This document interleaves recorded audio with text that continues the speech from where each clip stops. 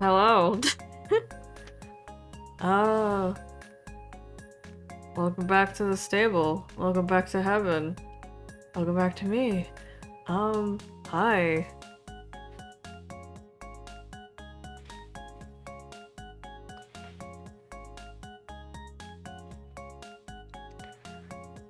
We're pretty low tension today.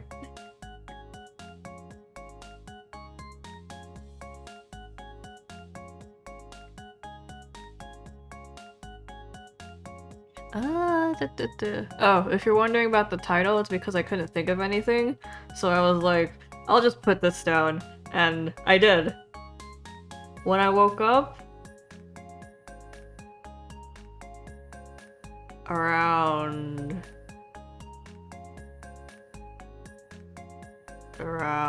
6, 7, 8 a.m.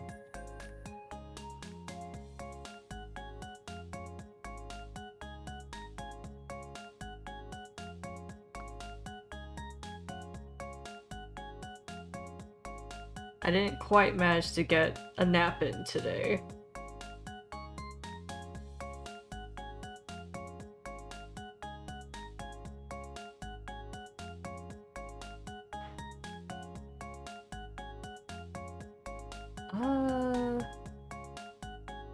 Anyways, as you can tell by like my incredibly vague title,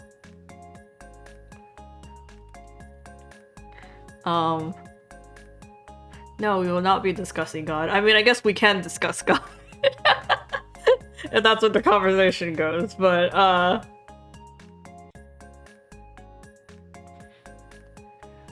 put that there because I don't know what we're doing today.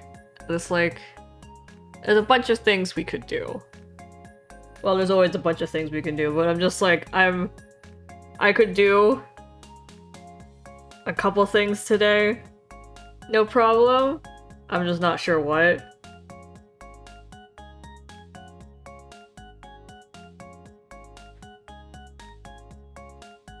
What am I definitely not feeling like? Ring Fit. VR because I don't wanna work all of those out. I always want to do Fire Emblem, but we all know what that's about.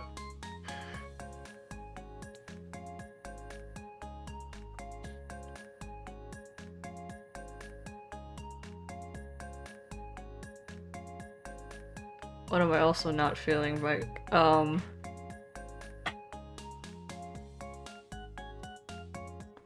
If I Ring Fit dreams. Maybe someday. Maybe if one day I get like, I don't know, anything set up. I guess that's the day when we get the capture card to play the Switch. And then I'll just have to roll my chair out, and then you'll just hear me across the room screaming.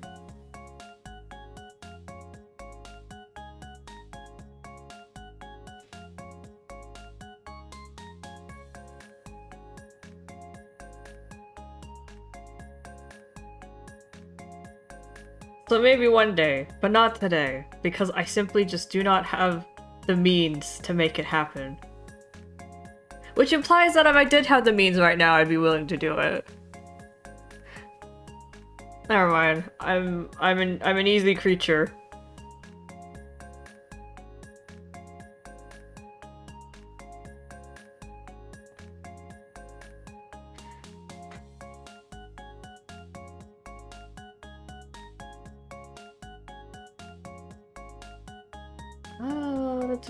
So, the things I have on the table today.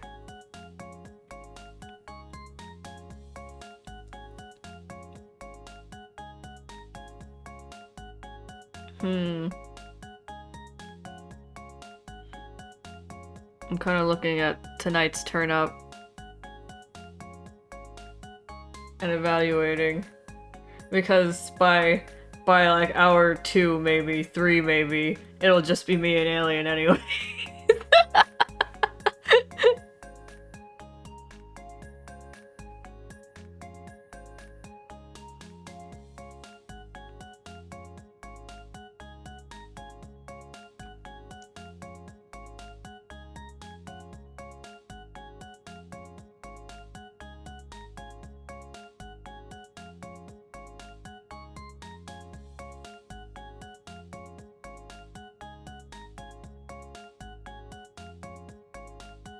That's true, Alien. Just me and you. Your tomorrow's really intense. Good luck tomorrow.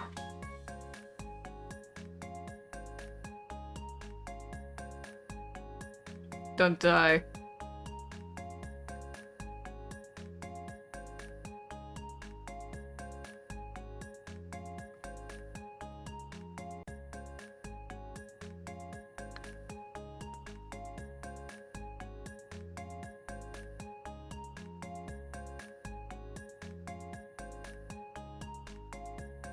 Bye. Oh, you never did the chew. Hold up.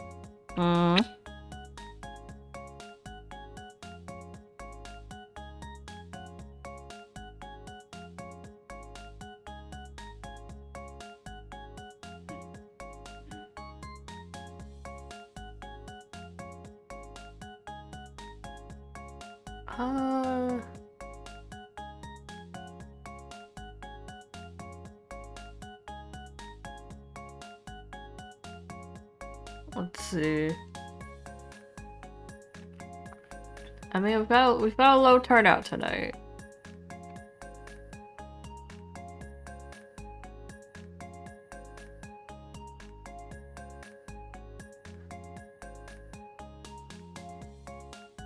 So like, I'm debating in my head. I'm looking at my screen and kind of debating what we should do.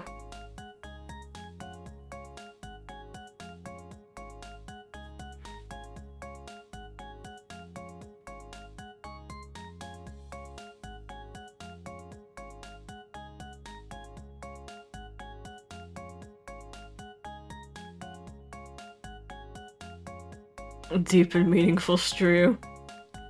Ah, make good use of our title. We don't do anything today, and we just chat for 8 hours about, I don't know, I guess God, based on my title.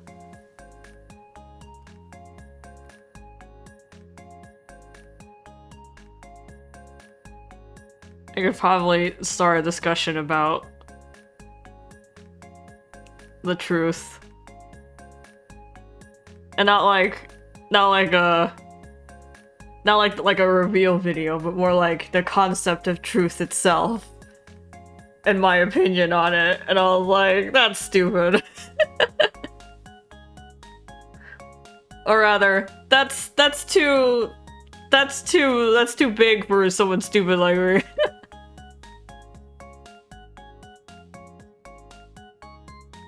The truth of the world? There is none. Or, and I guess the other way to put it is, it's yours. The truth of the world is yours.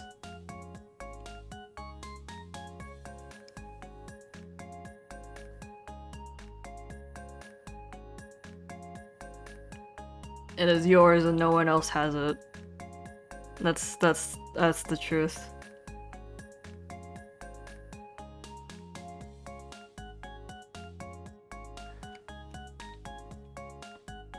Oh, I'm glad you're talkative today, Teddy.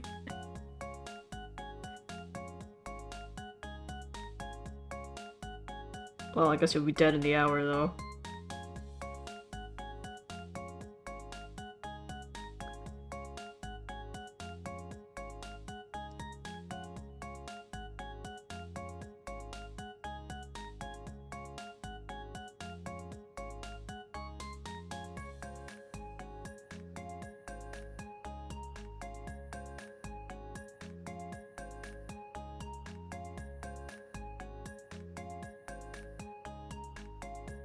Two hours, maybe. Yeah, so like...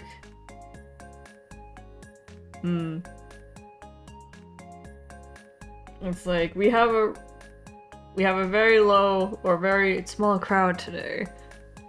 So it's like, and we're pretty low energy tonight. I mean, I don't know if I'm low energy. I'm kind of like... I can be activated. I can stay like this, or I can be activated. And again, I'm not usually like high tension, am I? I guess I was really high tension when we did the dating, so.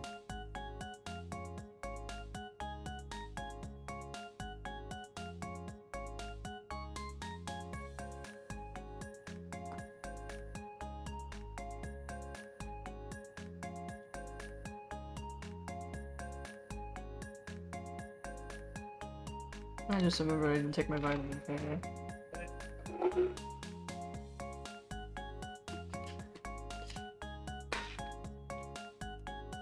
When all noise picked up from me is put into my avatar output, it gets a little strange because then she opens her mouth for just me rattling some pills.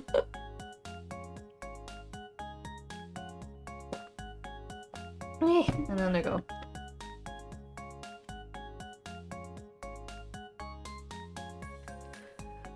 Thanks for the water, Teddy, that you sent in. What's there to talk about?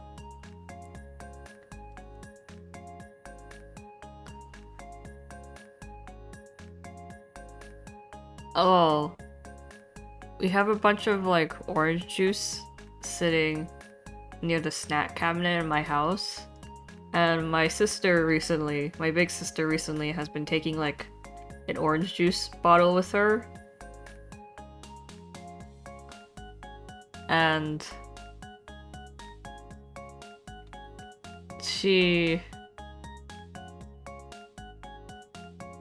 why orange juice? Because orange juice is good for you. We also have apple juice.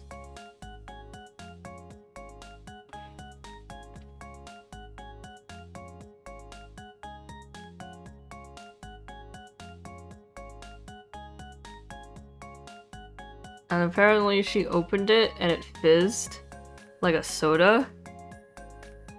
Like when you know when you like crack open a cold one and it just like it goes and then noise. And apparently that's what the orange juice bottle did.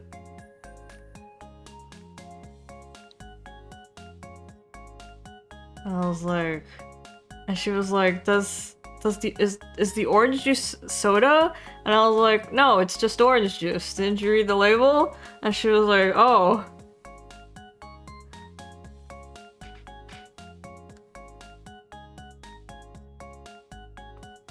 And then she tasted it, and it was just like entirely carbonated. And then when she kind of realized that she probably shouldn't drink it, she poured it down the drain, and then found out it smelled like awful coming out of the drain. I was like, what? But yes, apparently orange juice can go bad, so be careful.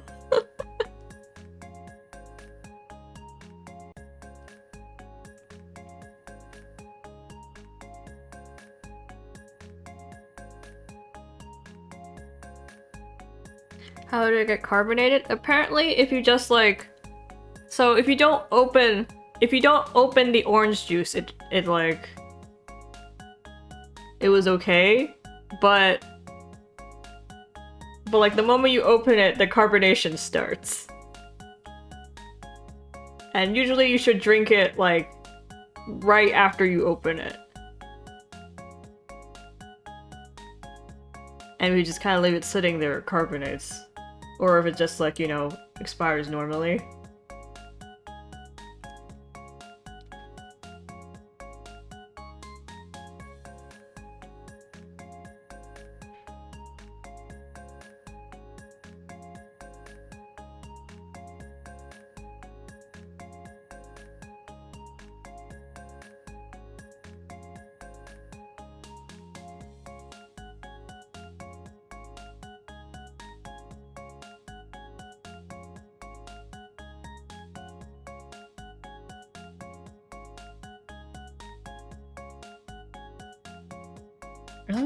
This is it.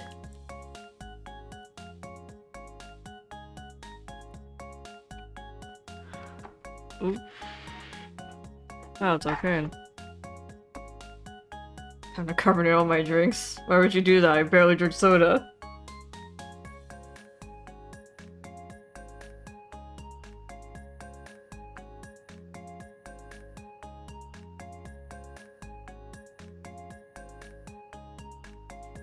I've never done anything wrong to you. Anyways. My week. I don't really remember my week. What did I do? I feel like I slept.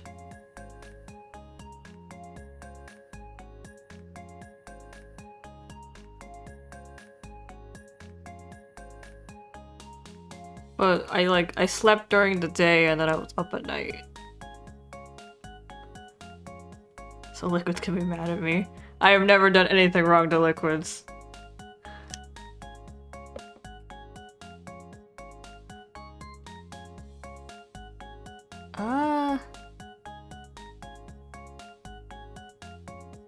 So we have our usual two options, play a video game or redraw.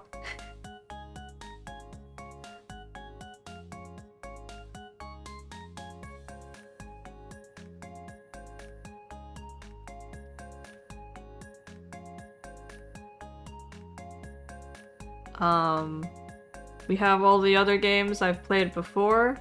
We still have Sherlock, though I guess I shouldn't make too much progress in Sherlock when we don't have that much of a crowd.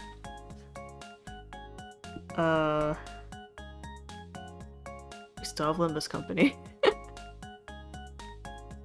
But that would just be me doing the second chapter, and then all of y'all who don't do Limbus Company will not have context for the first chapter, and you'll just have to suck it. But we do still have the dating sim.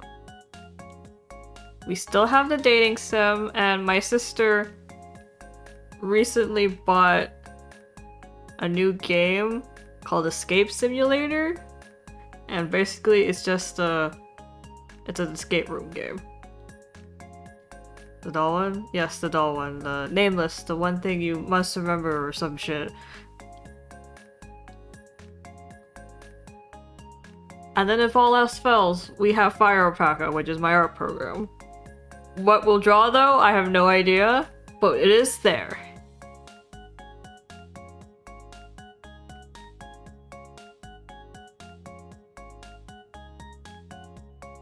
I guess if all else fails, hot stick. If I draw, if you request, I will refuse you. Only good memes. I cannot play spooky games, how dare you. But you did remind me that my sister was looking at a horror game recently, and she was like, what do you think? And I was like, what do you mean, what do I think?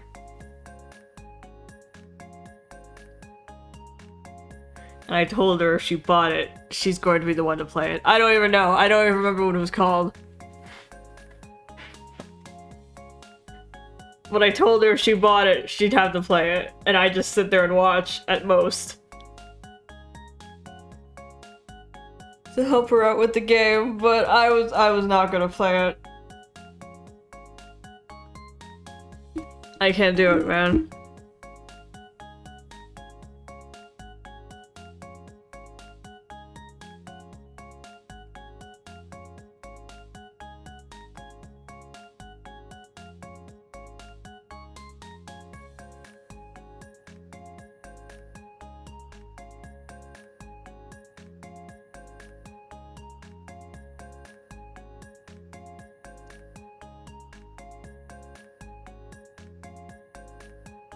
I don't believe any word out of your mouth, Teddy.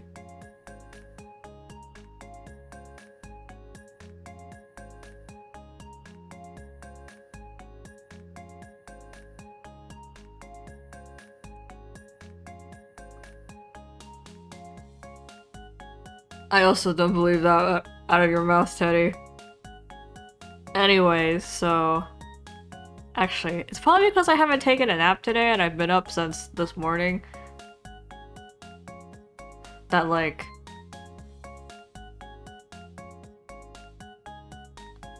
I'm, like... a little out of focus right now. Nap stream?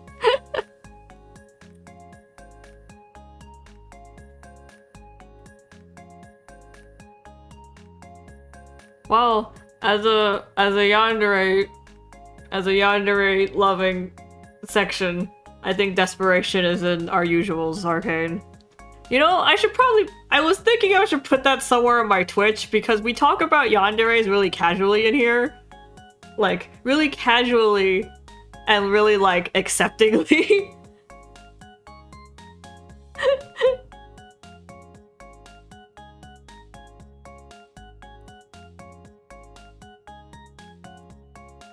Like, do I need to put something on my profile?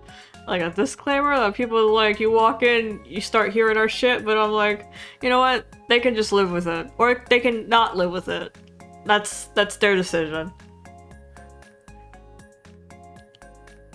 So, I mean, maybe it'll bring, maybe someone will read my profile and be like, hey, this person's into Yandere's, that's pretty weird. And like, would want to watch because I'm into Yandere's. I don't know. Some people are strange. I do that sometimes.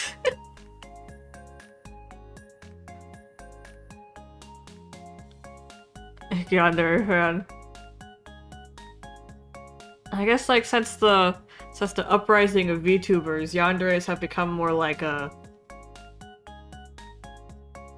character trait, a trope,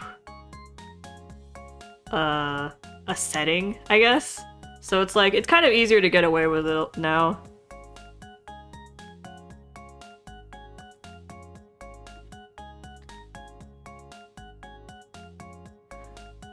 Yeah, you know, like a character setting. Like this VTuber's like setup, their thing is that they're kind of yandere, kind of setup. Like how some VTubers are, I don't know, astronauts or mermaids or something. And they have to stick to their settings.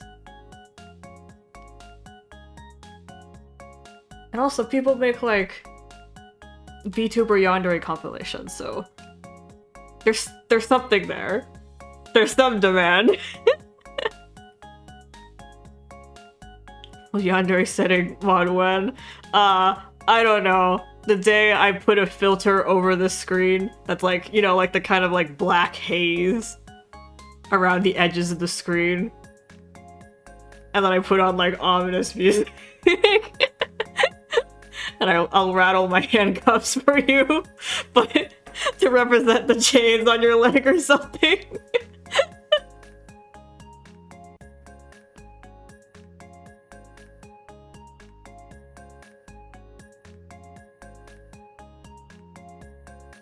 What is that? I don't know.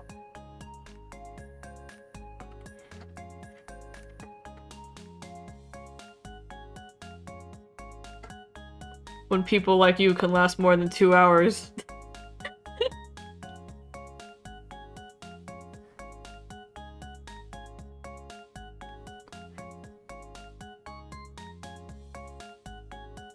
I need an audience that deserves it. Flicks my hair dismissively at you.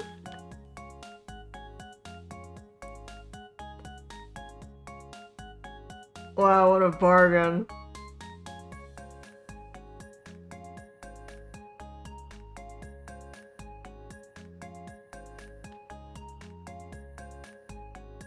Anyways, I am like a little out of scope tonight, so that narrows down our choices to 2 things.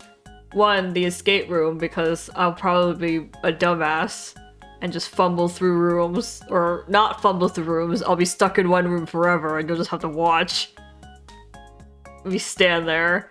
Or we draw and we figure out along the way. I mean, drawing is always a safe option.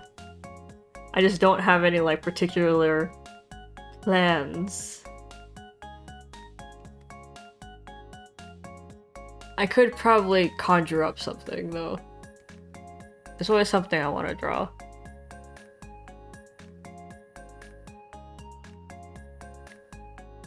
You can do both. Bold words for someone who's only gonna be here for one.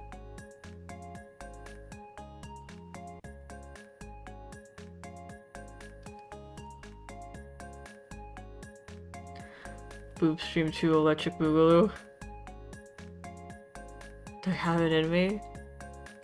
Looks at my hands. Do I have it in me to craft the work of the gods? To bestow the blessings of heaven upon mortals?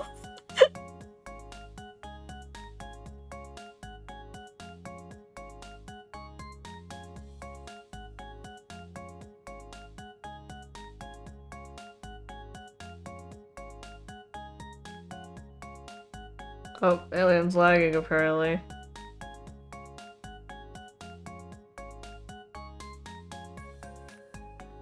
I see that this is going to be a very slow stream tonight.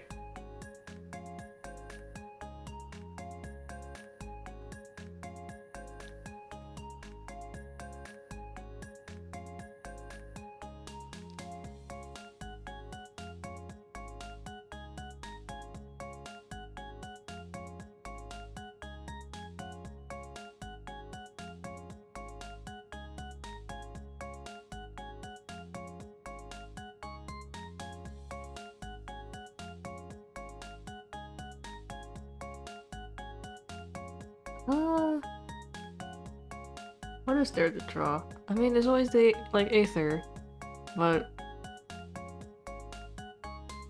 I guess the stuff in my sketchbook, but that would be a continuation of the last drawing stream we had, which was...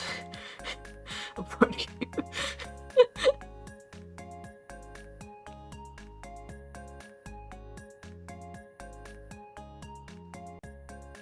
My advice on a Japanese name? Of course, you may. I've watched an anime. I know a thing or two about Japanese names.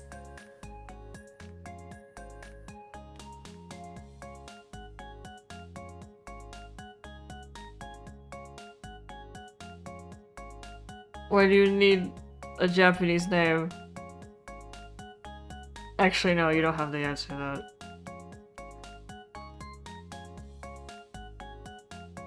If I knew what dastardly things you were getting up to, I'd pay with my life, probably.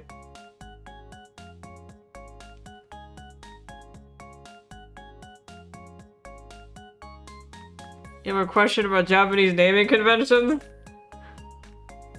Was I the go-to Japanese questions guy? I mean, you can ask and I'll try and answer with my understanding of it. I'm basing a bunch of characters off of times a day, so I need one for Twilight and Dusk, and I'm really struggling with it.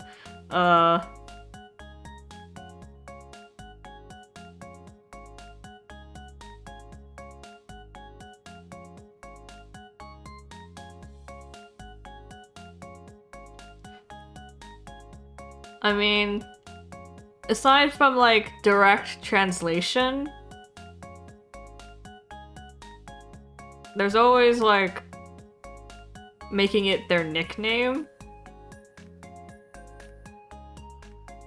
Or, like, a nickname where it's just straight up Twilight or Dusk.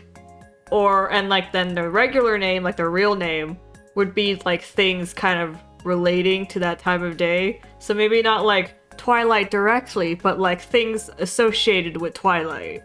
Or, like, you know, like a late blue, I don't know, a late black. Like that kind of thing.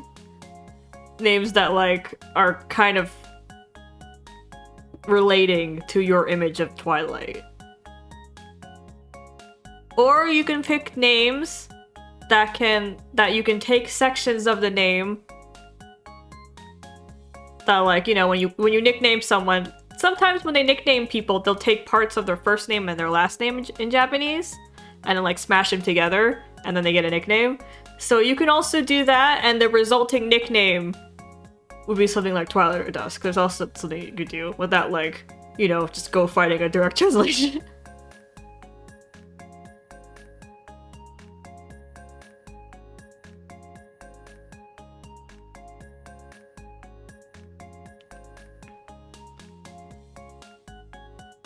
Since Taro is a common naming convention for boys, was Ko the common one for girls, or was, like, a common one for girls? You have to get creative, Teddy. Well, I guess you die in 2 hours, so you wouldn't know what staying up late for art means. The flip side is visibly at you.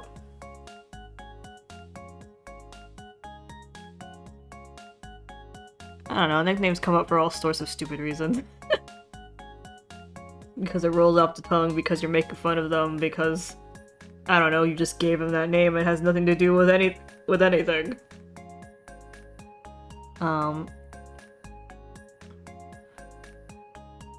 Ko and Ah are indeed, like, common one for girls. I'd say Ko is the more common one. Like, if we're talking like generics of generics, Taro and Ko, yeah.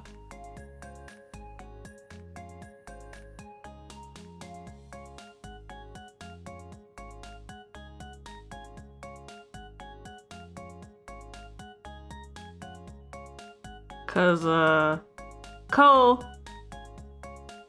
Typically the kanji they use for Ko is the one for child.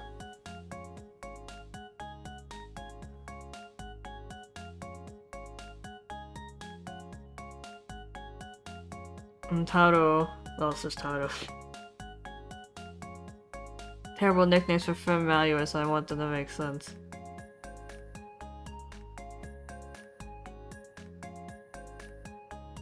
Yeah. It's just Taro and Ko are the most common ones. Like, they're extremely generic.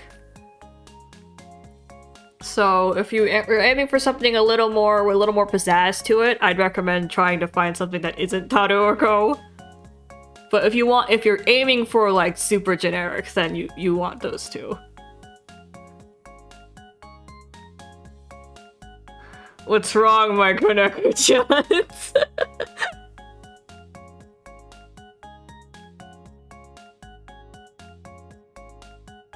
Silly and basic, Taro and Ko work then.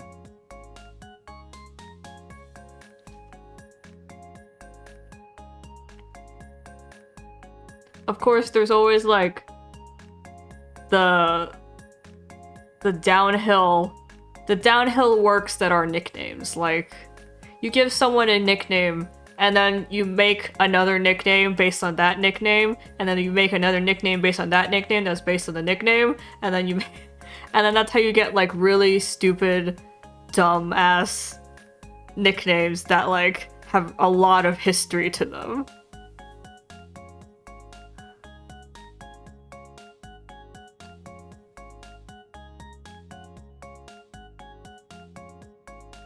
And also, like, it really takes, like, not only does it, like, represent... Well, it's like, I guess for Maluous, you can... When you pronounce Maluous in Japanese, it's like Maruous. So it's not like an L, it's like an R when you say it, so it's like Maru. And, like, you can call him Maru, which is just circle, or round. And then you can take Maru into Maru, so he's... and then... Or you can like slap on a dumb ending to it and call him like Marupi or something. And then you can add even more to that. Or you can take Maru and then you take him from round to like the rolling sound effect because he's a round. So he went from like round to like the rolling sound effect, which is be like goro goro, and then you can slap on the P, so it's like goro goro P, and no one knows who you're talking about. Absolutely no one knows who you're talking about.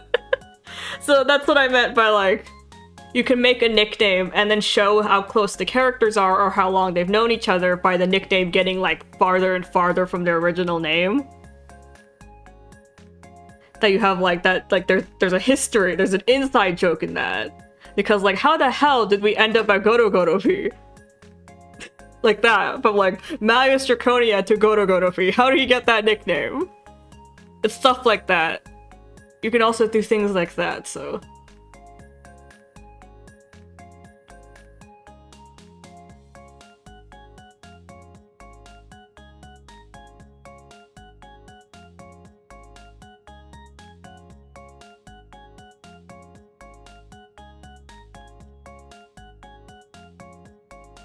And that's the beauty of nicknames.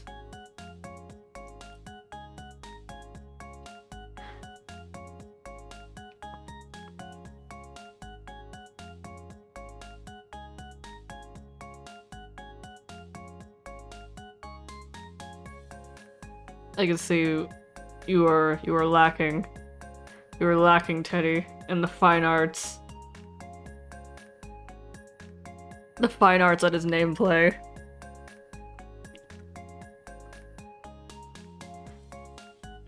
And I think the real beauty of nicknames is the kind of effect they have when you've been called a nickname for so long, that it really hits you when your real name's being called. You can feel that shift, and that's very good literary wise.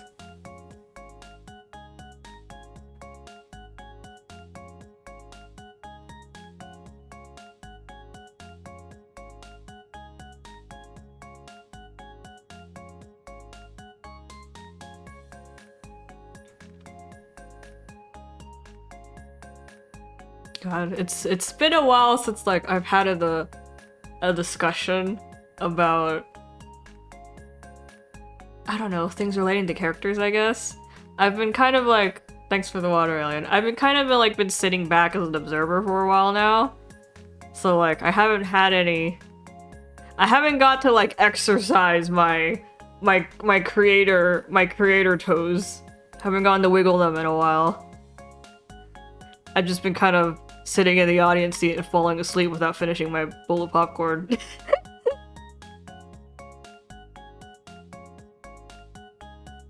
Brand new Karen stream one. Well, Alien still wants their character drawn, so that will happen eventually. Where were we even doing with the new yandere? Where we put them? I'm not giving birth to a child just to abandon them. What's happening? We're in the chatting phase. We're gonna probably go to drawing after this.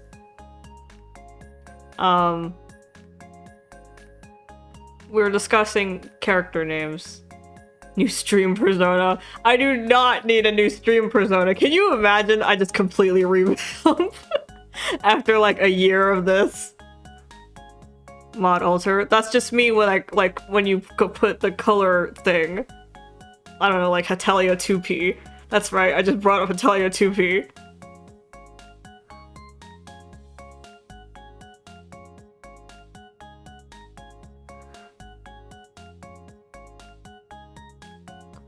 Make a new outfit for the model. This is this a model?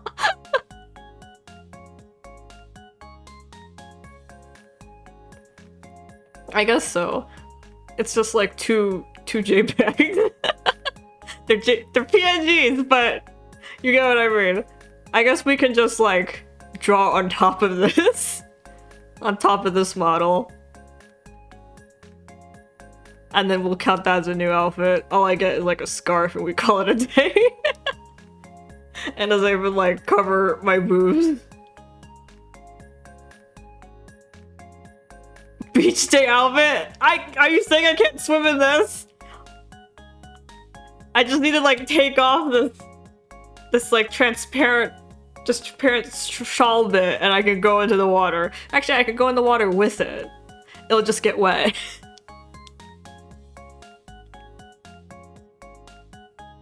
It's like a dark yandere. They're like 2P is yeah, it's like an AU. I wouldn't call it dark yandere. It's essentially just take the character and they're complete opposite of their personality. And like kind of alter the designs a little. And that was what Hatelia 2P was. It was used a lot for dark yandere because, you know, most of the characters in Hatelia were just like they were crazy, but they're not like batshit. So of course, if they're kind of normal crazy, then their 2P should be batshit crazy, was the logic of the fandom.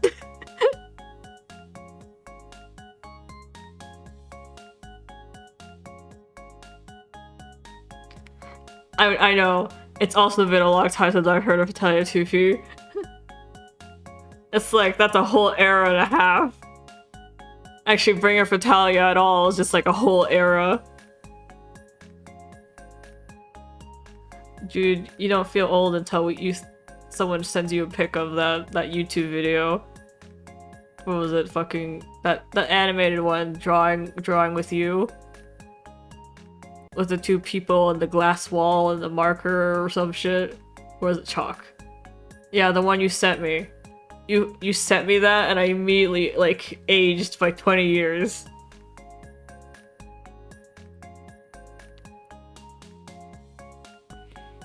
Draw with me? Was that it? It's been so damn long since I've seen it. I cannot remember anymore.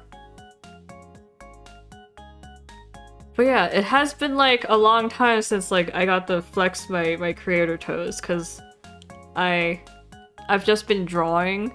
I've been drawing and I've been making stuff, but like I haven't been able to like discuss my ideas out in full in a long while, or like my character ideas in full.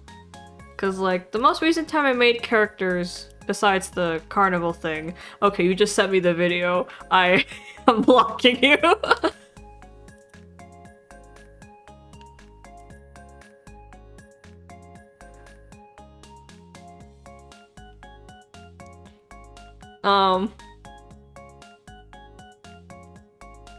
Or was I? Oh, besides the carnival kids, the last original characters I made were for people, and I have virtually no say in their personality. Which is a shame, because when I was designing them, I kind of had my own, like, thoughts in mind for them, but, Yuna has taken over their further writing. And, you know, there go my kids. I shed tears every day. A random prompt generator? Well, the thing is, like... I mean, I guess I could. It's like... I did used to do that back in the day. Though I still have all the pictures and I do want to use them for something, but... I don't know. It feels like a shame to give birth to a child and not give them anything.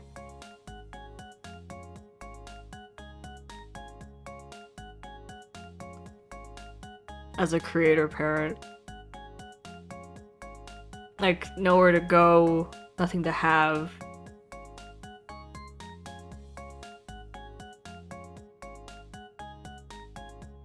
Unable to provide for them.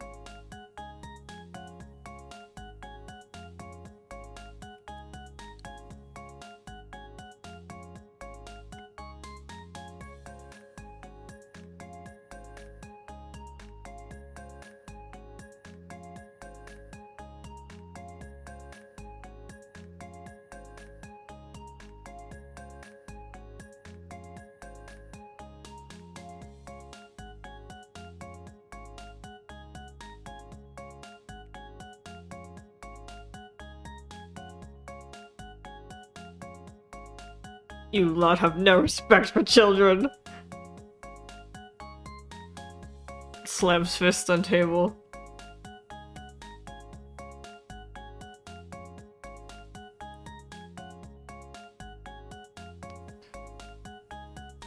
I mean, I'm not making anything right now.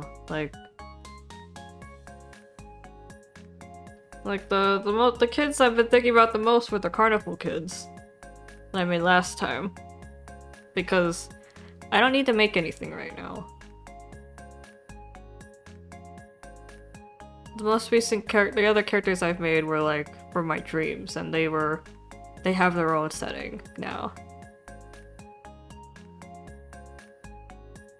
Because they came from my dreams, so they have their story just in there.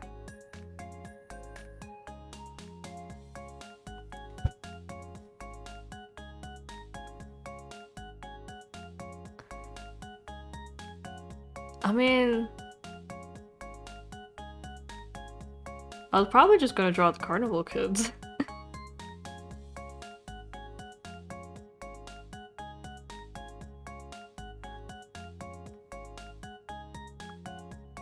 Because I still need to develop their designs. I have extremely rough sketches of them, but I don't have like full-fledged ideas for their designs.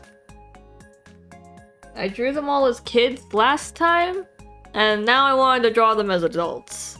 And then I put more work in myself and made 2 versions. Like bad timeline, good timeline adult versions. Cause I hate myself, I guess. Or I love my kids, I guess.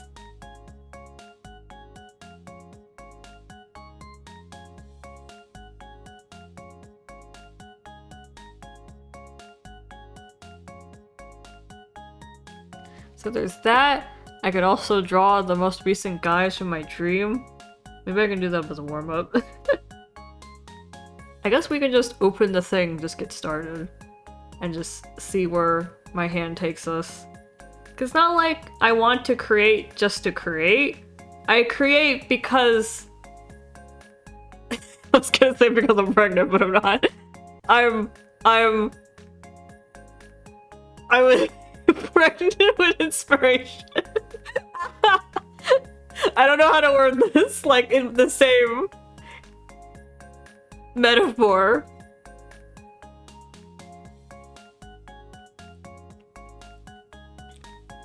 It's like, yeah, because it's not like I make kids, like, just because I want to make kids. I make kids because they're due.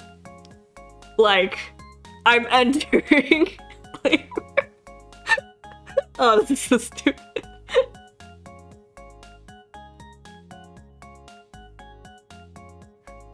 In Carnival? Yeah. By the way, we are marked as an adult stream, so I can talk about this. If you're in here and you're not an adult, that's on you. I marked this as an adult stream. I can talk about the game.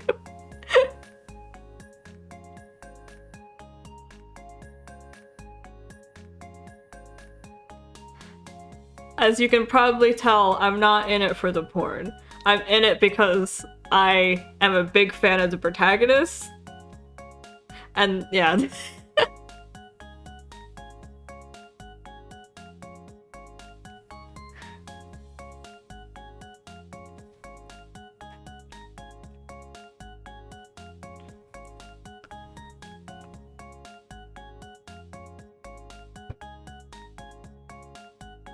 What can I say? I'm not a creature of carnal lust, I would say.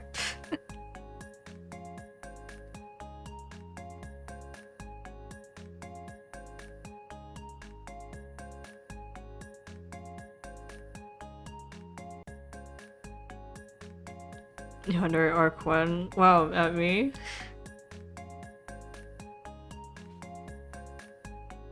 But yeah, so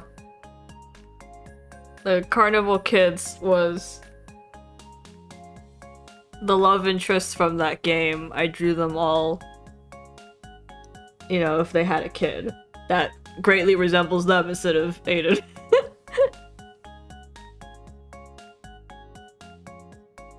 Because it's just more convenient to sort if they look more like their gem parent than Aiden. If they all look like Aiden, that'd be a disaster. But yeah, so that's why it's like, it's not that I'm like in the mood to create something, it's that it's just going to come out. Today's the due date. And on my body. On my body? On my body.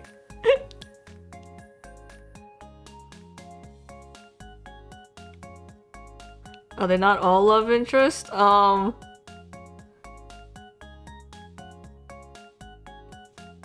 guess technically they all are. There's just like 2 guys who just haven't had any cards since their first ones. And they work more like mascots than anything. Like mascots and convenient characters. You know, like the character who will conveniently pay for this type. So there's like 2 of them that are like that. And then I guess the rest of the guys would be love interest. There's also your twin brother. I actually don't know if he's your twin brother, but I've heard he's your twin brother. I've heard that he calls himself your twin brother. We actually don't know yet. So there's also that.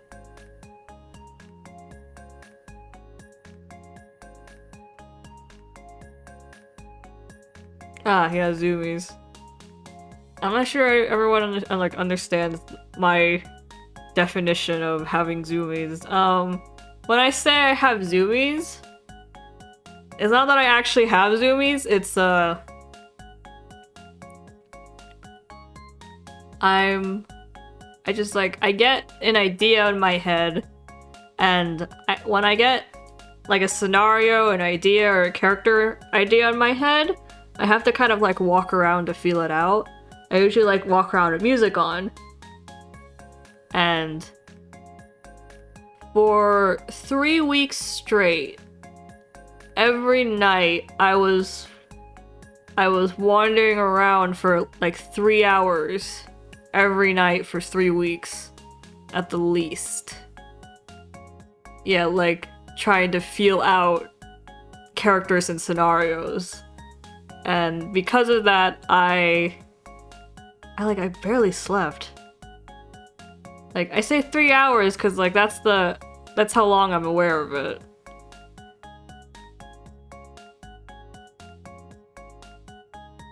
Yeah, the universe takes me.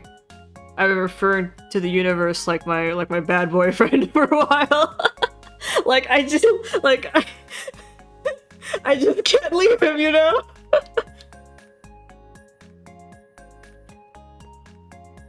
And my house, the flooring is like cold stone tile. And I've been like running around barefoot on it for 3 hours straight every night at the least. So my feet and my legs have been kind of wrecked. My feet especially. They're starting to get scuffed.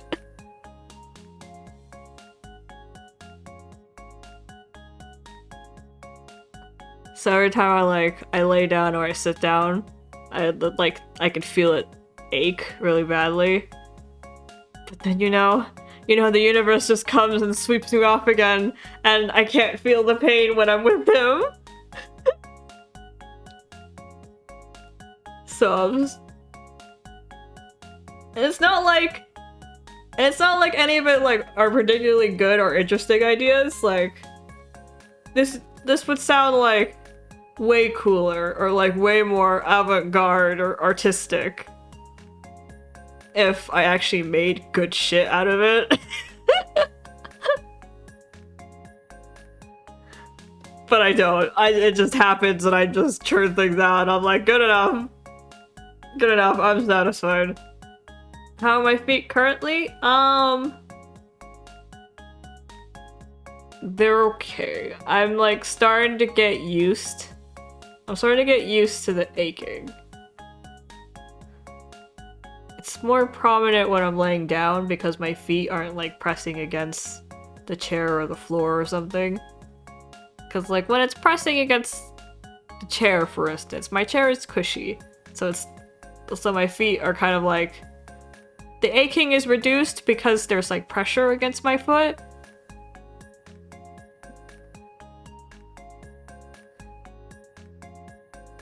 And I was gonna say something more, but I forgot. Because my feet do hurt when I stand sometimes. And then like the beating my legs are taking because a cold stone tile floor does not absorb any impact. So that means if I were to like, I don't know, jump, all of that impact will go up my bones of my legs. And that's what kind of like wrecks your legs. But like this whole week I've been kind of sleepy.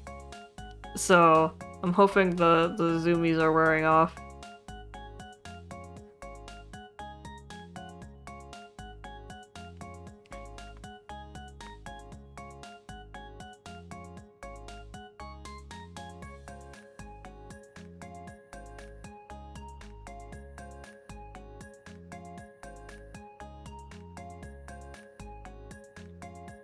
Again, if I actually made good shit, this would sound better, but I don't.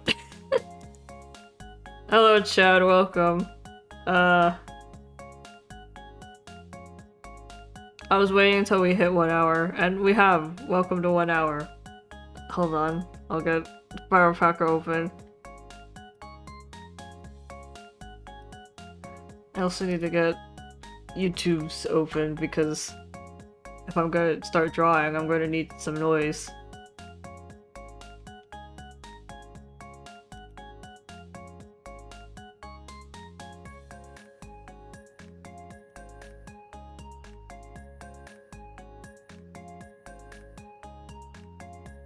I just have to quickly check that my desktop audio is off so I don't get copyrighted for accidentally blasting out Hatsune Miku again. Okay. I forgot I had that there. Excellent. I'll put that I'll keep the disclaimer up for all the unfortunate souls that wander in. And then I have to go to stream information and change it from just chatting to art category.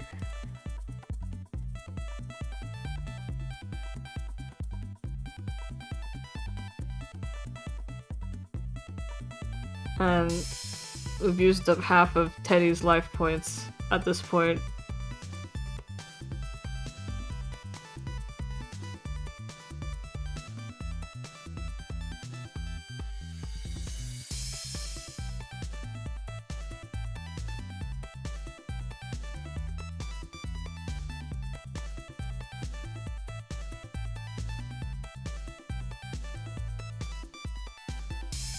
I really have to keep checking to make sure the copyright doesn't get me.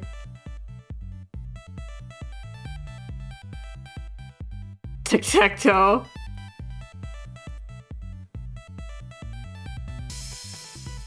I pull up Minesweeper instead.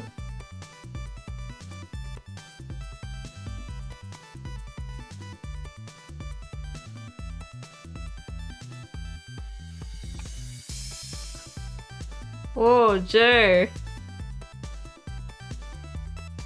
I didn't think you'd make it. Or did you pop in just to ask me if I did Duolingo? I did do Duolingo! Hold on, my thing's not... Ah! Damn your tablet! It's not connected right now. I mean, it's connected, but doesn't want to work on me. Are you getting senile? Like me? Tablet? Maybe I should, like, put more delay before I said tablet so I can let you guys ponder if I was talking to you, and you'd have to briefly consider if you were becoming senile.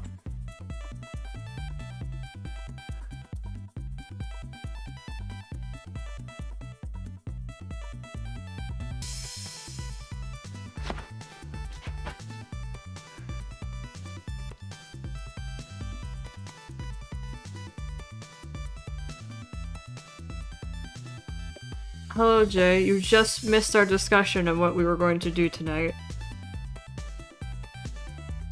Is that another one of your twerp and nitwit talk? What do you mean? Senile is a perfectly valid word that people use.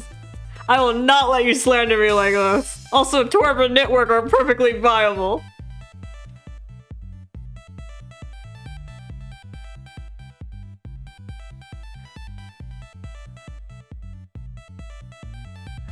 It's not my fault that you don't know people that are as cultured as me.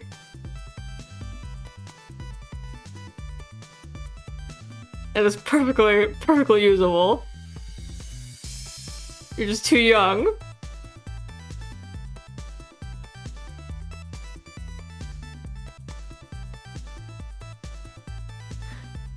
I have it on like a mix from YouTube.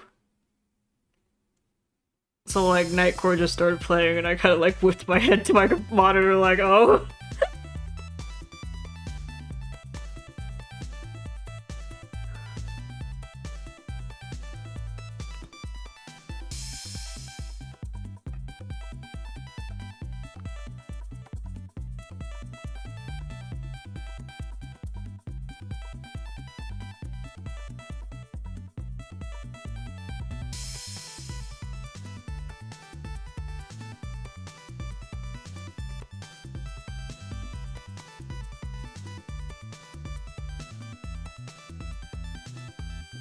So I guess since we're drawing today, that means today is a discussion stream, as in we talk stream.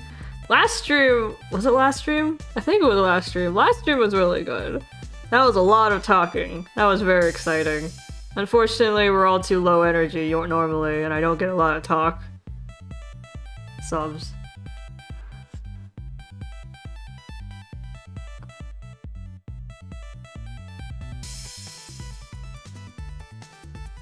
I'm just only getting a lot of water. I got 3 waters from Chad, 1 water from Teddy, and a poke from Arcade. Hello. That's sweet, thank you, look at me. I lose like 5 years of my life when I sneeze. Thanks for the poke, Jay.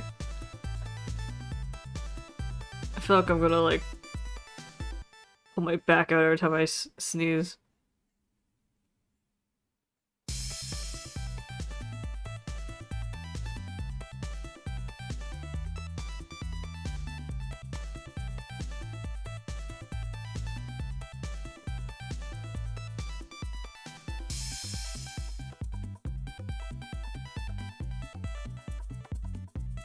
That's okay, Alien.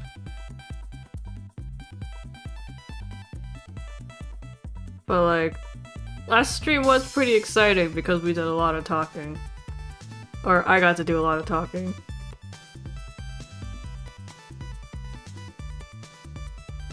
I can't hear anything you say, Teddy. I can't read anything you write.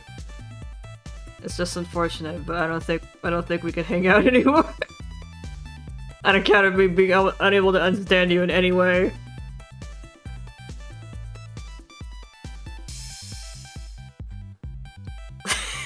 I tell him, dude, I can't read. He's like, I'll write bigger. Incredible. Oh, you're deaf? Hold on, let me scream for you. If you weren't there last stream, we had a lot of discussion about yanderes and like dating sim tropes or dating sim character settings. Because Alice was there, and Alice had a lot of opinions, and I was commenting on things Alice was saying, and then we just caught, like, the discussion kept going, and that was very exciting. I love talking about yanderes. Why does no one talk to me about yanderes?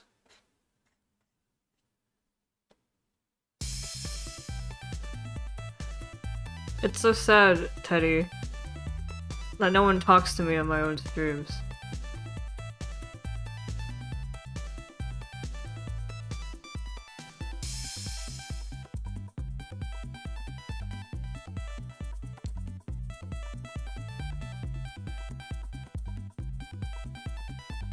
Oh yeah, discussion about types, and my answer was just like, I like guys with a cute smile. That was all I had to say.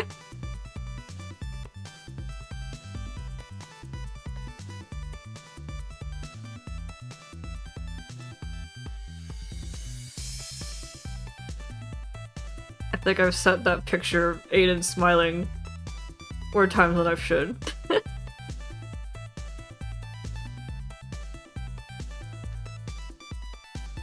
I would always like to talk about yanderes. Dude, the goose smile is so good. It is extremely good. I'm like shaking my fist, but you can't see that, but that's like the...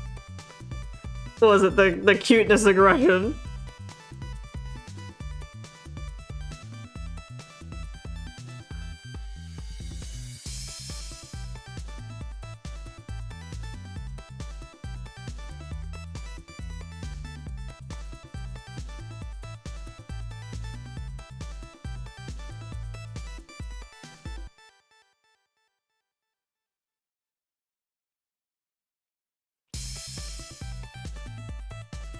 We're down to the table, that's true.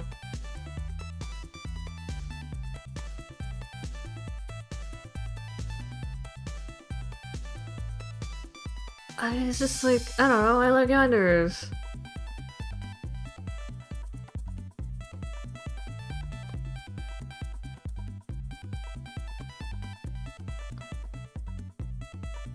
Like, yeah, lopsided smiles, or like the toothy grins, or like the, you know, sometimes they have a fang and that's really cute.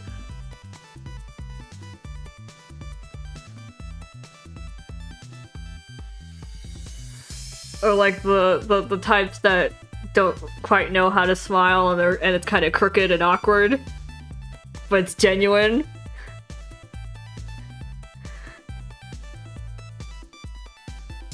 Or like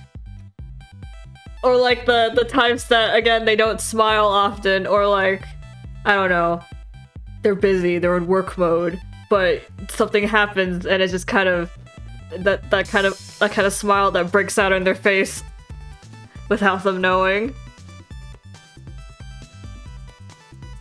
That kind of raw emotion they couldn't hide.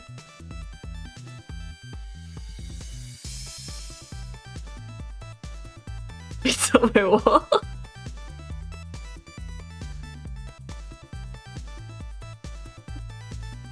Oh man, cheeky types, cheeky types. Like, there's something about like the types that are always grinning, and then there's like, and then they make the smile that's like the small smile, but that's like their most fondest smile. Or like, you know, you finally catch the fucking asshole in the act, or like, you know, like the faking asshole who like has that asshole smirk the whole time, and you're like, fucking asshole, I hate that guy, and then like, I don't know, they finally make that, you finally catch them off guard, and like kind of like that strange crooked smile they give.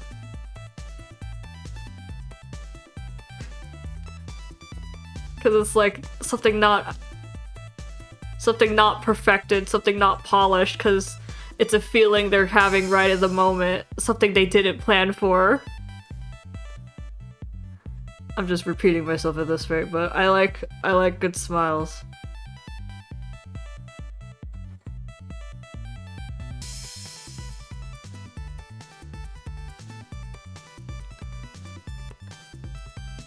Or like, I don't know, a character that's like suffered a lot,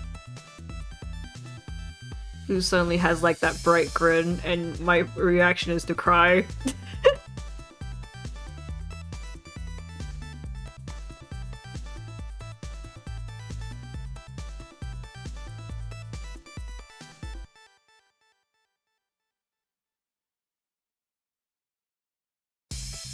I don't know why it's my habit to draw them, like, draw it like this. Like, just like filling the whole thing like it's a, I don't know, a magazine shot. I guess I've just been on Pixiv for too long, and I was like, I don't do it like the Pixiv people do. I'm different.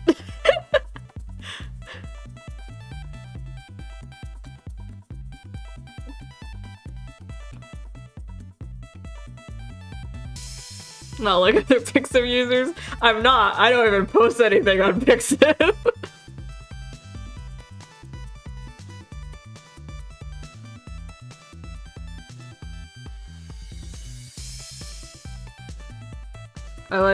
I also like the idea of forcing a smile out of them, but not like through torture. I meant like, you do something that catches them so off guard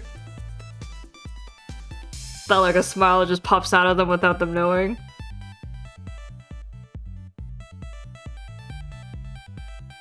What'd you do? I just got decked!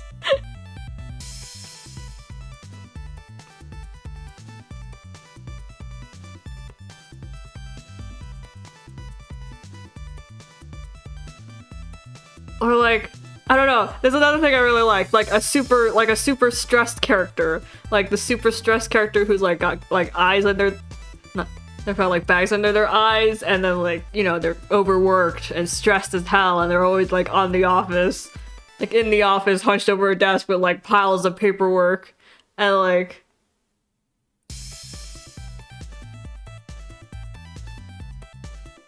I was gonna say eyes under their bags.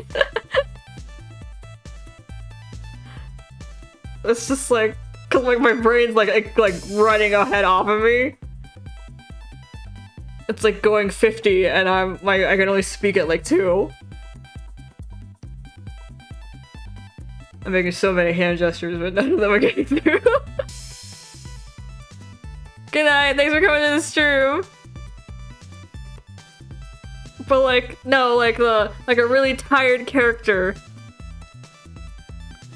The overstressed type, the one who just doesn't have it in them, like there's just not any leisure or time to like relax and give any sort of smile. Like they gotta go, they gotta go work, they have to go back. And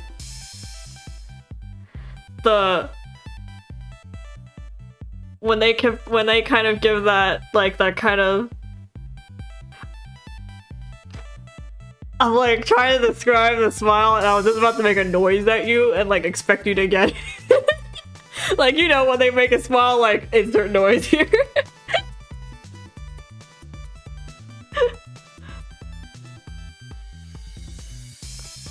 Like a hinya. Like a hinya kind of smile. Hinya.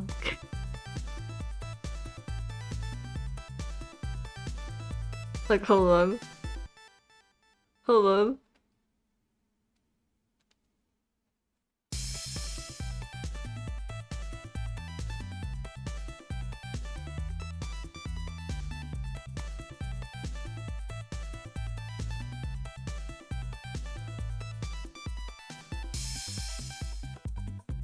Like a face like that, and then I kind of go like.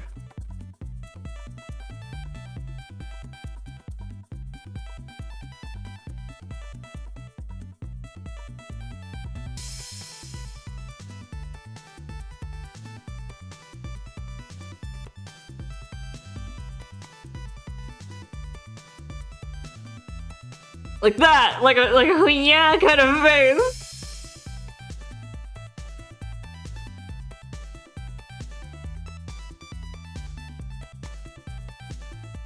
That's the face that gets on the tilt poker.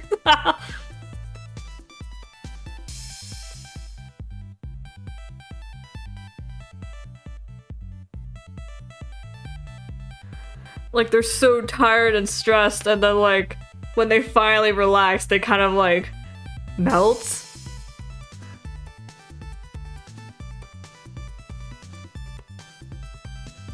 They've got this fluffy feeling to them. Like after like they're like their back is stiff from working in the office chair all night, and then like they finally relax and they turn fluffy like this.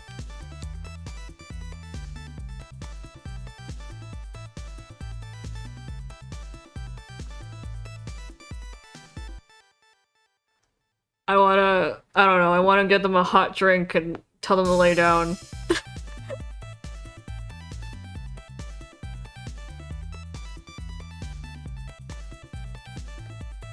Chad, I don't like that we sing there.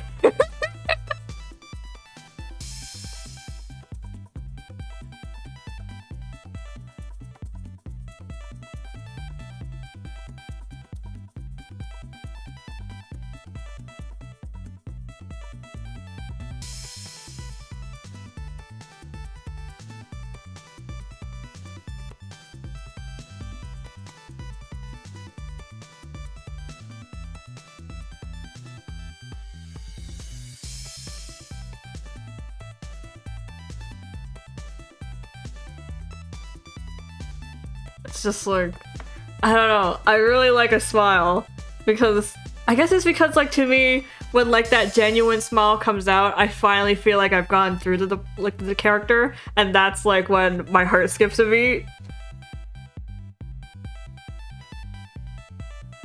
Like I finally feel like we've connected.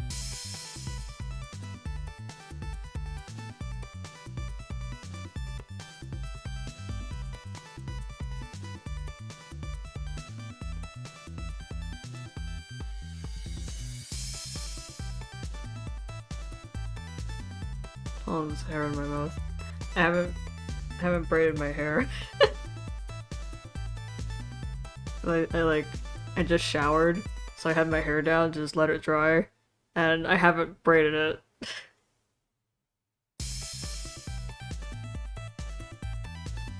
But anyways, so that's my type. I like characters with a nice smile.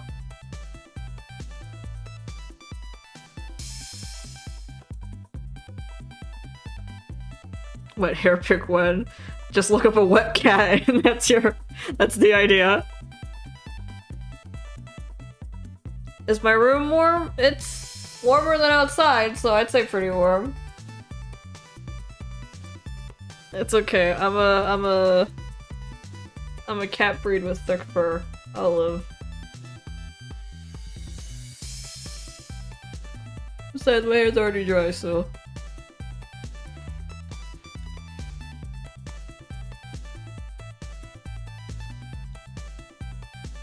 So those are my type.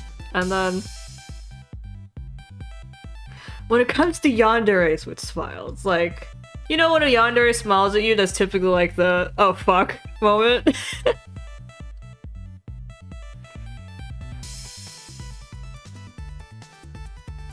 But I am also a very big fan of like genuine smiles from yanderes, whether or not like genuine means like, you know, like actual like a cute smile or like their fucked up smile because like this is their true nature kind of thing. I like both. I think both are good.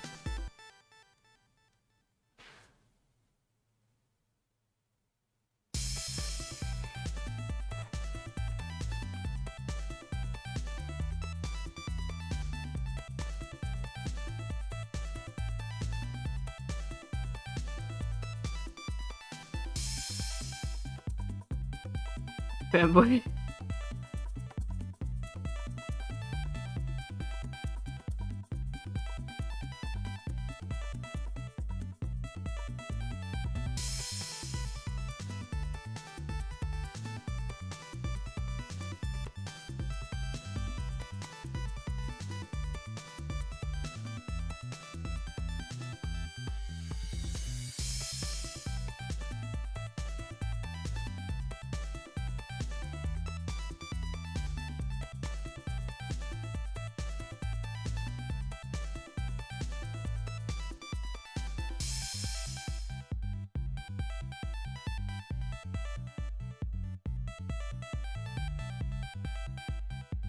When the eyes of the eyes shine. Of course you'd like that. That's the classic. Losing eye shine's really classic, and it is a very good thing. But I've also taken a liking to, like, nothing has changed about the character, and you realize they're just batshit. Like, they look the exact same before and after the murder. And you realize, like, they were always like this. It was just, like... They just, you know, they have a reason to murder, so they did.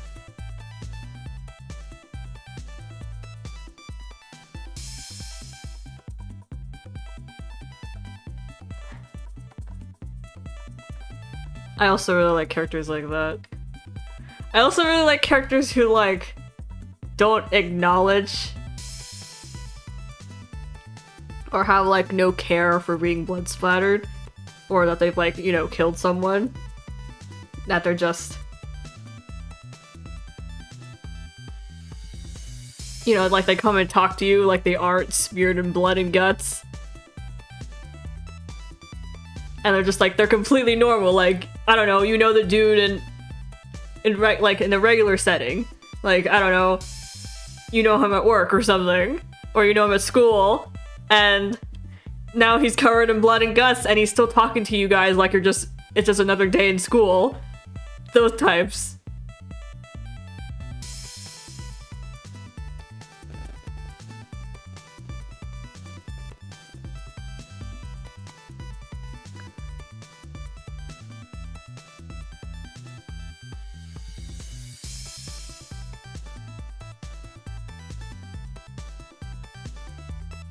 I specialize in the softer yanderes who are extra respectful for your wishes. So I don't usually get to write the ones that are just batshit, or the ones that just like...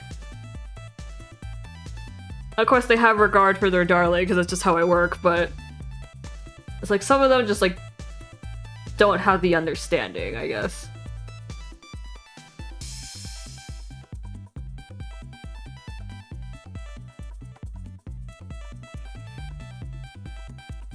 I mean, I have kids like that. But I've just never brought them up. Because they're not relevant to the works I do for other people.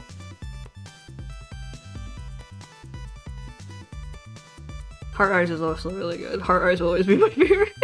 Release the one day. Who wants my fucking... I'm gonna show you fucking Keith, and then you're gonna be like, why did you make this? And I'm like, 'cause fuck you.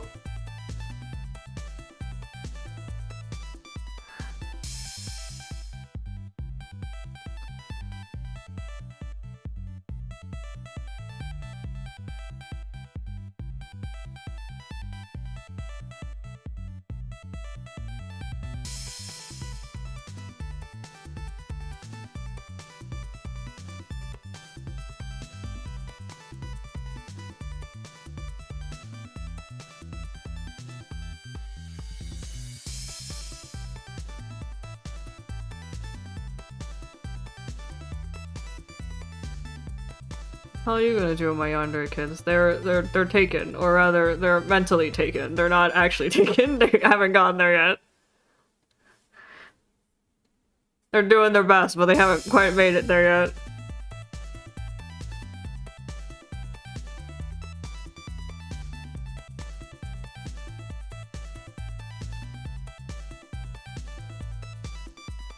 Because in that case, I have a bunch of, like, other yandere kids.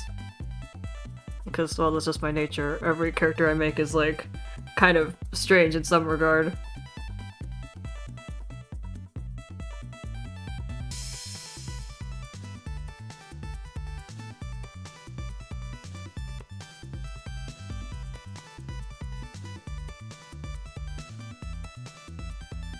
Hi, welcome.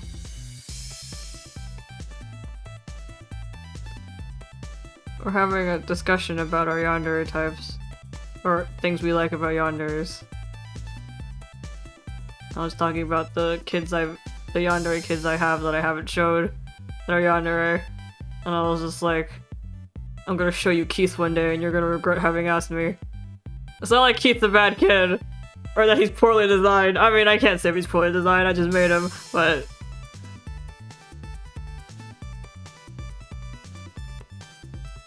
That's a literal dog boy. Ethan's just a literal dog boy.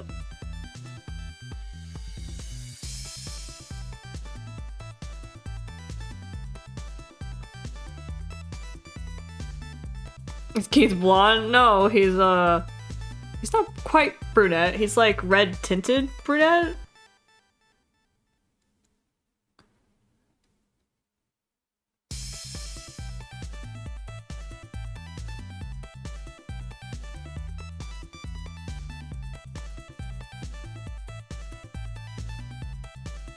It's kind of like a dark color.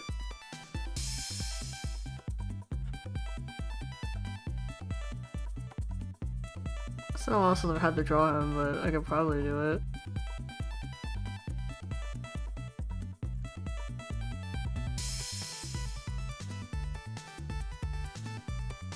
Did I tell you I had a dream recently where Hatsune Miku almost killed me?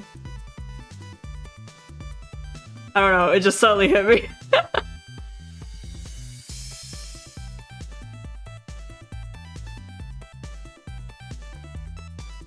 Almost. Almost. I woke up before she reached.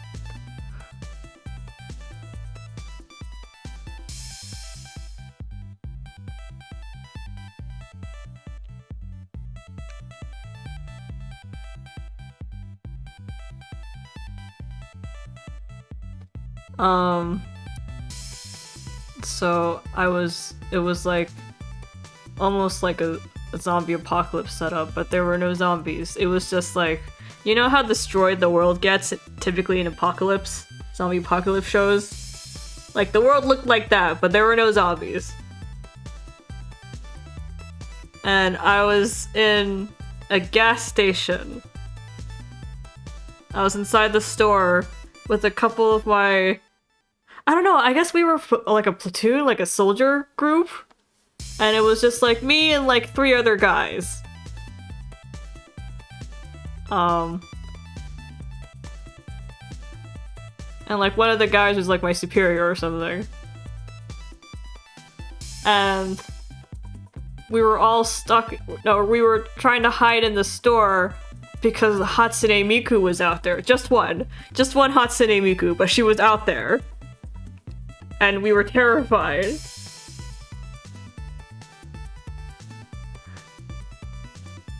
And god, it's been a while since the dream, so I don't really quite remember what happened, but like our commander went out of the store to like the gas station, to like where the gas station pumps are, and when I looked outside, Hatsune Miku was there, like at the pump, and she like had her eyes set on us, the guys still inside the store, and our leader was like trying to like talk her down, and in like complete resignation to Hatsune Miku, I was like, I went from being afraid for being all for death.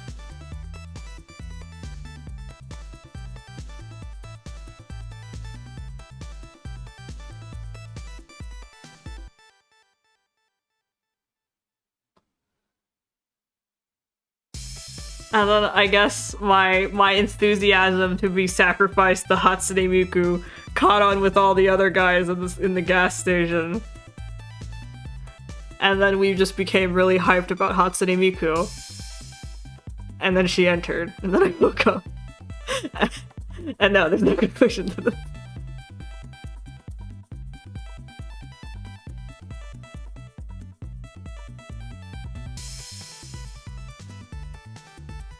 There's no conclusion, and no, I don't understand what happened.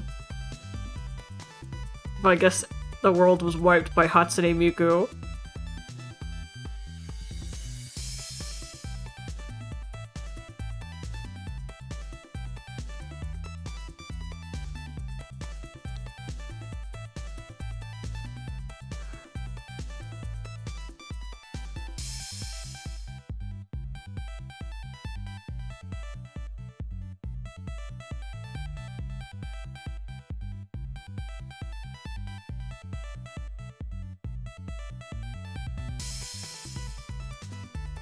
No, but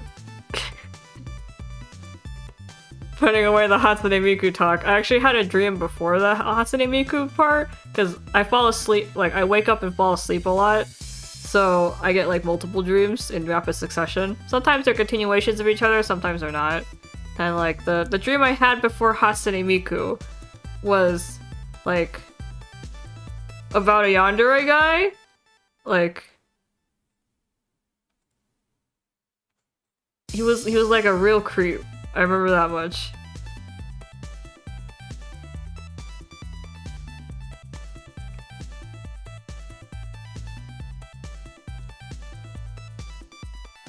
I don't even know what to call him yandere. He was just gross and creepy. I mean, I guess that's the yandere genre, but...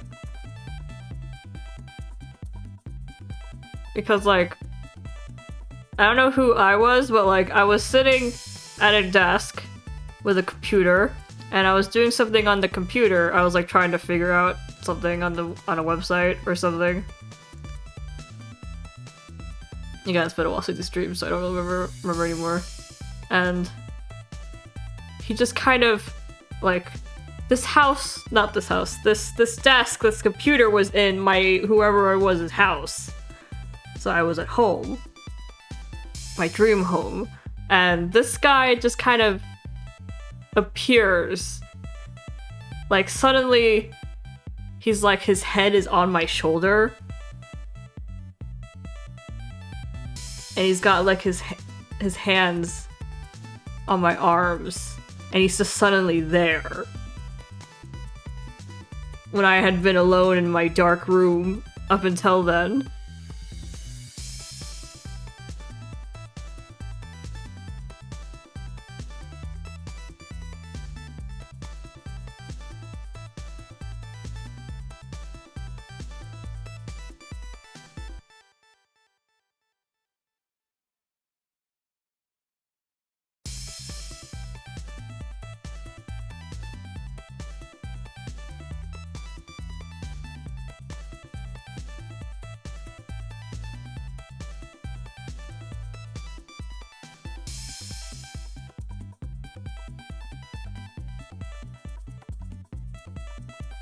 But yeah, he was like, I don't know where he came from because it was dead quiet, but he appeared. And then, you know, I didn't know this dude, so I was like, what the fuck? Who are you? And, you know, he gives me the whole spiel. He gives me the, I've been watching for a while, I like you lots, I know you at best, you know, all the yandere stalker standard lines. And I was like, uh-huh.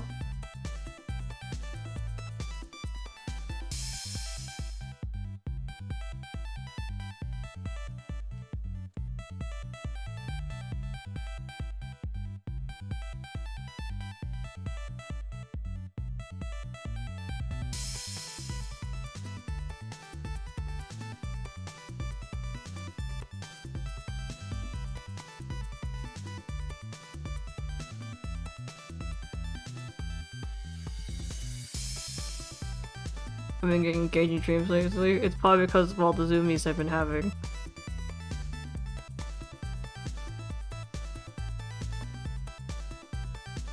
But it's just like, I don't quite remember what was happening. What was happening? Was he like my online boyfriend or something? I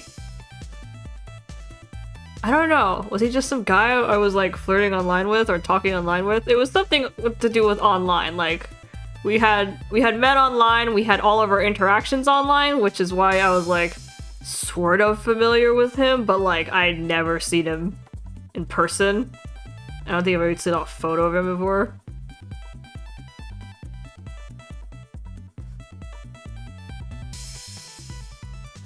And I say like online boyfriend because like I had agreed to be with him, I guess.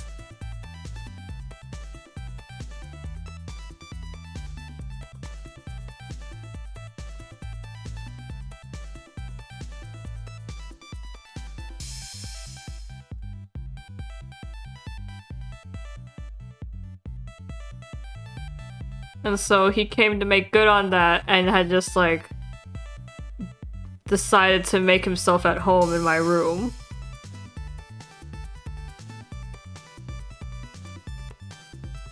And what kind of worried me the most was not the guy who just abruptly moved into my room.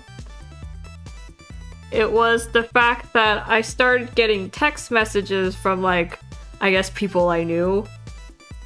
Like that Dreamy's IRL friends kind of thing. That were warning me about this guy. That, like, I might not be his first victim or something. Or, like, they've heard sketchy rumors about him doing this to other people.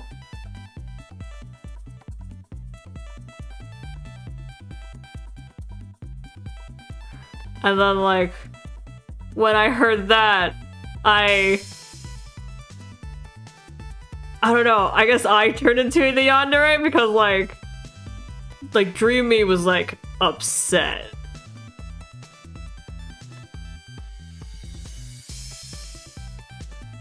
No, it was like, if you're going to be, like, gross and disgusting, like, and be like this heavy-handed, it better be me and no one else. Like,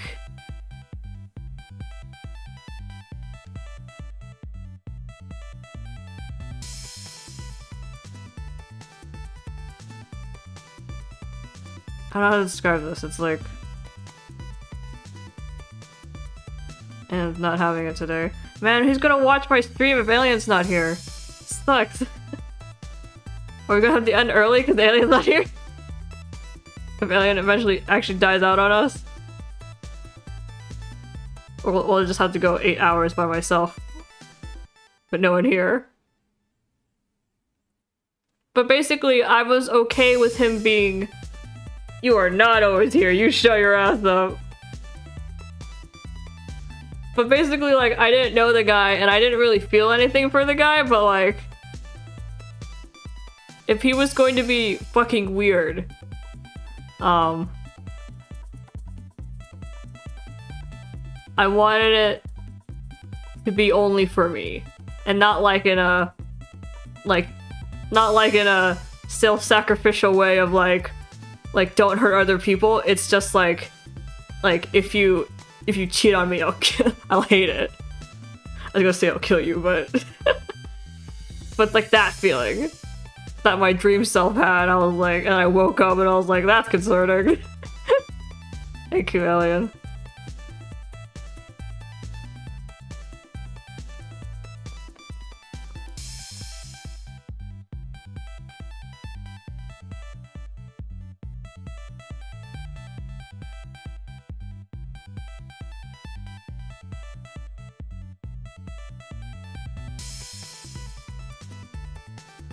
but it also felt like 100% on brand. Like I was like, that is absolutely something I would write.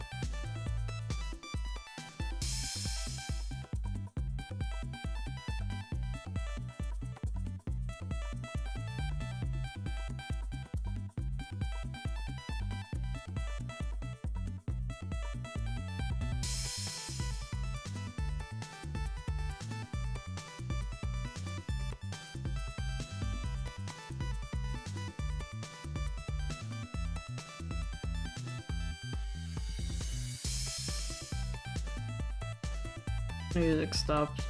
I bet it's YouTube asking me if I'm still watching. Bastard. After all the time we spent together, why don't you know by now, YouTube?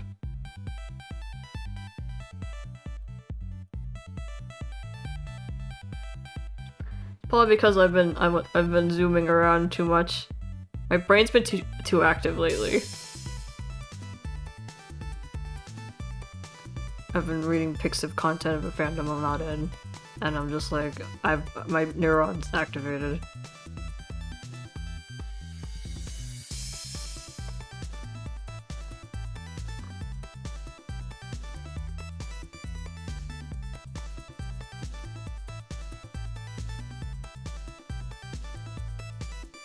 Of like, I don't know, like when you don't get like quite yandere, a possessive character is like a close second.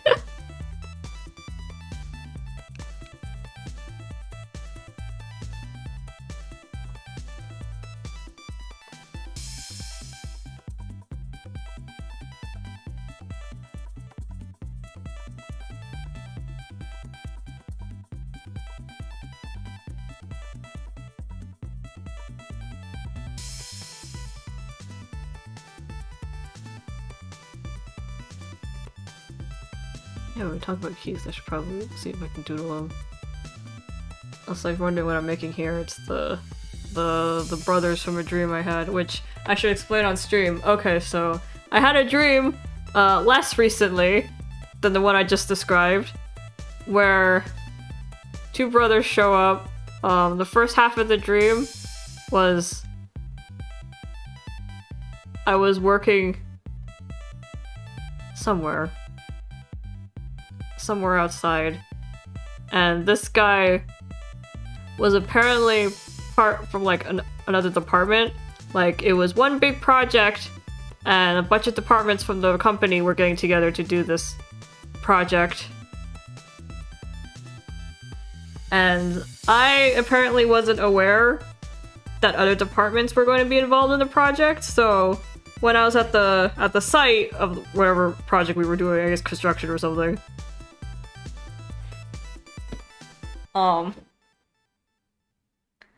my coworker said to me like to like make a run for it, like some guy was coming. And I was like, what the fuck?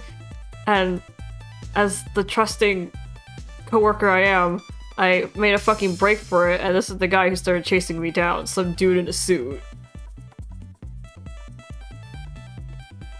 And I was like, what? And like I was running around like the whole place wondering where the fuck this guy was chasing me around.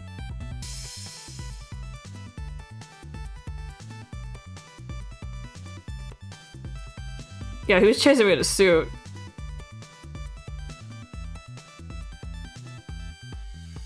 Like a suit and his really nice ass shoes, you know.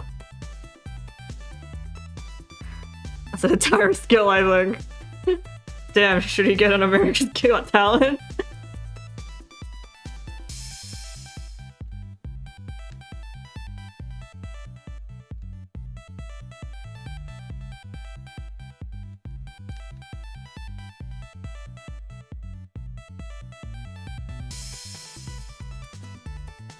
Anyway, he looked like someone who should be riding in fancy cars, but he was chasing me down with his feet instead.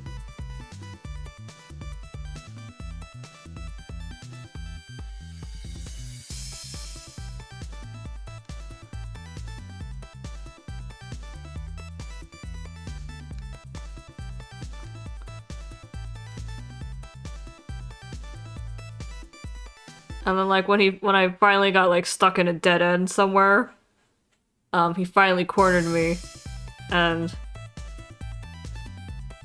this is the point I find out that this whole chase scene was him flirting with me and not in fact a slasher film.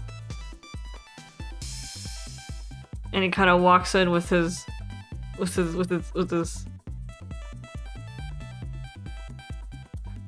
face. Completely, like, not out of breath, like he's 100% fine. And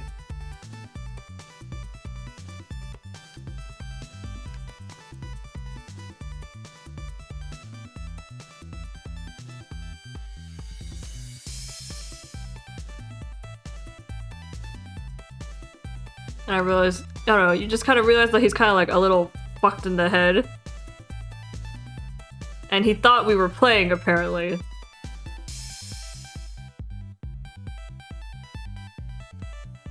Because I guess you play with your coworkers by chasing them around a construction site for like half the day.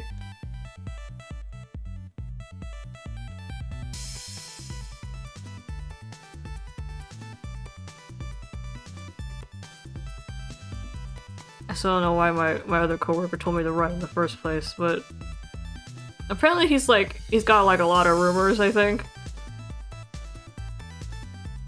And he's kind of unpredictable. So when he kind of shows up, everyone kind of clears the scene because you don't know what he's gonna do.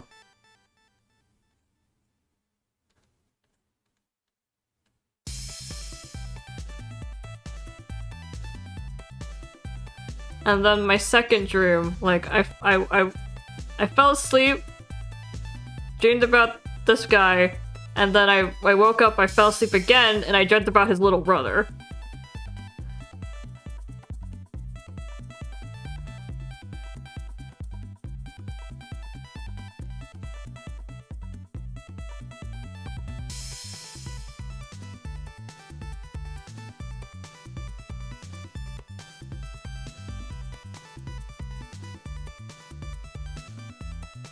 Was his hair disheveled? Like, only like a few strands out of place, I'd feel like.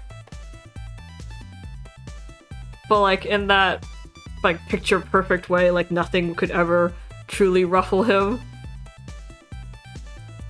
Like, he was disheveled, but like, artistically.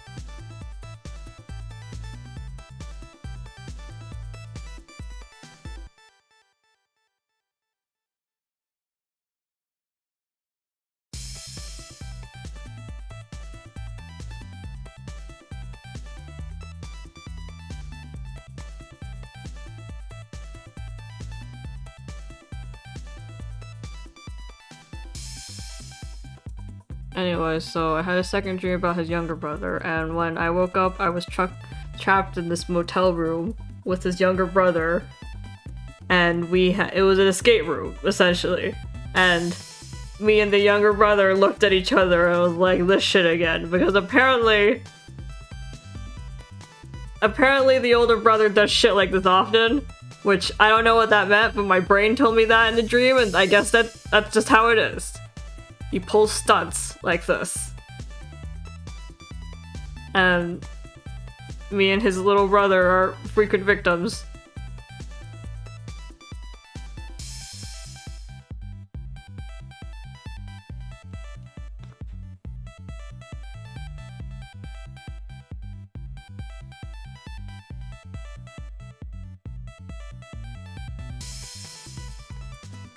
So, you know, we were trying to escape the room and there was like this safe on the table. Well, it wasn't a safe, it was like a mini fridge that wasn't working. Sitting on a table near a wall, against the wall. And I opened it and there was like, you know in Nemo, how in like the dentist scene, the fish roll out in this like clear bag, plastic bag? It was that thing.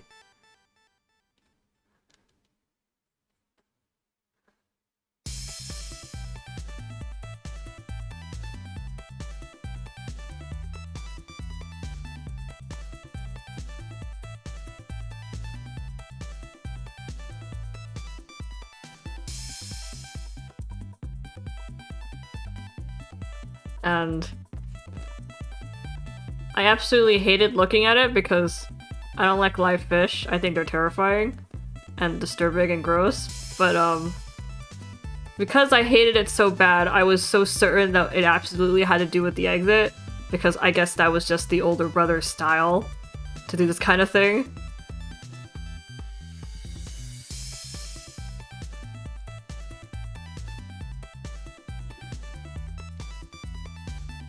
So I didn't want to grab it with my hand, because it's gross. I don't want them to squirm while I'm touching it. Or like, I put my hand against the bag and they start coming towards my hand from the bag. I would hate that, so I didn't want to touch it with my full hand. So I just kind of like gently rolled it out of the safe and it hit the floor with like a plop. And, you know, that kind of sends the fish into frenzy. And I was initially concerned that I'd accidentally kill the fish. And it's not out of like the goodness of my heart that I don't want to kill the fish. It's my fear of fish karma. Like, do you know how like in horror games where like if you kill an animal that's absolutely going to bite you in the ass again at some point? If you choose to kill the animal kind of thing? I felt like if I killed the fish, I would accumulate fish karma. And then it would drag me to fish hell.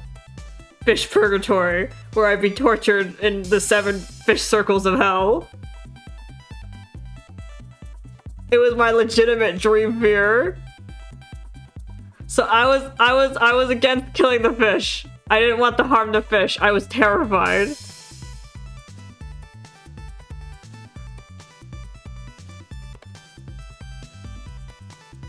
So I just kind of rolled it and it hit the floor. And the thing is that like every time I looked away and I looked back, the bag would get bigger. And the fish would kind of like, they'd also get a little bigger, but they'd also increase in number and they'd start moving more and more frantically. Every time I looked away and looked back. And I remember the little brother kind of like looked at it and went, yikes.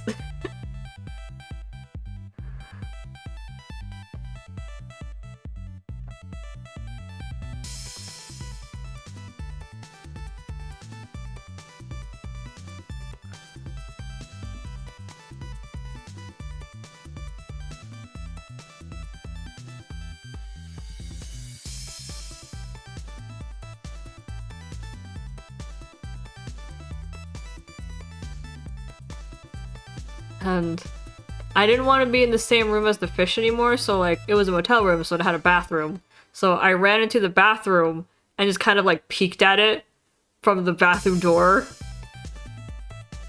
Partially closed bathroom door. And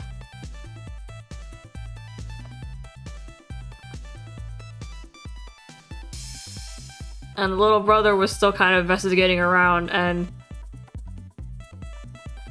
he came into the bathroom because I hadn't been investigating at all.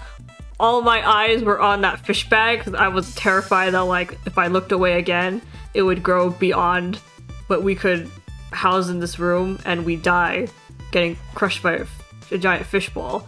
But the little brother comes into the bathroom to investigate in my place because I'm useless.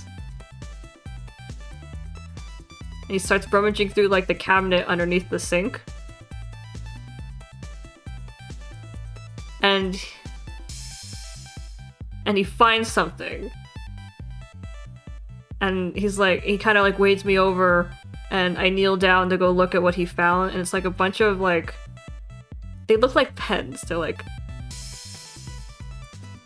look like that, and there were like a bunch of them, all in like sitting in like this kind of box. And I didn't know what it was, but like, little brother dude clearly had an idea what it was, because like he looked pretty delighted seeing them, and he took one and he popped the lid open, and there's a fucking scalpel in it. It's a portable scalpel. It's like once you pop the lid off, it's like that's a terrible scalpel. Like this is just a blade.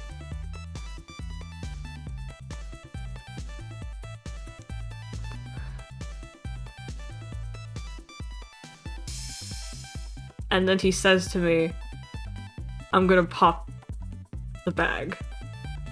And I'm like, you fucking idiot. Don't you dare fucking pop the bag.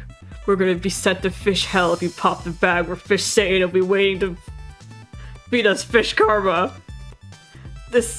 I'm not going to fish hell with you. You are not making me an accomplice in your fish murder. I can't go to fish court for this. I don't want the blood of fish on my hands.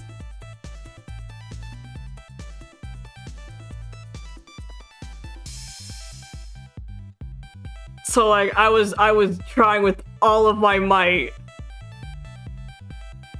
to convince him not to pop the bag, but he went. He went with the scalpel to go and try and pop the bag, and by this point the bag has kind of like it's gone bigger because I looked away to look at the scalpel again, so like it's almost consumed the entire room, and here he comes in with the scalpel, and I'm terrified. I'm ripping at his leg. I'm like, don't you fucking dare, don't you fucking do this.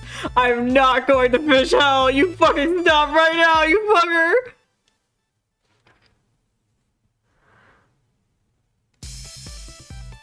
And then I woke up. And then that day we went to go eat sushi with my family.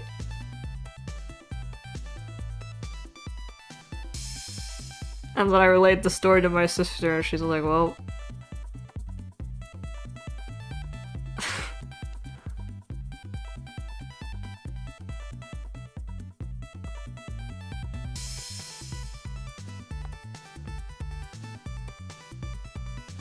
And that was my dream.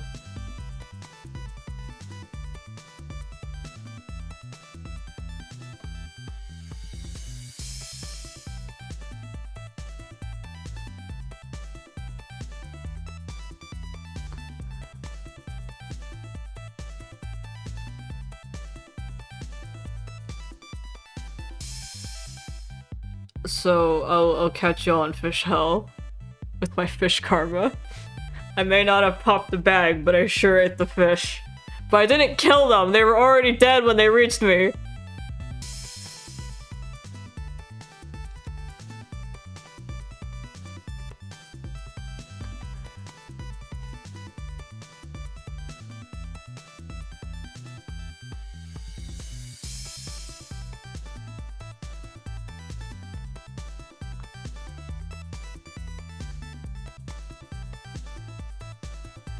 For those who have come in, or who watch the archive, or are just here and don't know, I have like I guess it's like a fear.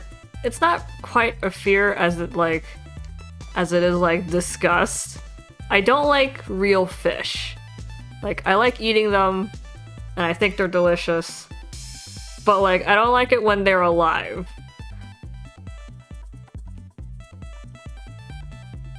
I don't like real fish when they're alive. Cartoon fish are fine.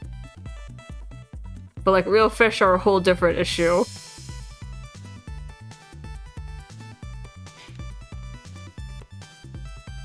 Take that to your church school. Ask them if fish hell exists. So that's just a bit of information for any newcomers. If you send me a picture of a real fish, I will remember that. And I don't know if he'll ever be forgiven.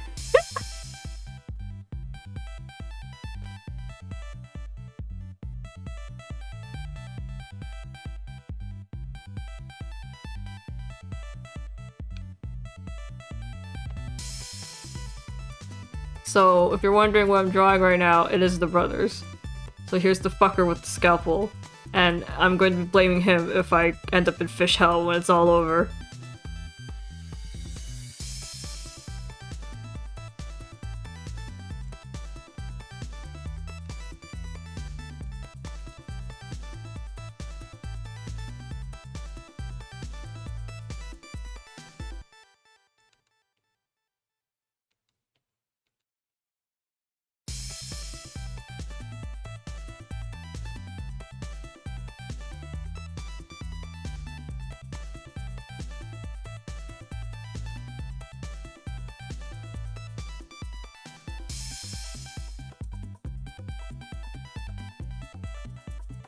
Also, we will absolutely all meet in fish hell.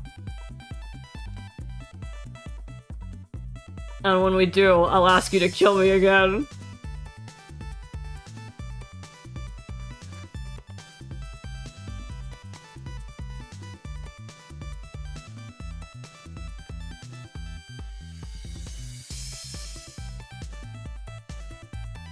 I'll see you fuckers there.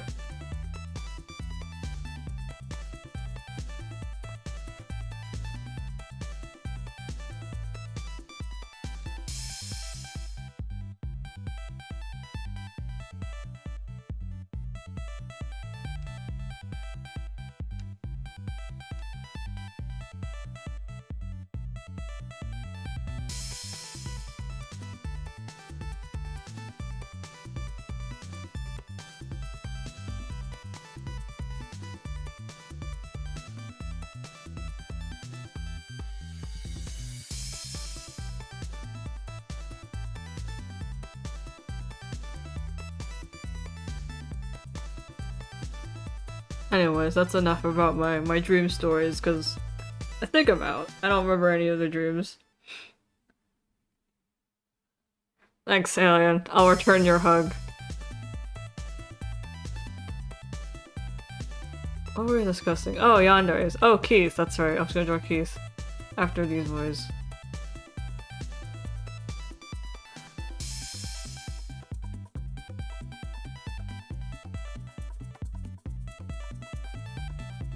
When it comes to Yandere, it's just like... what's really important is the scenario.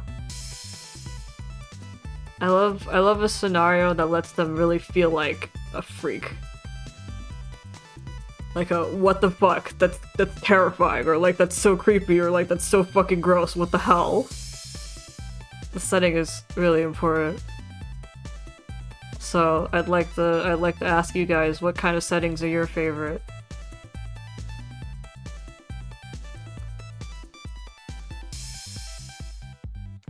I mean, I guess that's still too vague. Hold on.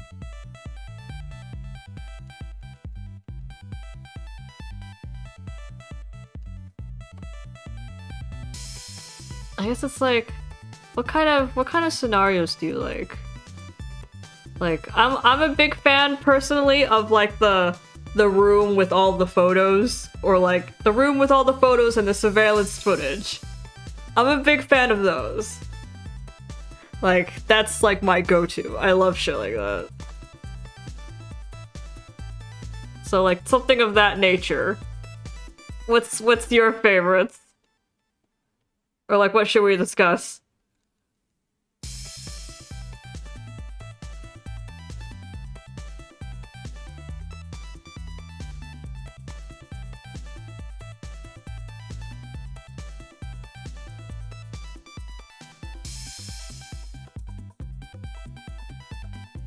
I fucking love the room filled with photos. I recently saw, or like, that was a long time ago actually, I saw, like, I don't know, like, when it comes to like photo rooms, like, I always wonder like how they should be done. Not like how it should be drawn or made, because like logically, I think when they're made, they're done like one by one or like group by group of photos. So I feel like they'd be neater. Like a lot of the things you see or like a lot of the photos will be overlapped on top of each other to like symbolize like to give a more chaotic feel in the illustration, like a chaotic scrambled mess, and to freak you out more because it feel organized.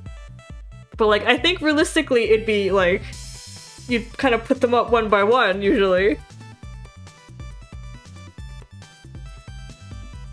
and it'd be more organized.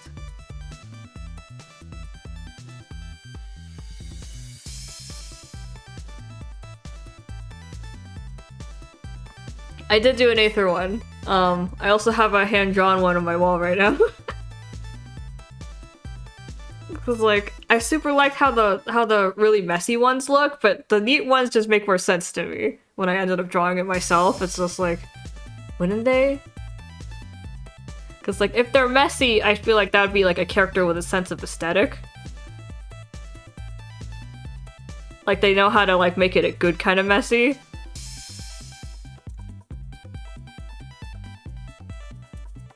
And the ones that are like really neat are the more methodical types.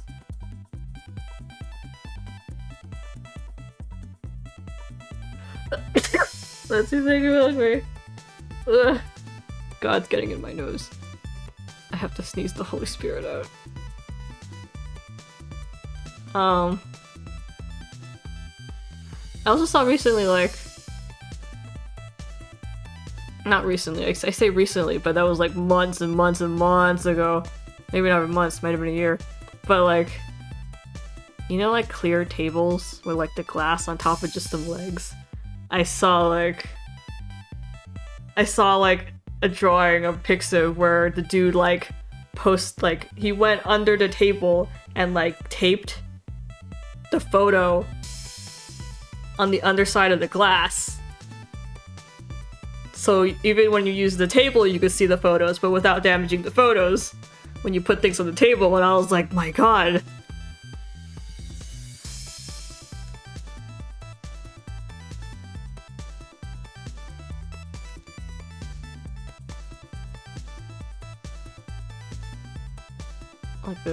Like these tables.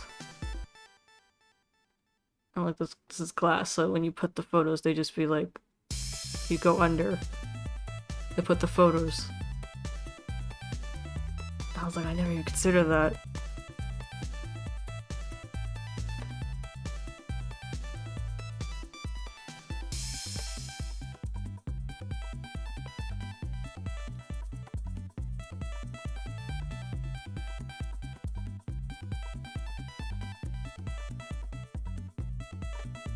And that's the day I realized I was too naive.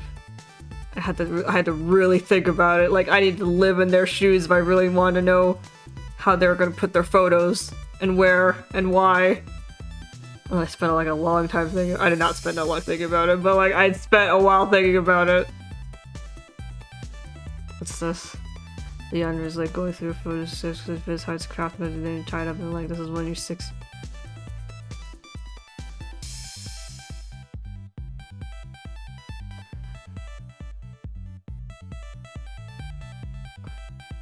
That's true. I like it when a yandere can tell you like exactly the time and place for a photo. Or like an item that they have or just something. Like that is freaky.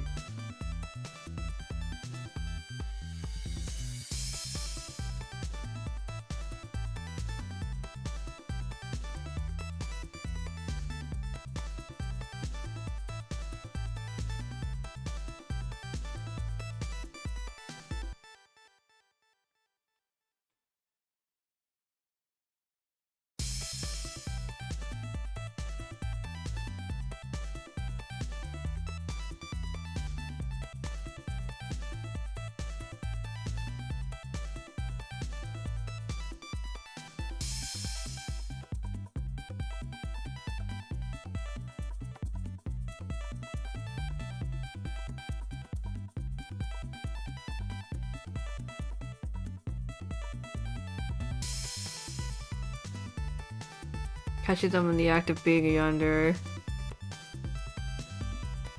That's true. I like the they get exposed and you're all smiles about it, or you accept them and that really throws them for a loop. I love that kind of stuff. Cause like, you know, it's so easy to imagine myself how it could go wrong. That's like thinking of it going not right, but like good. It's like, now that's a head scratcher. Now there's something to think about. Like, it's very easy to just imagine someone getting murdered. Or like locked up and like, you know, end of story.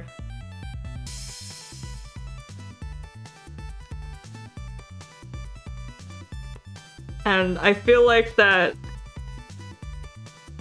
there's also like that moral debate within themselves, because like there's a lot of yanderes that are kind of conscious that what they're doing isn't right. And they have to make excuses to themselves. So like I feel like when you turn them down, they have to cling to those excuses even more and try to justify themselves even harder, but they still have like this underlying feeling of doing wrong. And I feel like when you do the opposite and you like accept or validate them, then you kind of skewing their thought process. Like they have to kind of look at their excuses and potentially even like throw them out, the excuses, because they might not mean them anymore.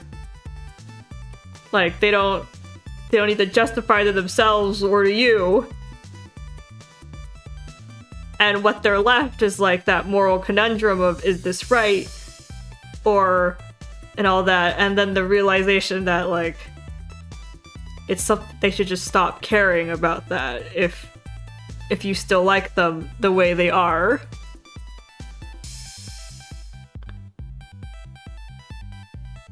I don't know, just like that debate.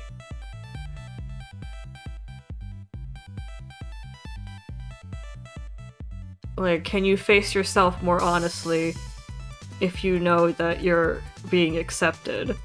Like, it's like, is it safe to break the shell you've made for yourself when you know that there's someone to catch you? And then I feel like that kind of like that breaking the shell, that breaking the egg, fucking making scrambled eggs out of them. I think that's interesting. I think that's fun.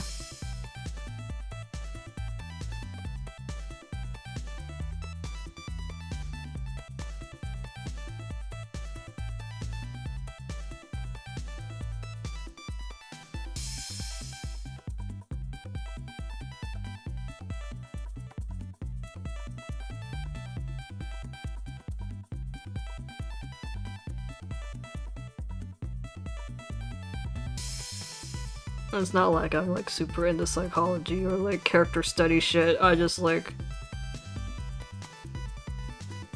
I like seeing their head being filled with their darling.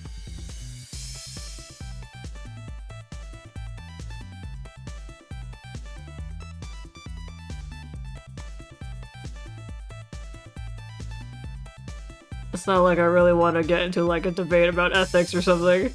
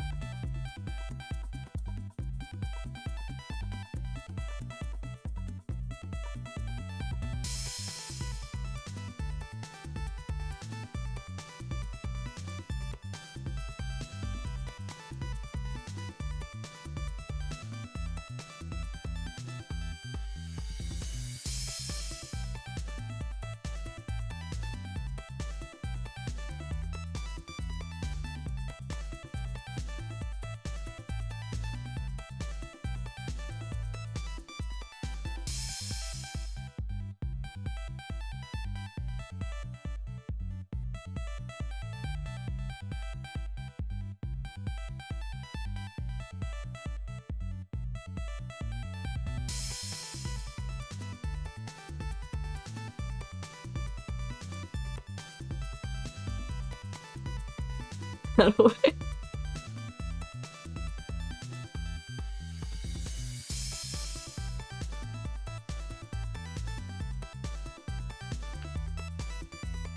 Don't be mean, Chad. Let a man live his life. If he wants to have the tongue piercing, let him.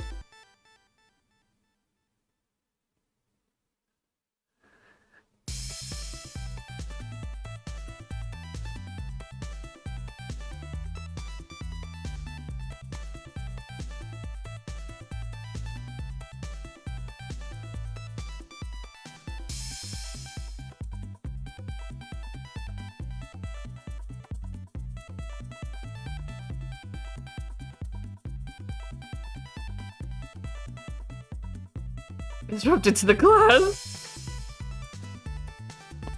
Damn, the class representative is really noisy right now.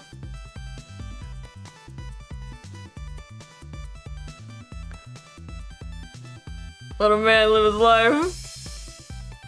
If you don't like his tongue piercing that much, maybe you should get it off him yourself.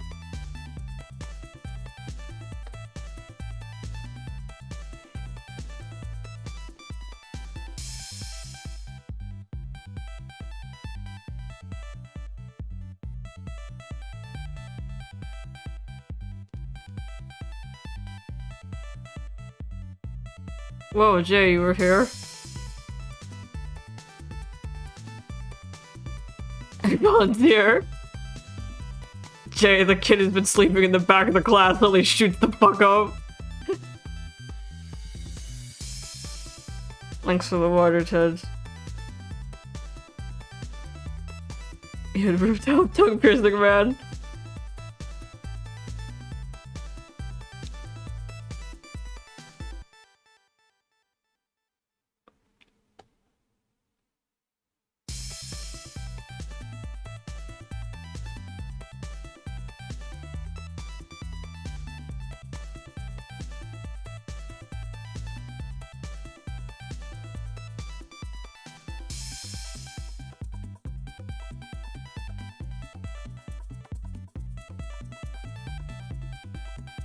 Oh yeah. What do you kind of guys do you like? Like, do you like the messy types or the clean types? Like the yandere that are really put together? Or the guys that are like fucking hot messes, like? Or do you like the hot messes that clean up really well? Or the guys who are really clean who become hot messes?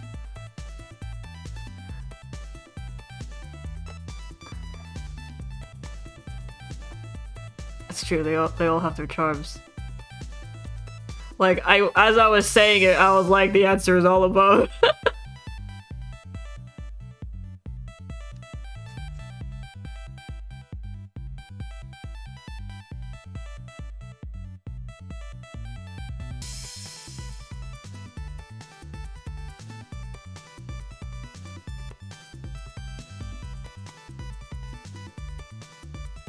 I'm sorry, it was wrong of me to give you guys a wrong, rigged survey. Cause like, I personally really love messy types, messy gross types, or like clean types that turn really messy.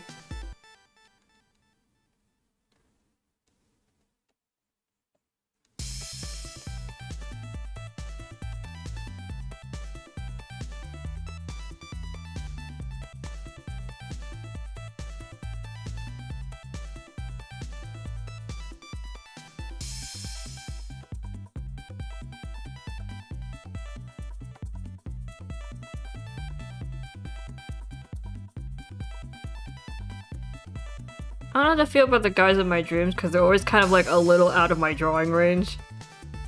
They're like always out of like the kind of hairstyles I draw. I'm like, why the fuck do all of you look like this?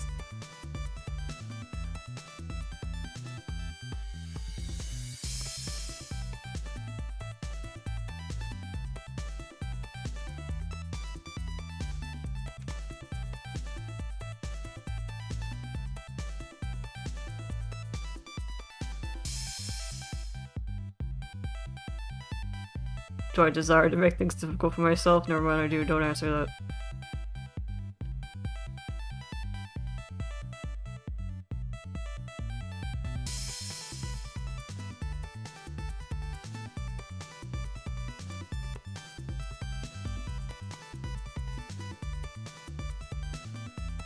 Show you with his mouth. Chad's in it. Chad's in it for that bad boy romance right now. That good boy, bad boy romance. I can smell it. I can smell you on his tongue piercing.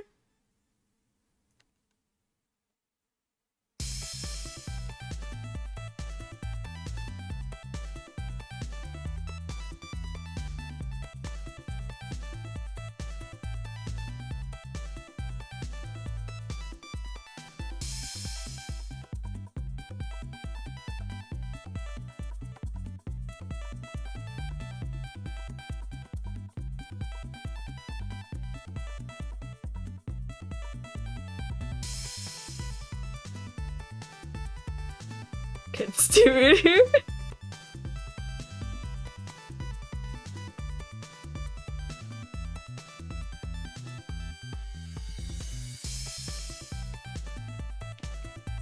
Good boy, bad boy romance. Don't lie to me. Don't you ever lie to me. How dare you lie straight in my face. You lie, bad boy.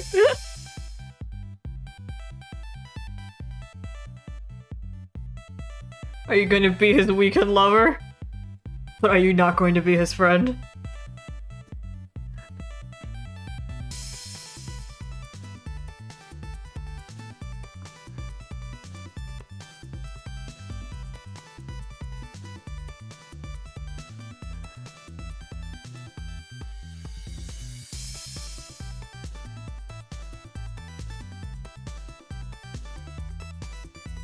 I got you. I got you, AMV man.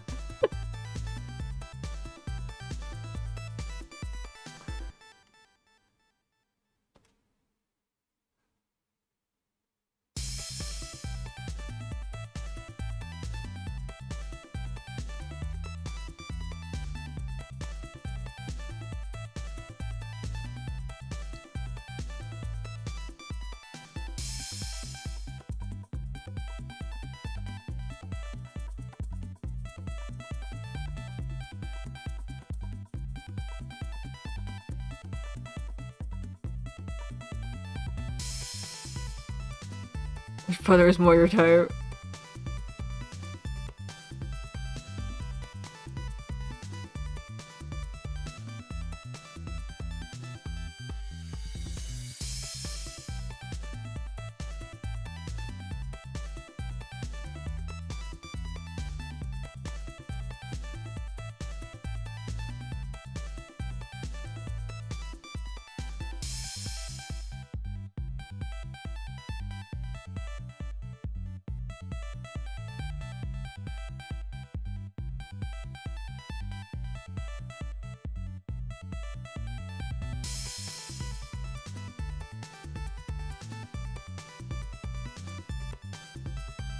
Why is that you so tiny? Tweet.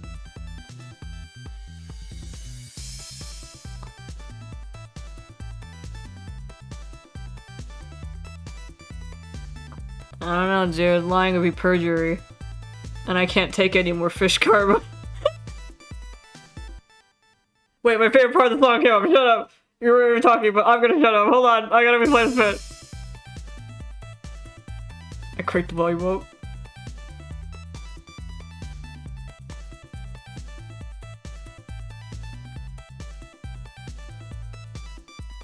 I'm replaying it.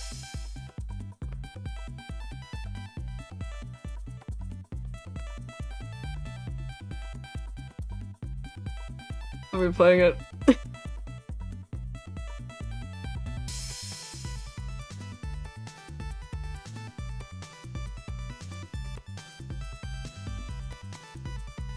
One more time.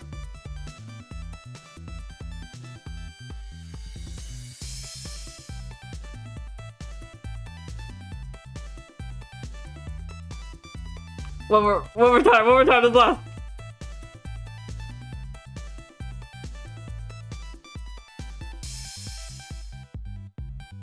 Okay, I'm done. Mess up the young man, clean up the younger. You make a strong point!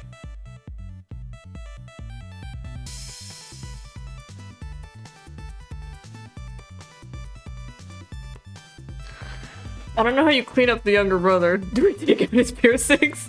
Did you finally yank out his tongue piercing, Chad?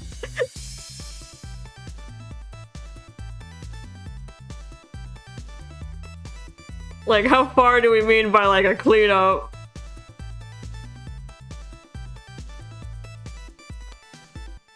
Or do you have to take them off? You mean you don't want me to take them off? Where's that, Chad?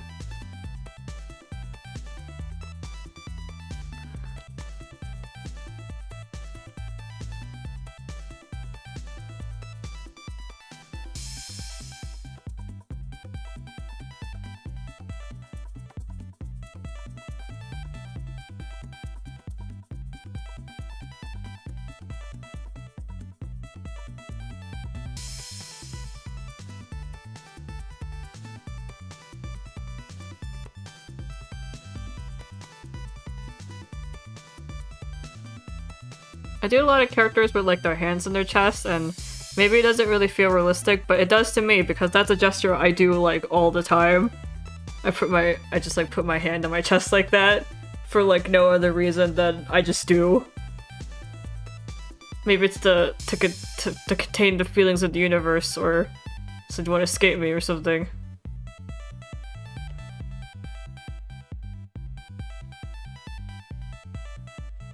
Or maybe it just feels like I feel like a character sprite.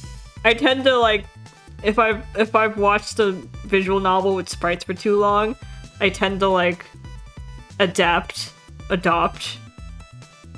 like the poses in a sprite, and that's probably where I got this from. You never truly get over Danganronpa like this. Or Zero Escape, or anything with a sprite really. Those things just took like an abysmal amount of hours, so they're the ones I remember most.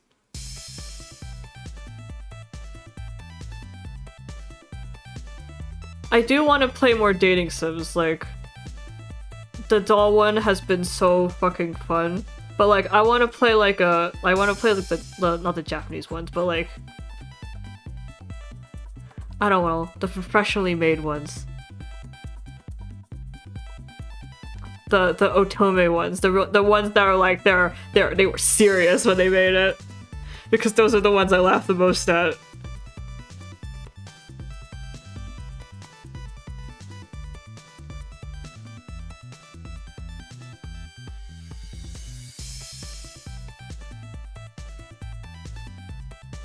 Unfortunately, I only own one Bing, so.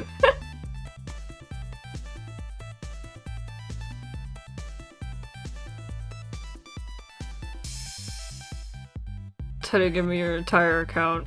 Actually, no, Teddy, I'm gonna be hacking you in 2 seconds. Prepare yourself. It's over.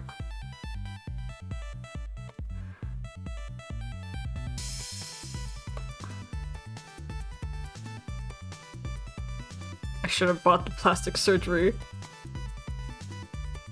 The plastic surgery dating them, so we could have done that.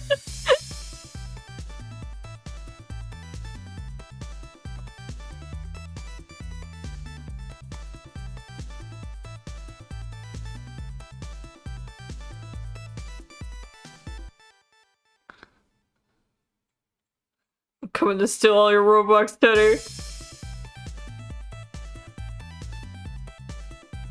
All in the name of destroying romance.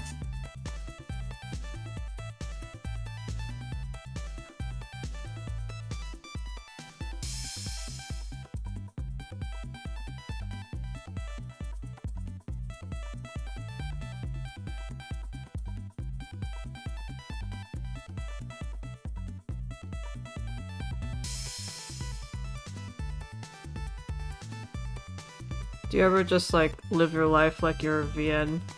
You're a visual novel character and you can only change into like 5 different sprites? Sometimes my brain just laps into that.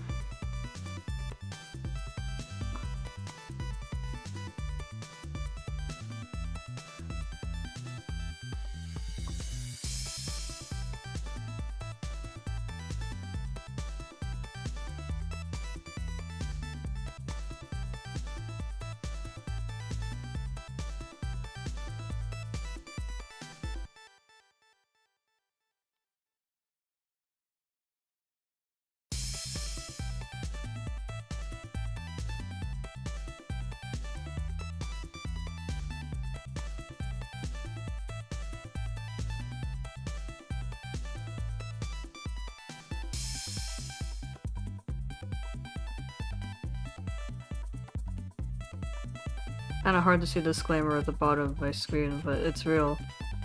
And it's there for your safety. Never say it. I've never done anything for you.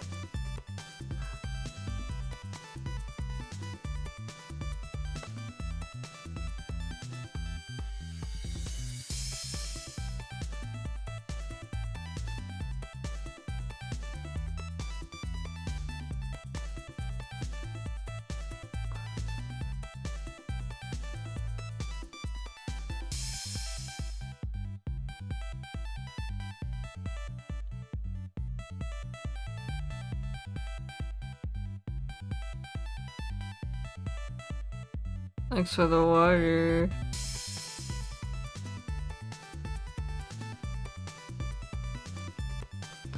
I don't know what to do for the closing. Cause like, there's the idea of just like, I want to put him in casual.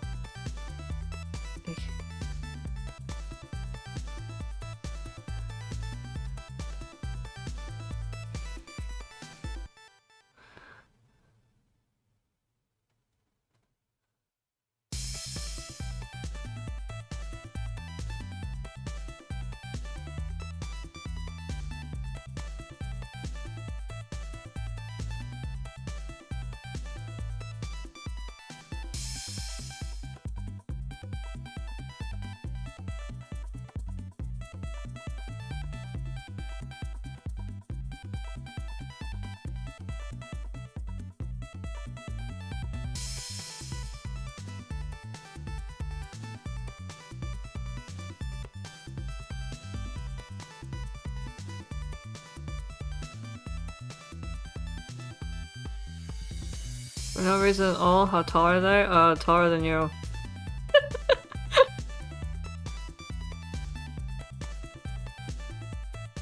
I mean, in all honesty, I don't know, but they were taller than me in the dream, so that's all I can say, that they're just taller than you.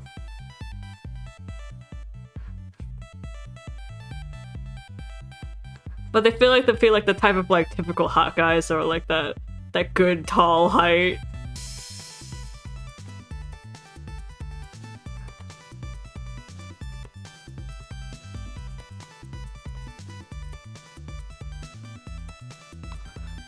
Cause they feel like the type of guys who have like a rep, like they're hot, but he's nuts.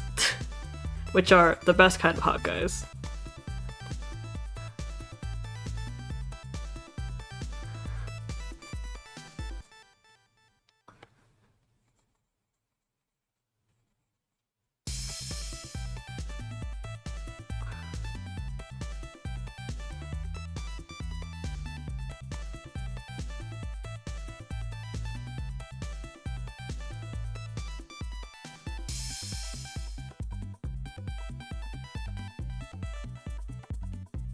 If you add that they're crazy to anything, it's better. It's like animal ears. Animal ears and they're nuts. And anything gets better. How to instantly improve of a character. Animal ears. Crazy.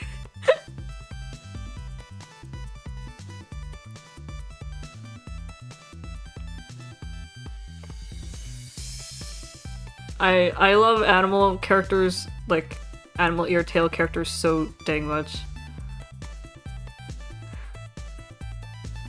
Why don't I get to make more of them?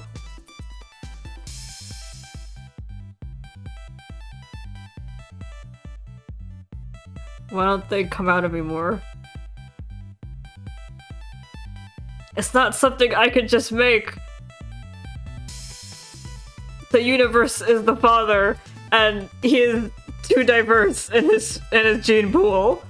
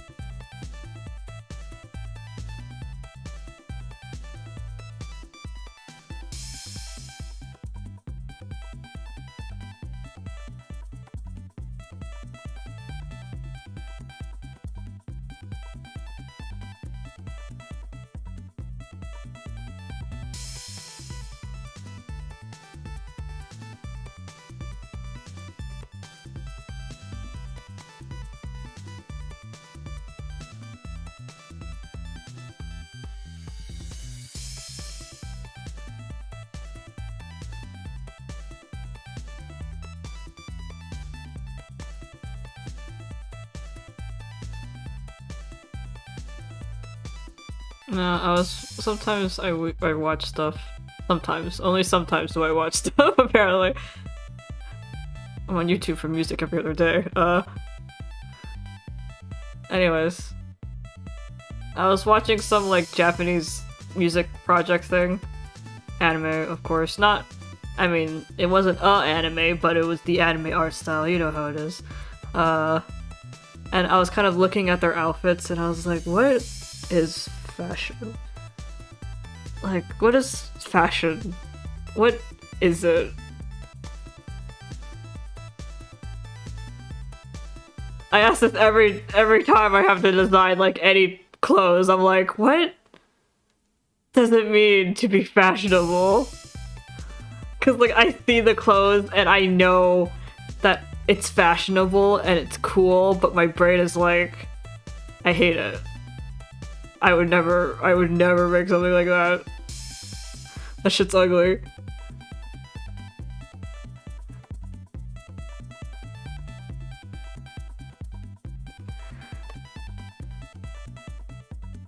But I know in my heart that is indeed considered fashionable, and I'm like, what does it mean to be fashionable? Like, I know this is the trend, and I know this is like their fashion sense.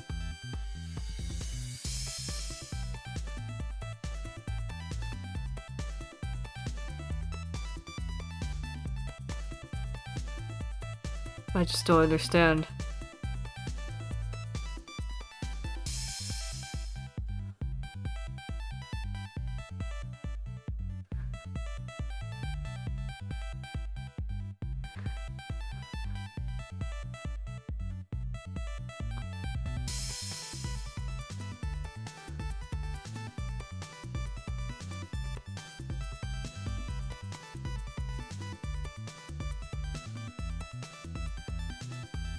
My clothing store is good, thanks you.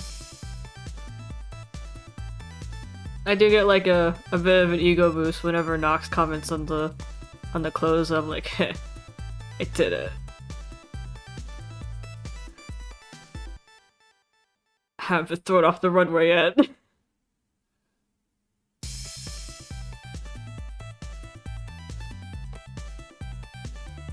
But then I still find myself wondering, just like, what does it mean to be fashionable?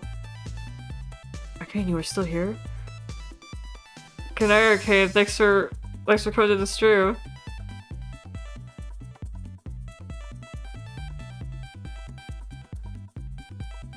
Never left me. So...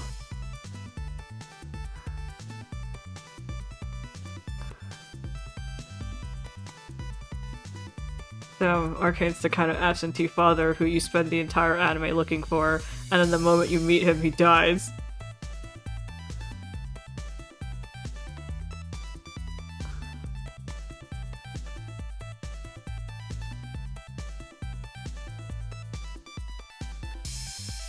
Arcane's always been dead, he's a skeleton. Or at least that's, for those who don't know, that's Arcane's, like, avatar. It's a skeleton. It's the local skeleton, just like Jay's the local frog. And Teddy is Mikota Milgram.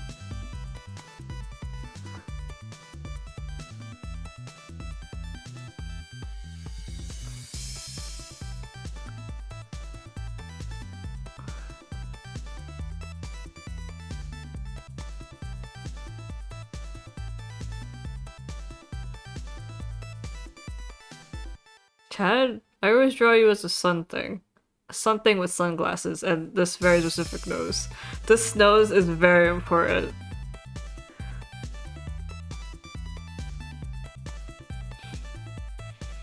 It's like that nose and then me.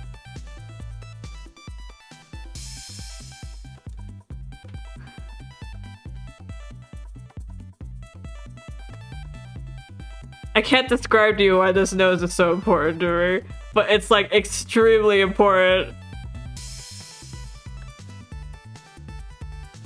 Like, it just wouldn't feel the same otherwise. It wouldn't be you otherwise. It'd just be a sun with sunglasses. As opposed to a sun with sunglasses and a nose. part of your characterization.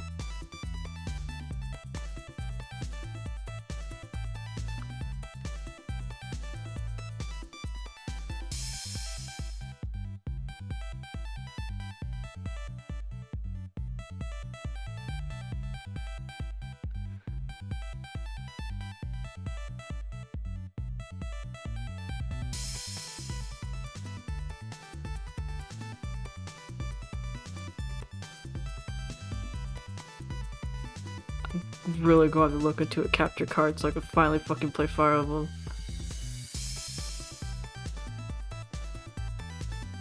It just suddenly hit me again. But yeah, Hard Eyes. I miss Hard Eyes. I love Hard Eyes.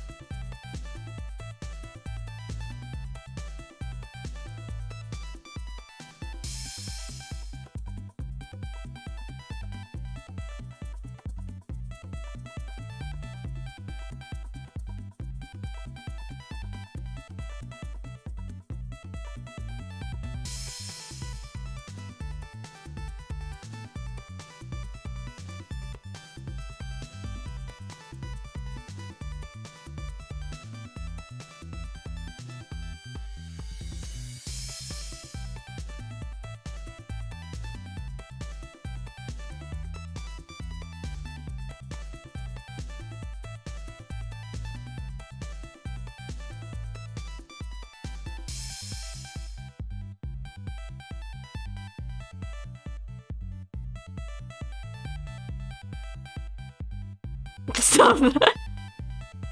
Yeah, what are you gonna do to stop me, huh?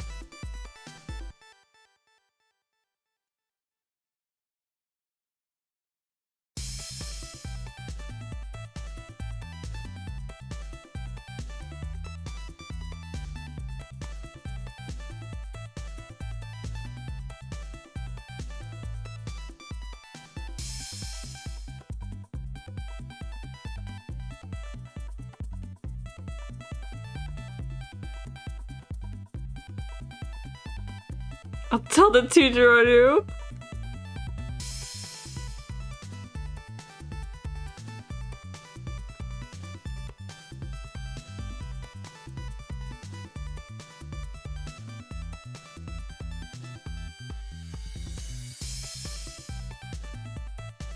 Yeah, you're gonna tell the teacher how you're making out with him under the bleachers?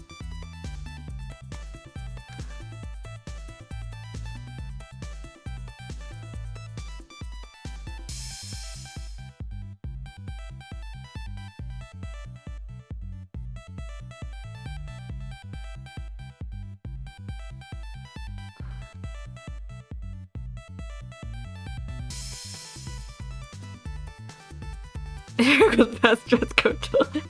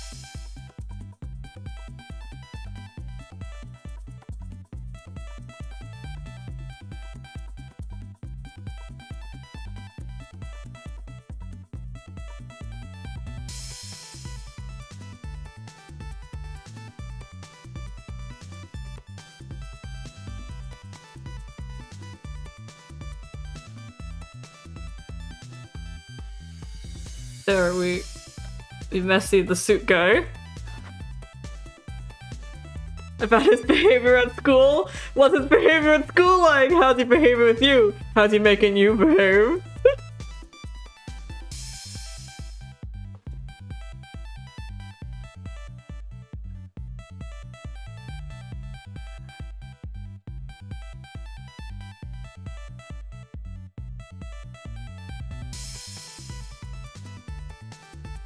How's he making you behave?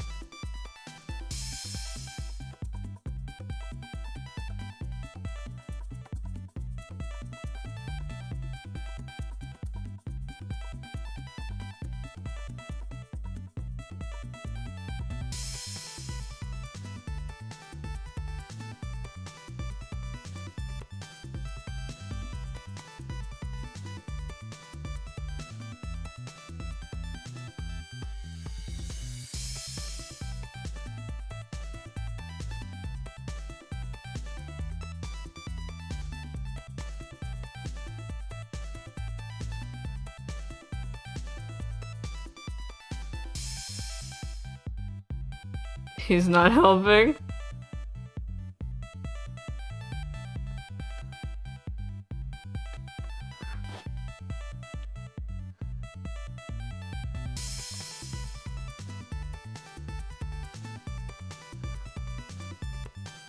I don't know, Chad. How'd you want him to help you?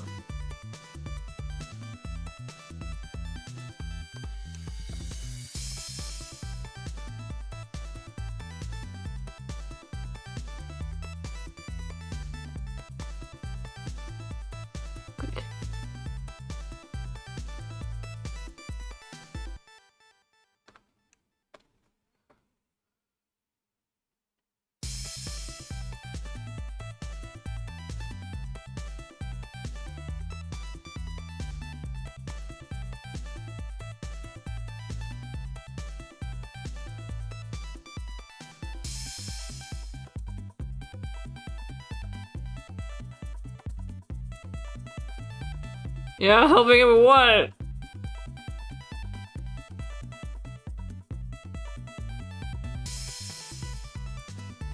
So speaking of things, I mean...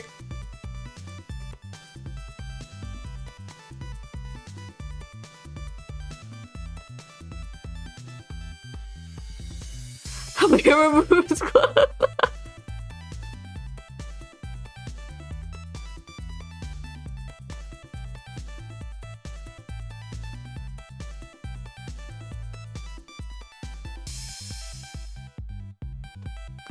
With this uniform? Holy shit, Jay, when did you become a prophet? It's messy? But were you the one who messed it up? Oh, I get it. You're taking responsibility. I understand now.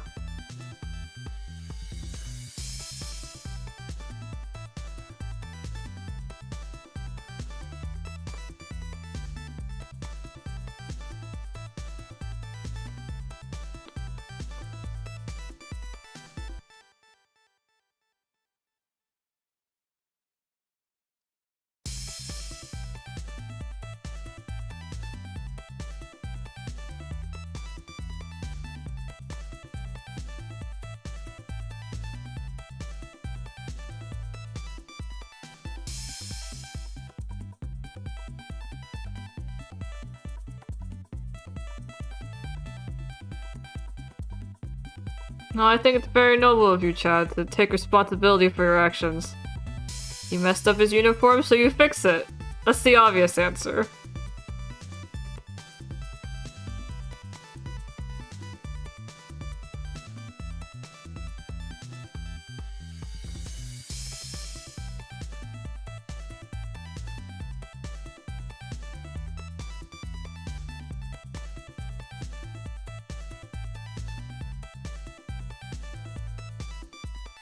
His actions are reciprocating.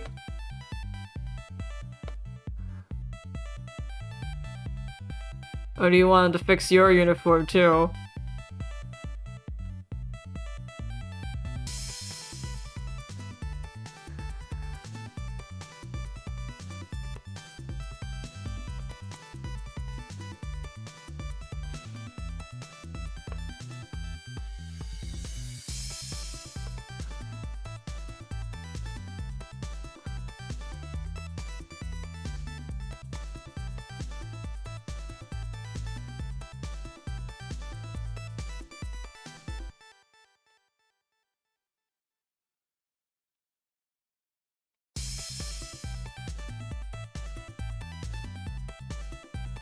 Jojo anime.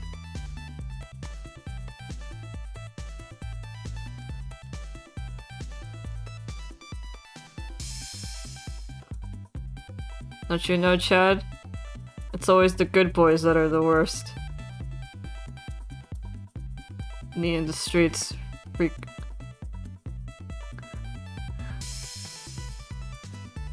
He's the one getting you in trouble. I think you like it though. I think he likes the way he's getting you in trouble. I think you like the way you get in trouble because of him.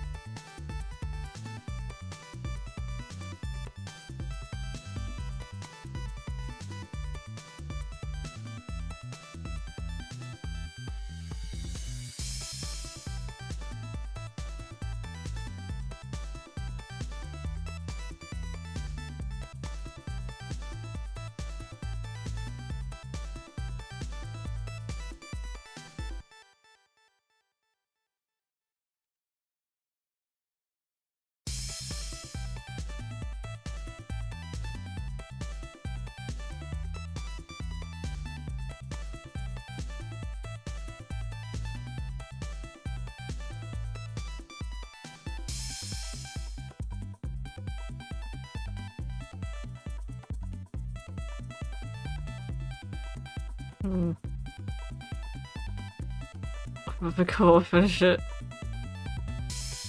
Oh, I'm sure you've been helping him finish a lot of things.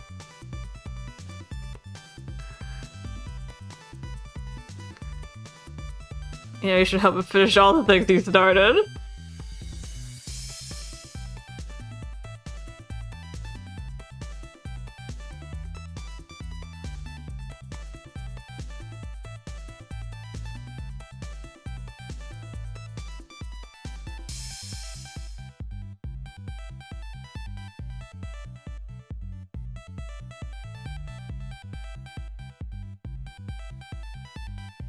So...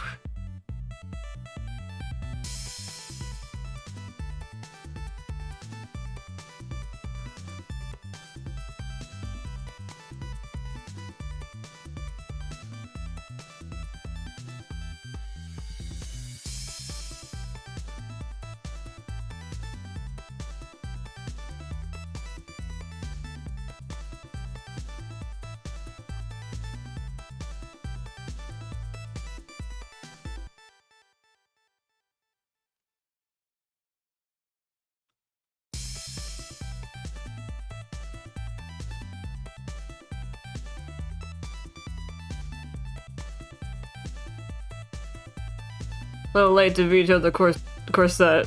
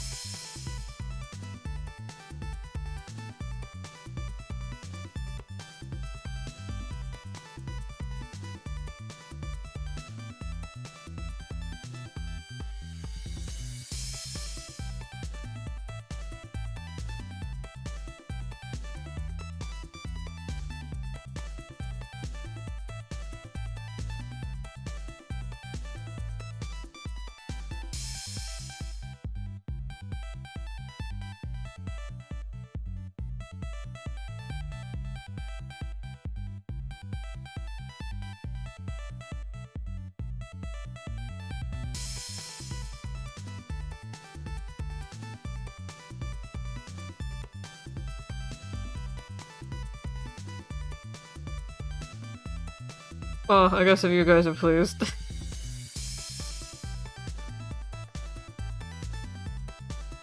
He's got suspenders, by the way, that's what the belt here is from.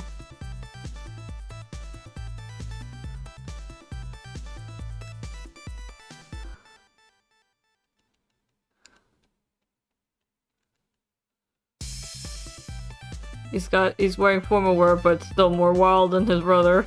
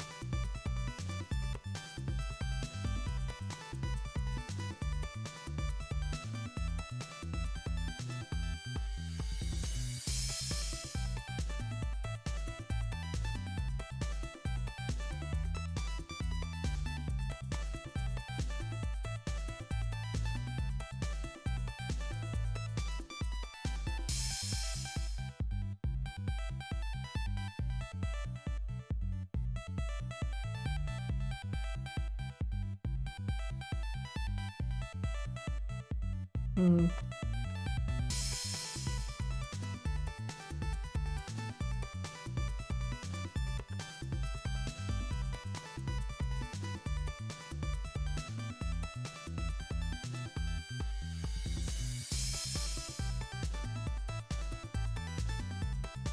I'm so focused on this I haven't been able to talk. The last thing I was paying attention to was making fun of Chad.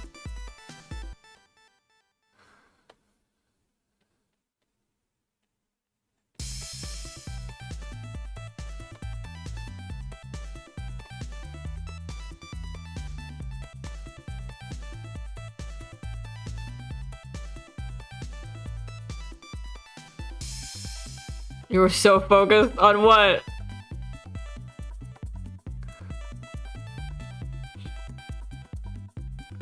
Is this the drip you came to prom with?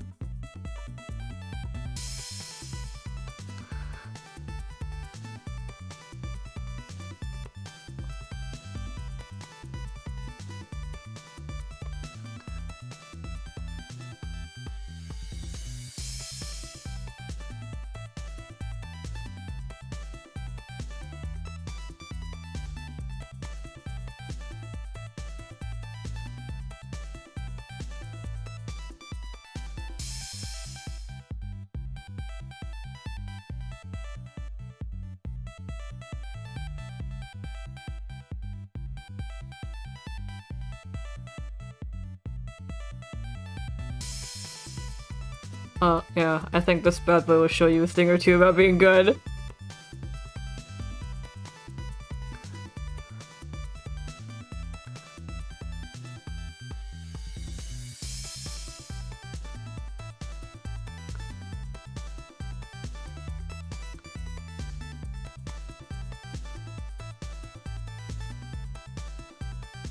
Hey. He knows how to get others to be good.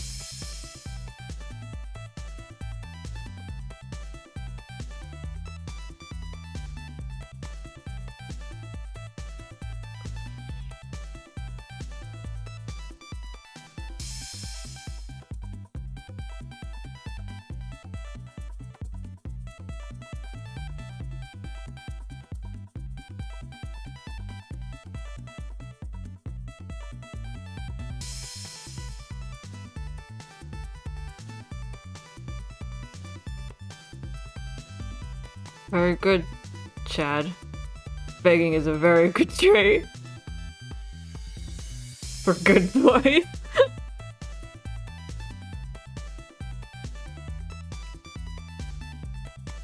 Good boys that know how to beg get rewards.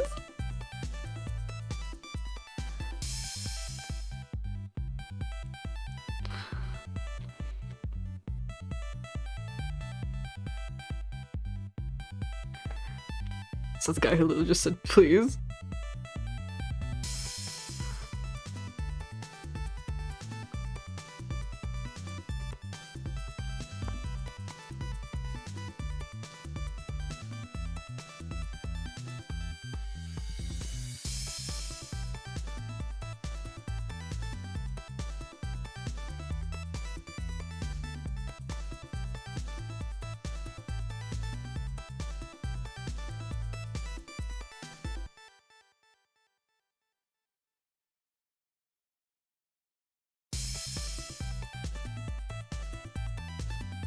There's something especially aggravating about a guy with a smile that shows that he knows he's hot shit.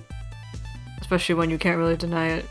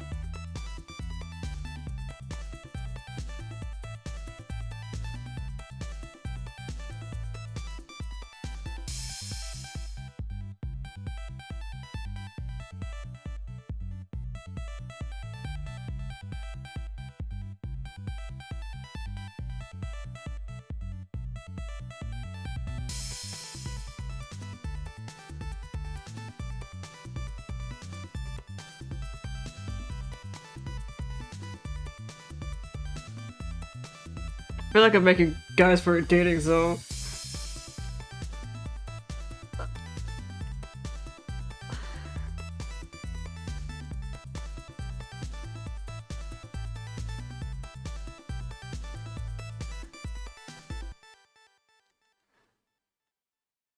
Dating someone when we get someone the code.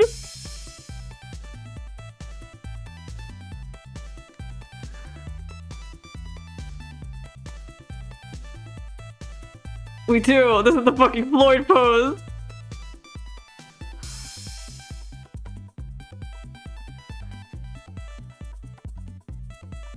Oh god.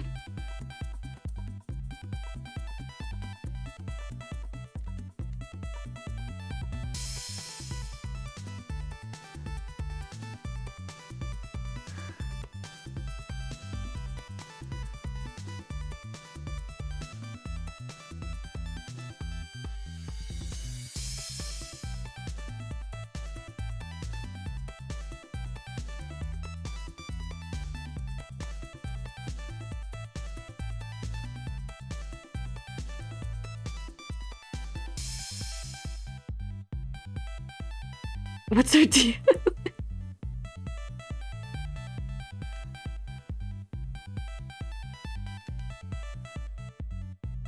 I'm sorry, God. Fish karma, please don't send me to hell.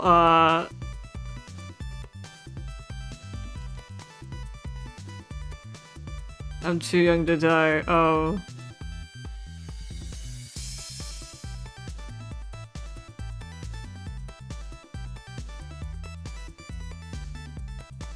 Jacob. Nintendo's covered it.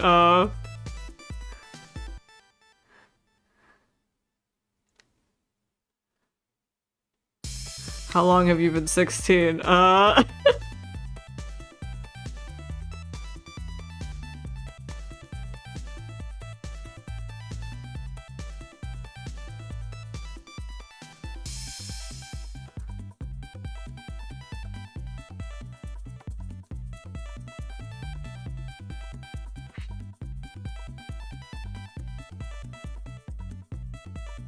You know what you are.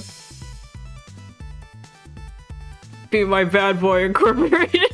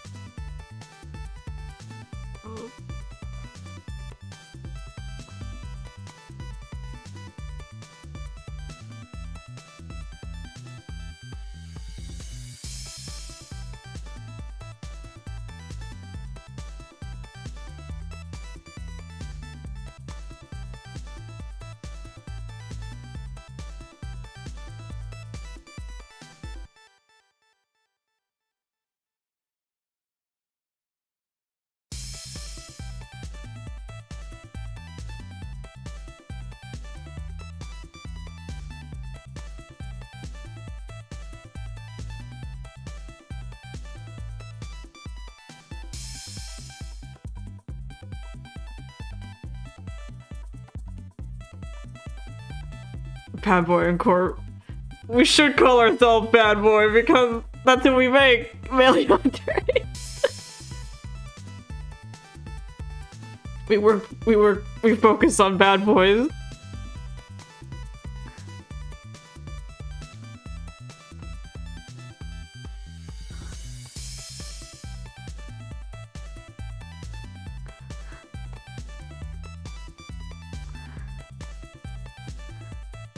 Me and my bad boy in court.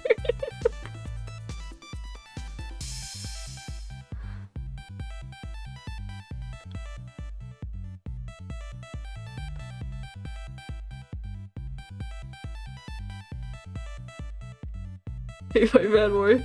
BMBB. PMBB. I like how you said you have to say baby when you're there.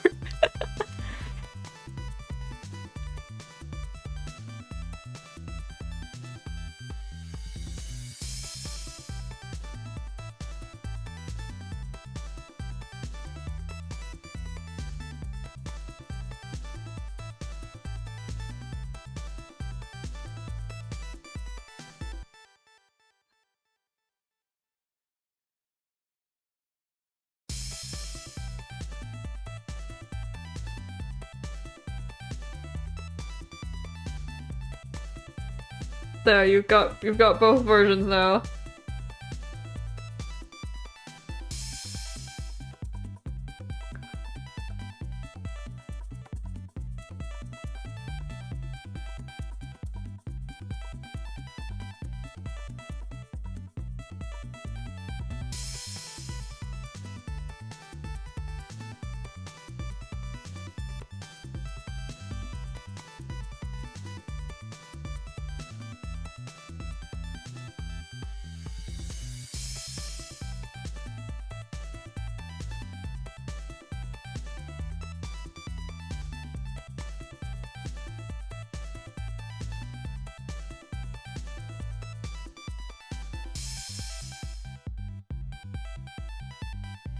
This looks like the guy who'd go mwah at you. Like, loud.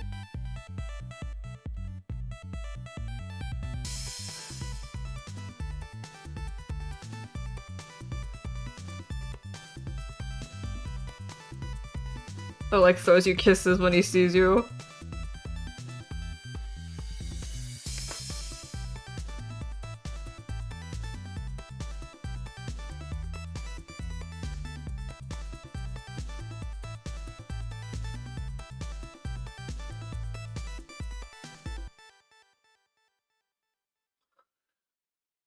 The older kid.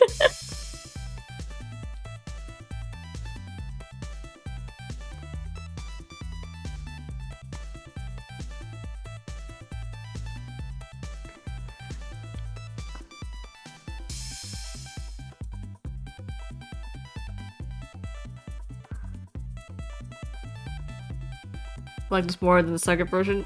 You're supposed to, because his first version is his work outfit. This is his home look kind of thing.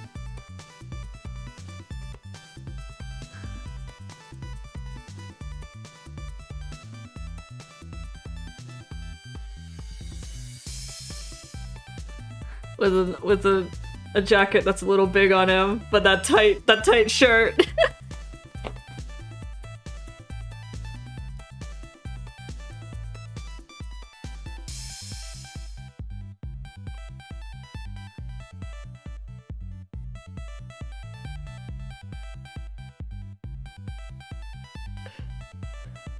I have to mess up the older bro's hair.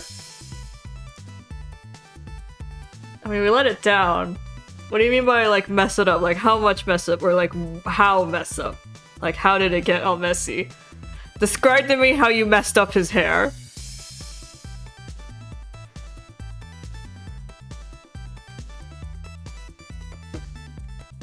Describe to me how you messed up his hair while I open this orange juice and find out if it expired or not. It did not expire. It didn't hiss at me.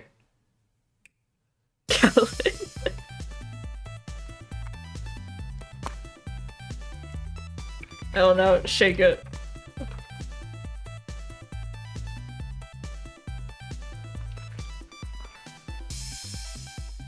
You got the janitor's class. That is so specific, dude.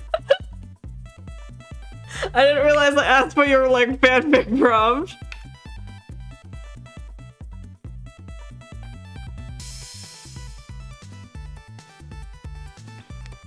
Way to out your own fantasy.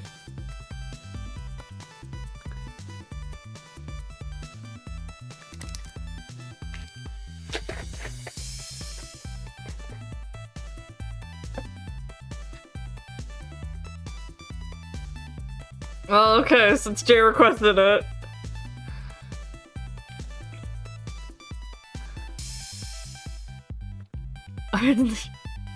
Just what were you doing in the chat in the closet? Oh shit, the class rep's here. You gotta run, Jay, the class rep's here.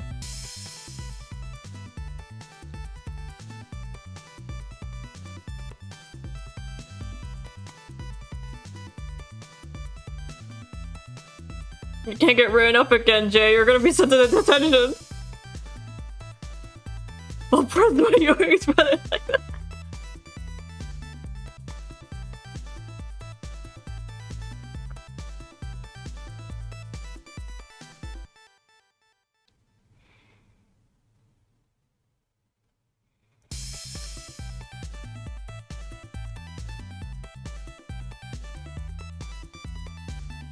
It's my arms.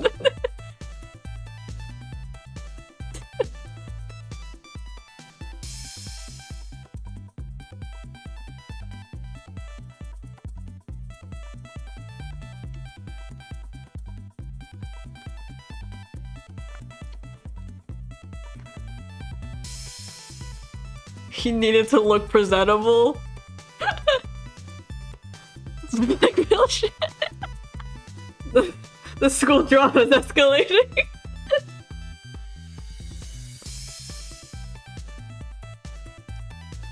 Holy shit.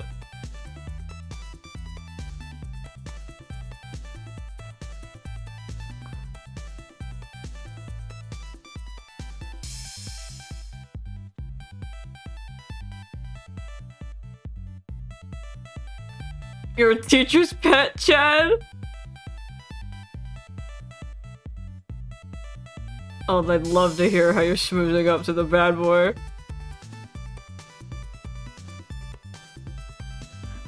The trauma.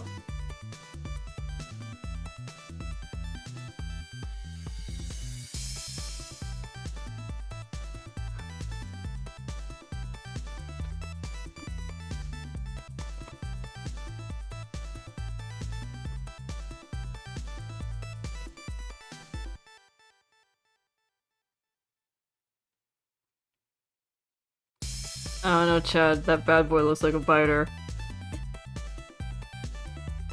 I'm not sure you're getting out of this. I don't think they're gonna believe you that a cat just like jumped on you on the school premises.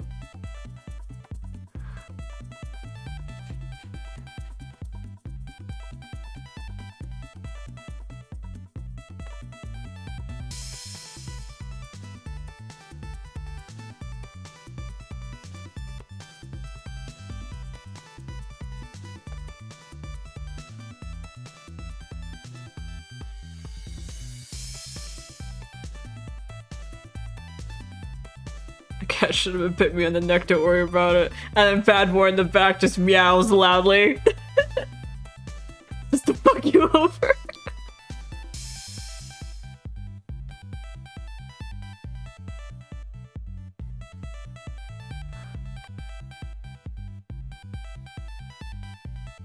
Like, wow, Prez, there's the cat that bit you.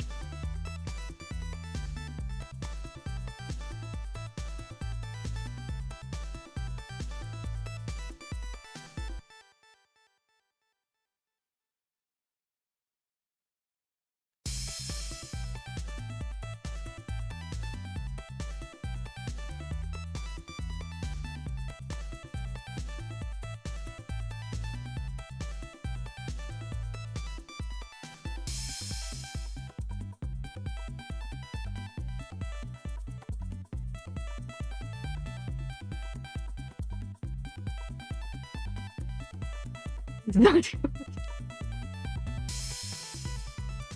He's human. What the hell are you doing to him? He's got some sharp canines, but he's human.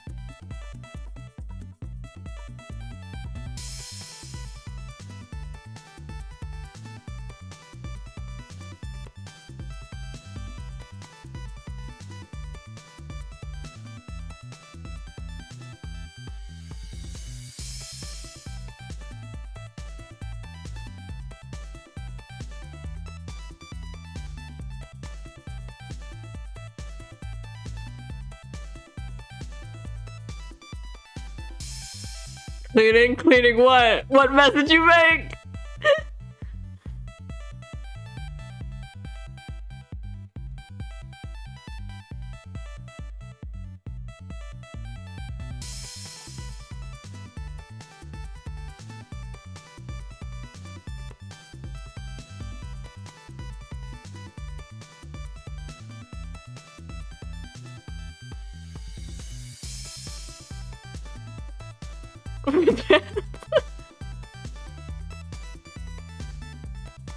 His pants are stained? Damn, how'd that get there?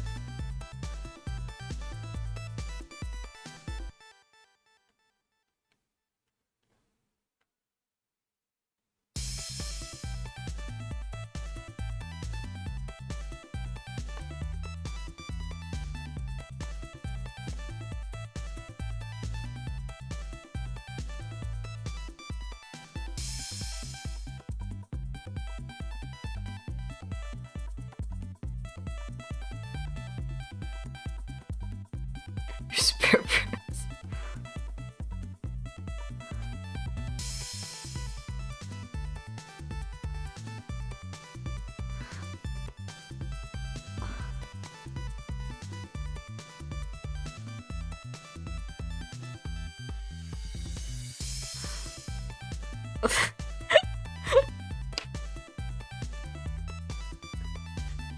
He said spare pants, Jay, not that he gave the pants he was currently wearing to him.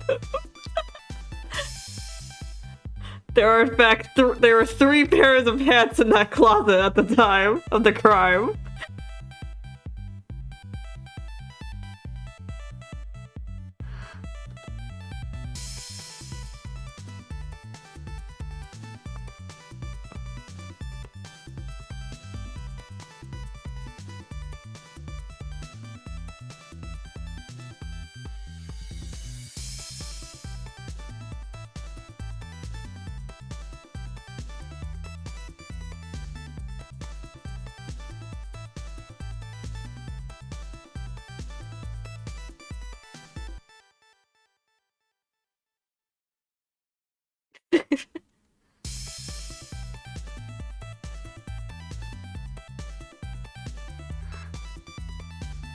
I can't believe I feel like this is a fucking class trial about these goddamn pants.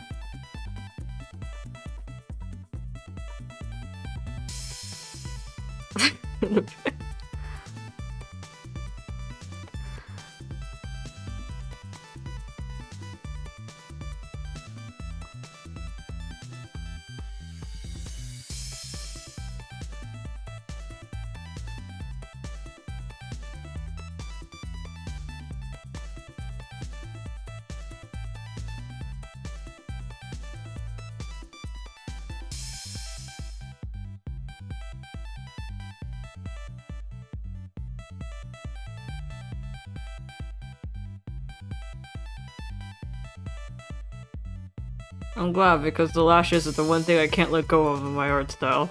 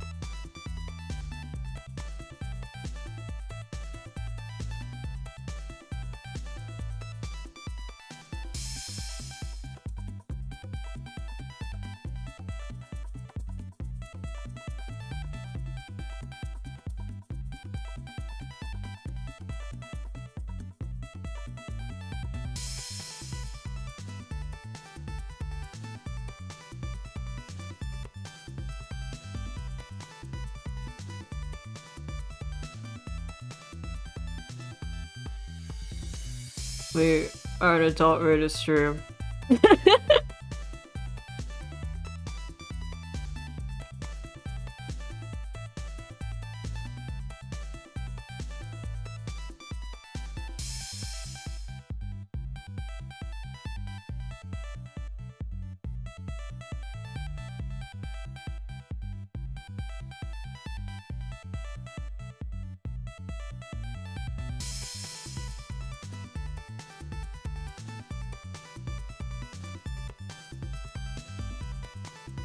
This is too much for the kids. I can kick out Martin.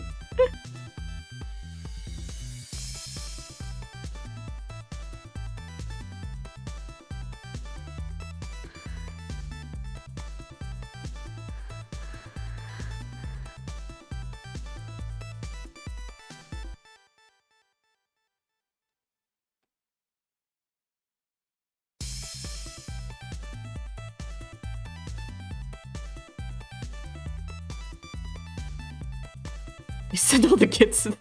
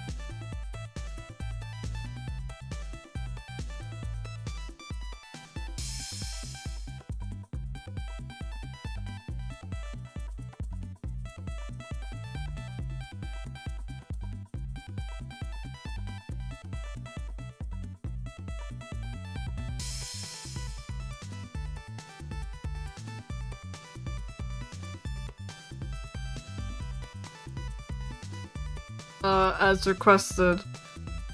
You pulled the guy into the closet, and this is how he came out.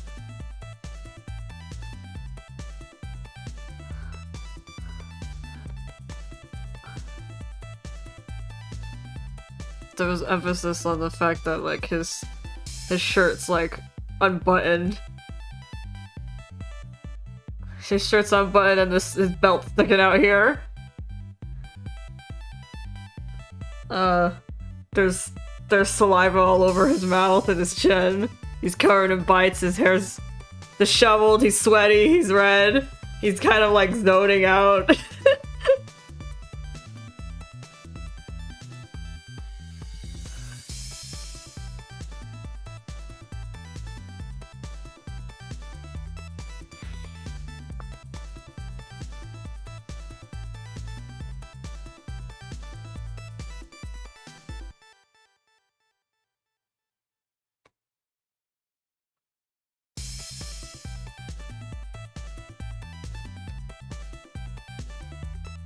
Great job, Kyle. See you later tonight.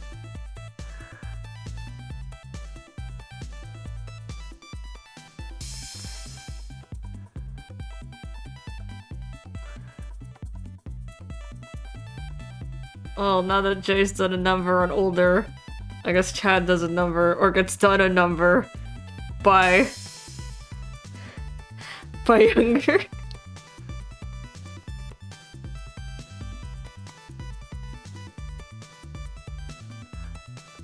Also, his lip is like slightly bruised.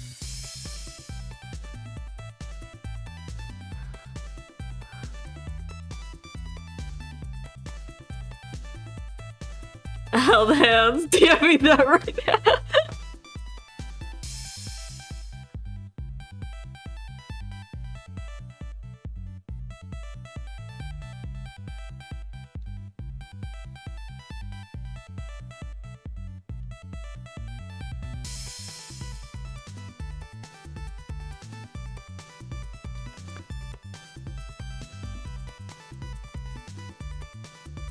I mean,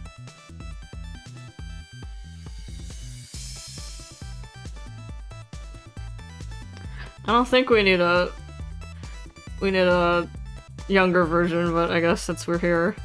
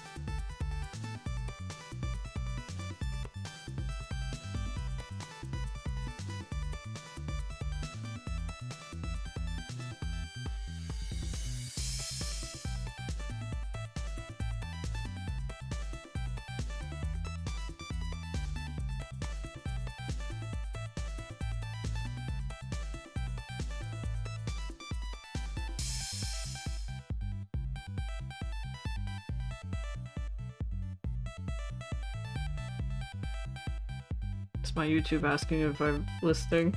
It did. I'm listening. Continue. Play me this cute idol music while I draw things unfitting.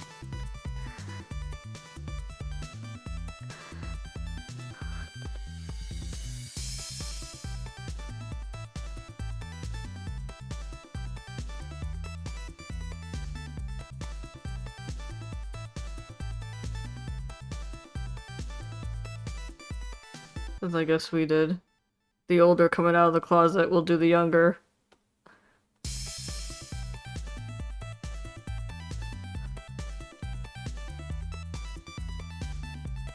Save it to this look, then it's...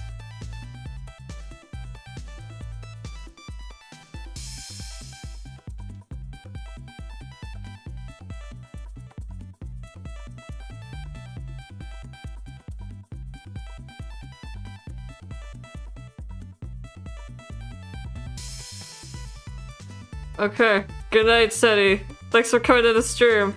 And for the water. And you also get a chew, apparently. There you go.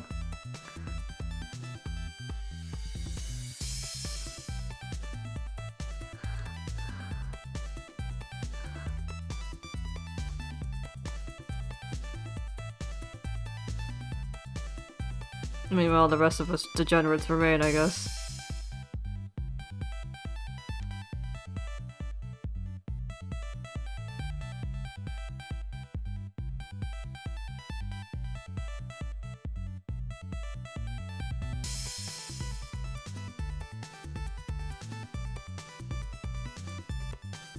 You're wondering what this is? This is a jacket.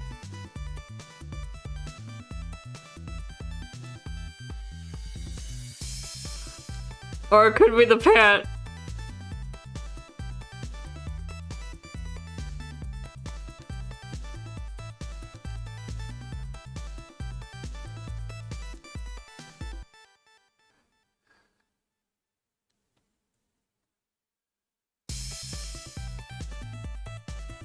That's some white water.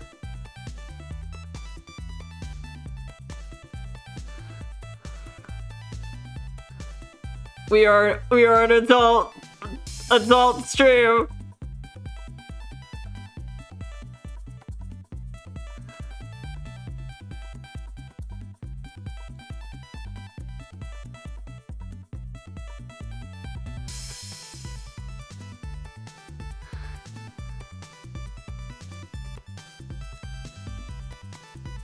You drank too fast in the film.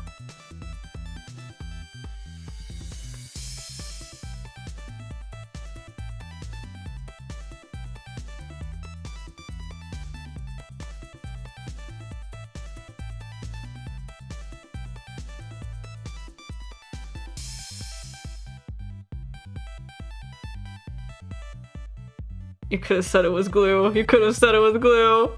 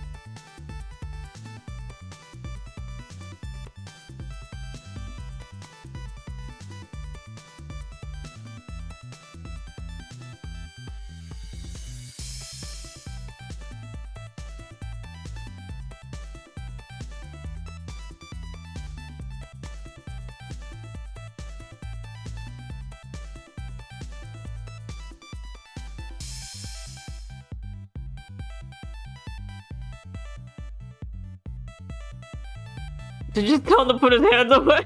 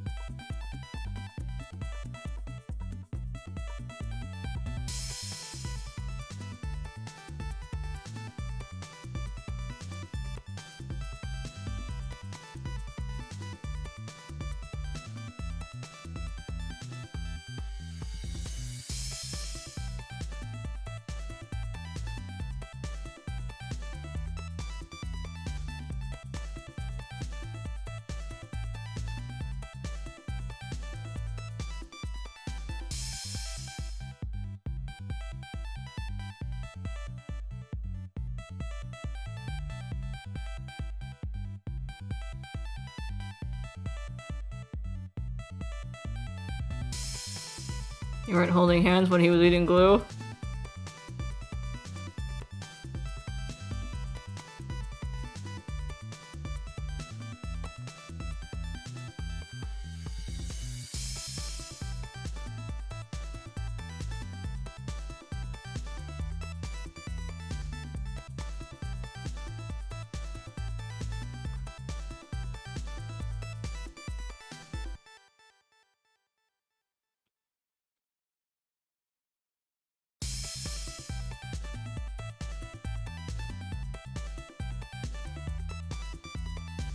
Or put his piercing on the wrong side.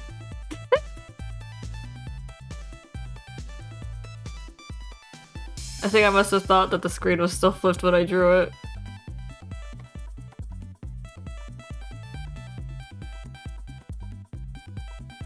That's okay, look at that movie magic.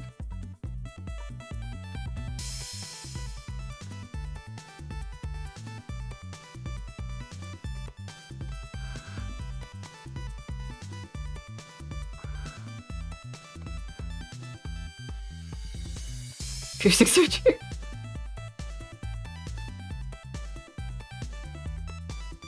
He used both hands? Oh!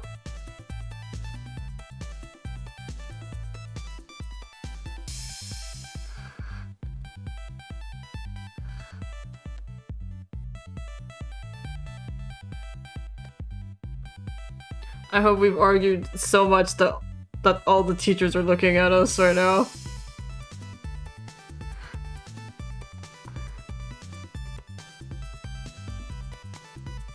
We argued for so damn long.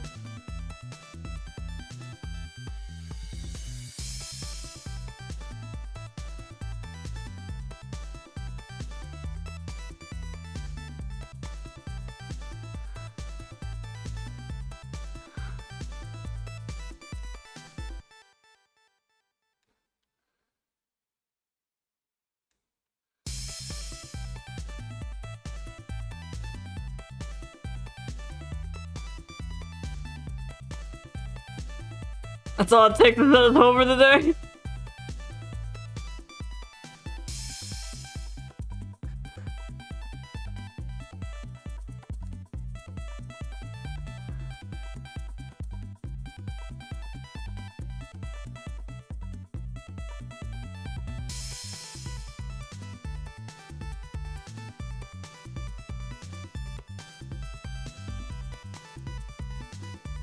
Oh my god, you said you meet him later!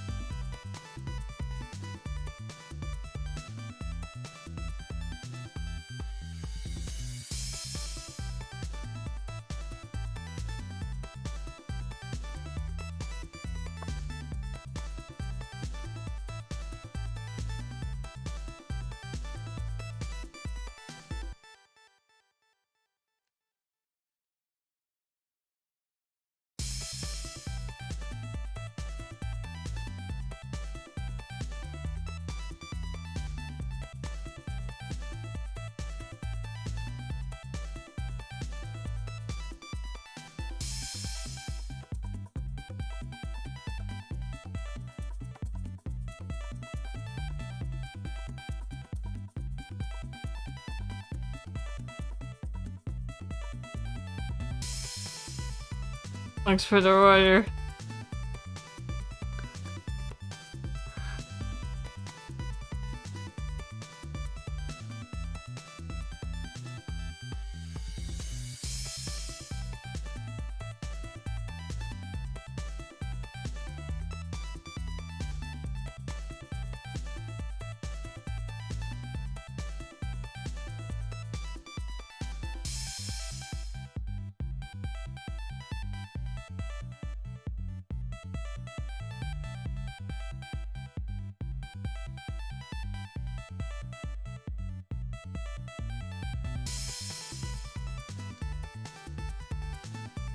Why is it still so cocky? Because you haven't beaten him yet, pros. You have to try a little harder than that.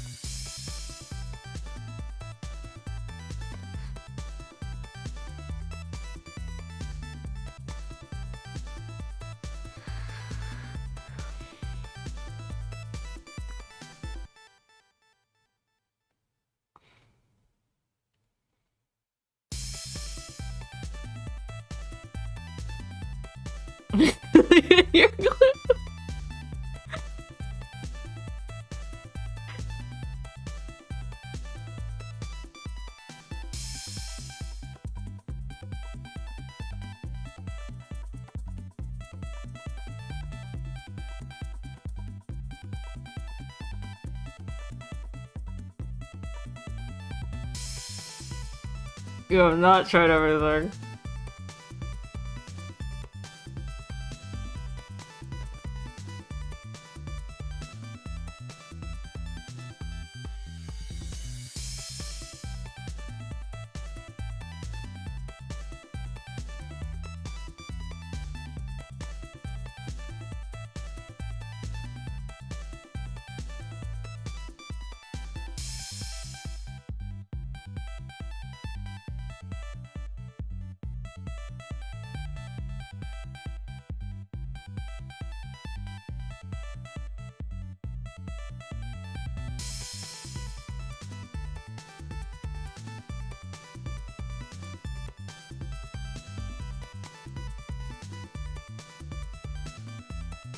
Do you wanna hang out in school or something?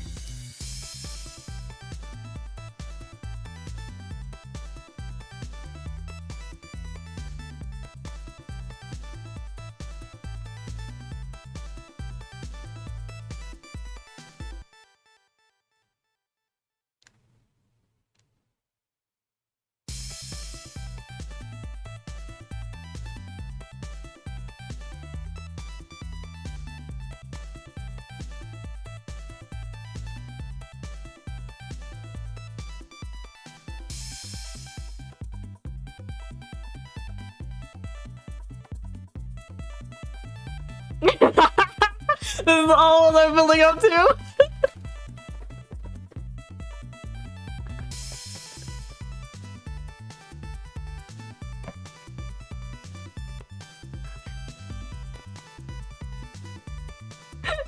You told the teachers that it can't fit you, and then he comes out with this look and he goes, yeah! And then he walks off and leaves you fumbling, and the teachers are looking at you and they know.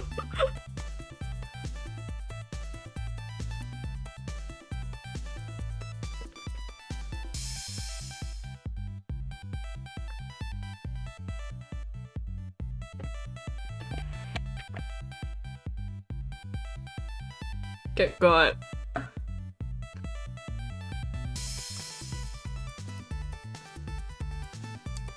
He's never going to let that go. That a cat bit you. He's gonna invite you back to that closet with a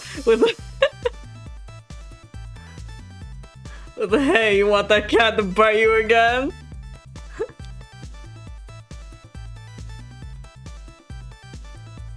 No, he absolutely meowed like really loudly as soon as he heard that a cat bit you.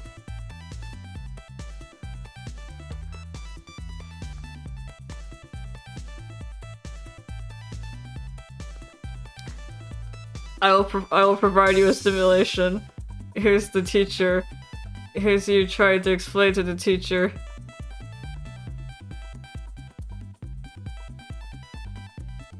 I was like...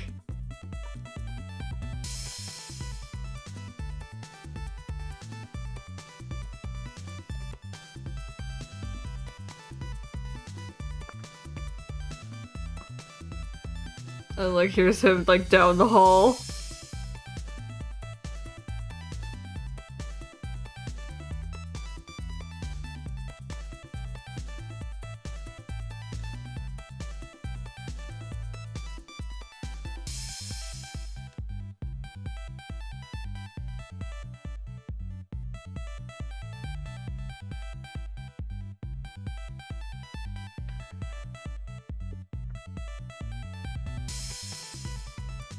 There you go.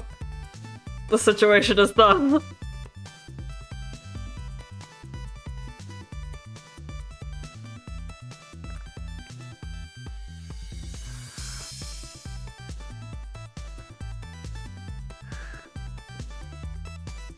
You in a love-hate relationship with him?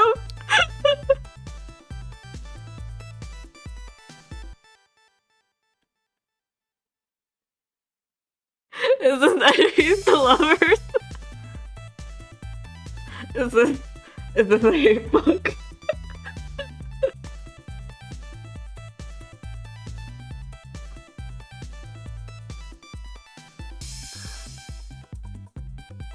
Well, I never thought I'd see the day where I write it when I make a character you hate fuck.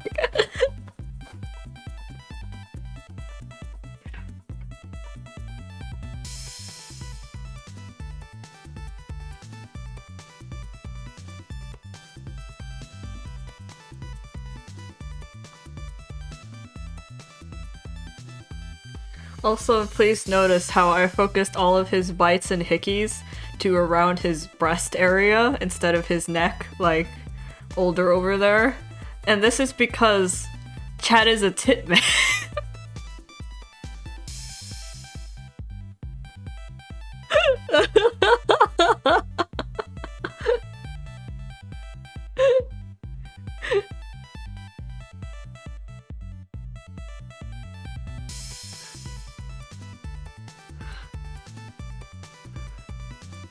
You'd focus on the important parts.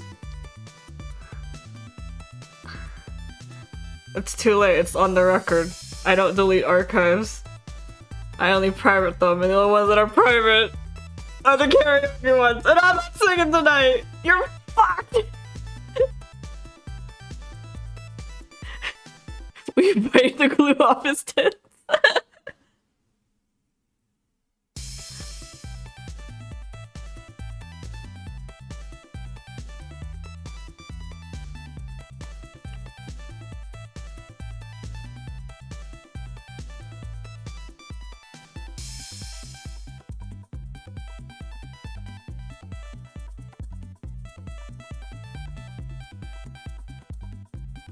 I'm transferring school.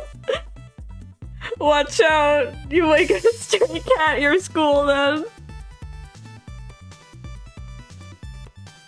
He's a bad boy. He doesn't need to attend classes. He'll break into your school.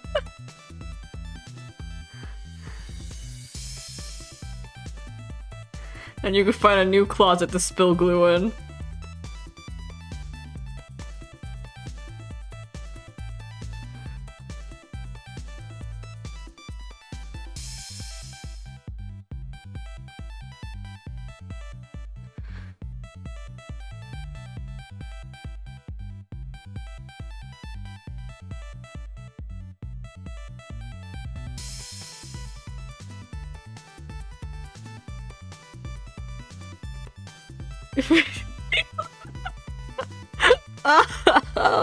Oh, it feels good to be a gangster.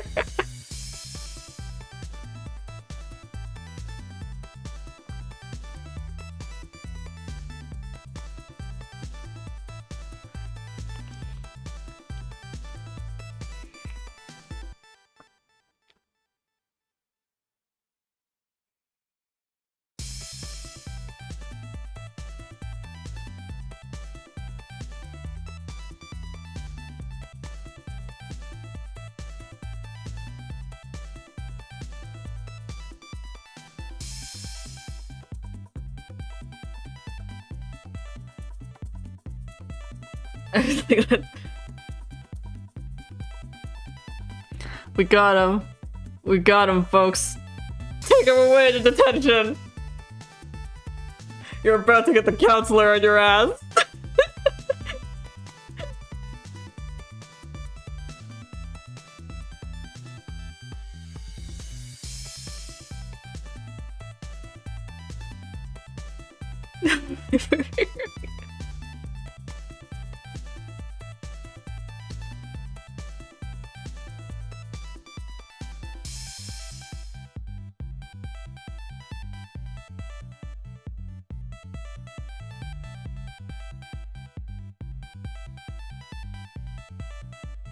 I didn't think I'd be drawing this much of them, the Stream Boys.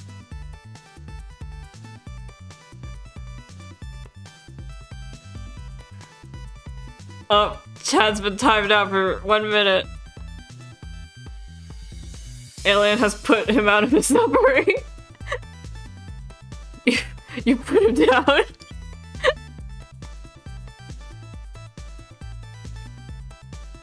Took him to detention. Oh my god. The discipline committee. Alien and the discipline committee. The school drama is getting more and more detailed.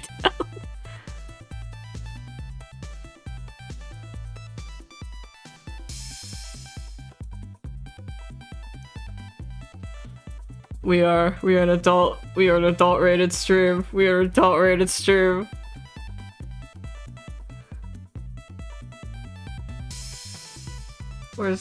Where's my man? Hold on.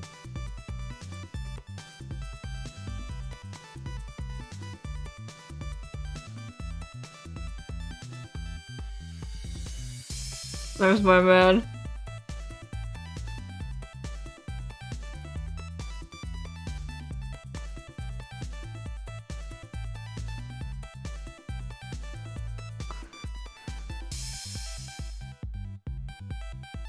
He'll keep you safe.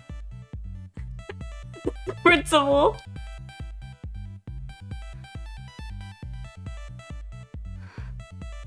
Okay, I feel reassured now that we have our usual block.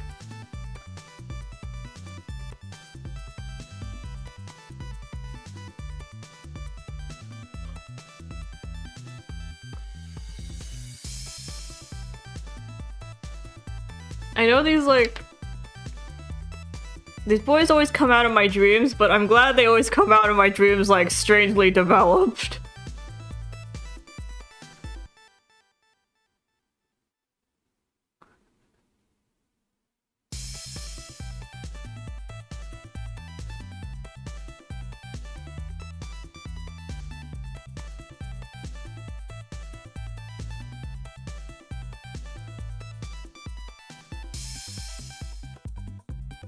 Mr. Principal, please, I don't want to...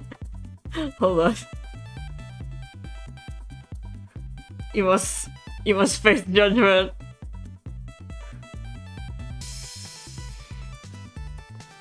The principal is looking at you.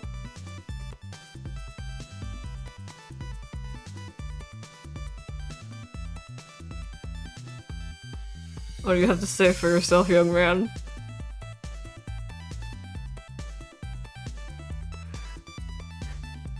Are you going to repent for eating glue in the closet?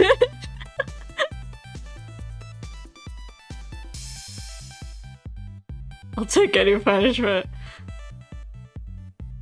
This is the development. This is the teen drama development where the principal tells you to reform the bad boy or get his grades up or help him graduate or something. I can feel it.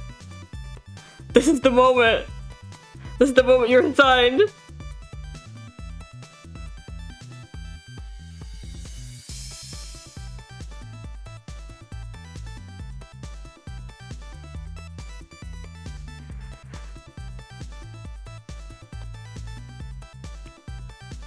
And thus begins your thrilling school life.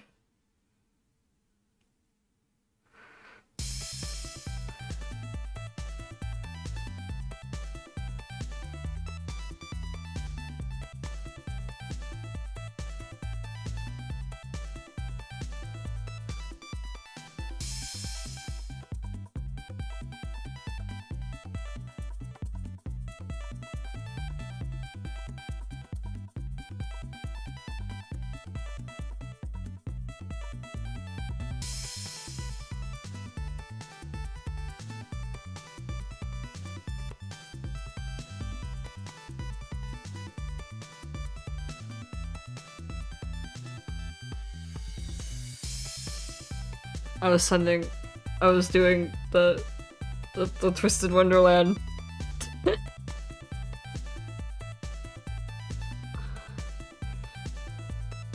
Likeable student, discipline, side character. Dude, I don't even know. Who are any of us? Where are any of us? Why have we come here? To just watch two guys make out with two other guys? Sometimes life is just watching two pairs of guys make out with another pair of guys.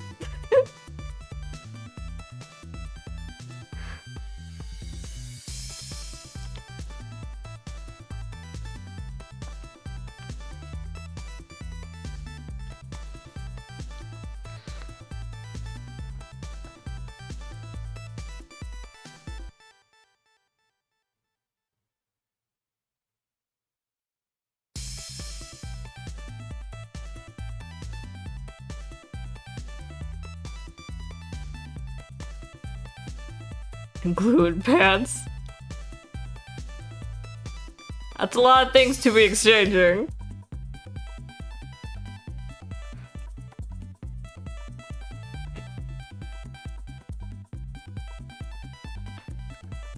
Good. What was I even doing?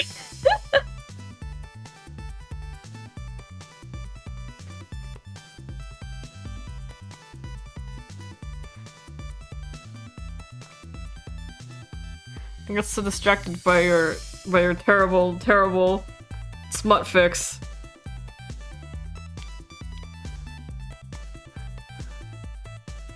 Give up.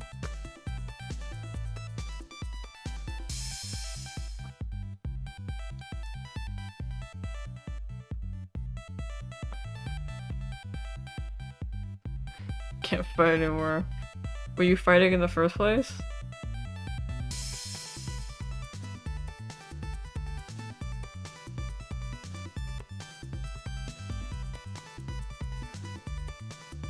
In the closet.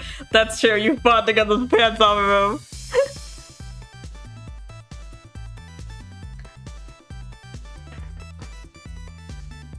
Fine to get his teeth into you. I was gonna draw the carnival kids. I just like looked to my side and my sketchbook was open with them on it and I was like, oh yeah. Oh, the song I have right now is really freaking my brain. I gotta put it on loop. They were stained. It was your fault they were stained in the first place!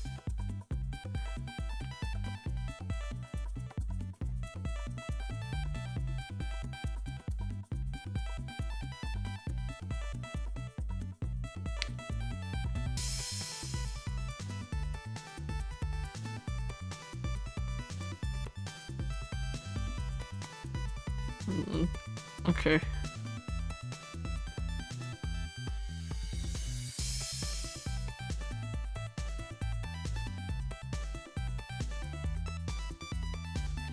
Damn, I don't have any like set designs for them.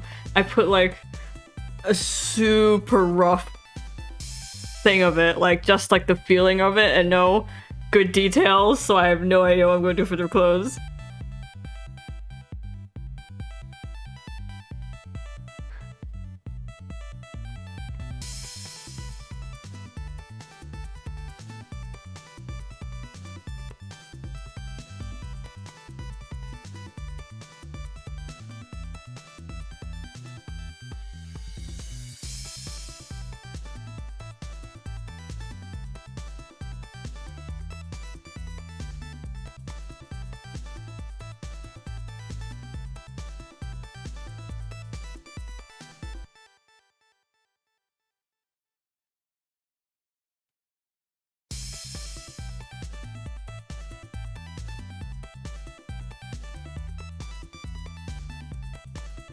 Hmm.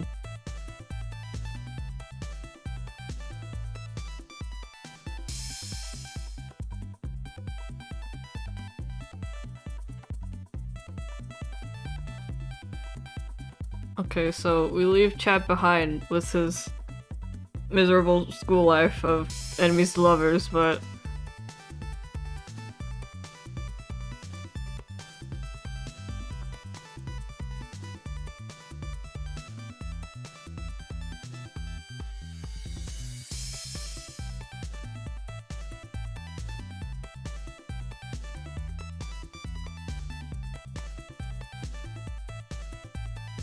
What I'm doing now is that I've designed a bunch of kiddo Cs. I'm going to try and draw them as adults. I have like 2 designs for them, like a good timeline and a bad timeline for their adult forms.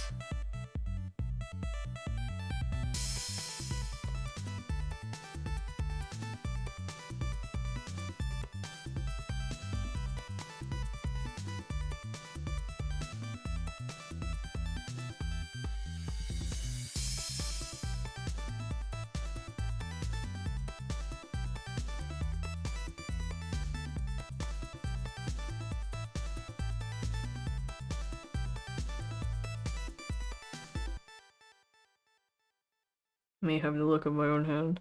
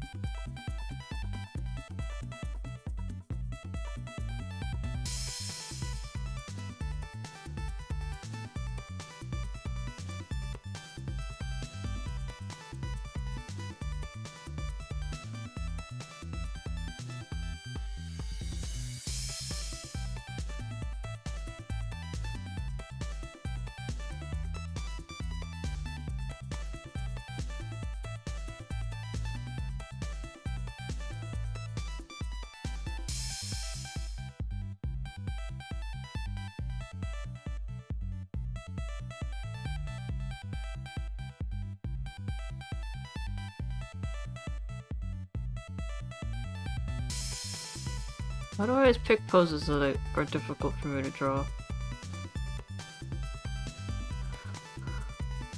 Especially because I'm doing it live.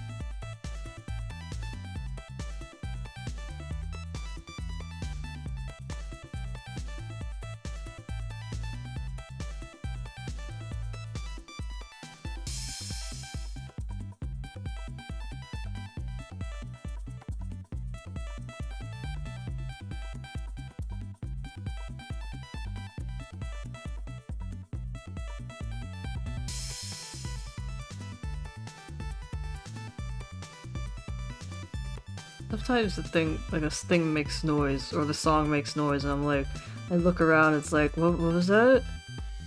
Then I realize it's the song. And I realize I'm a fool. And then sometimes it's not the song, and I'm like, oh shit! I'm good now.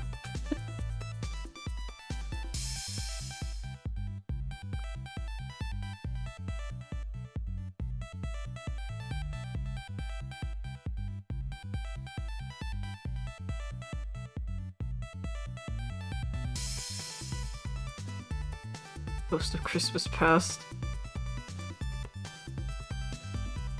That's one damn stubborn ghost.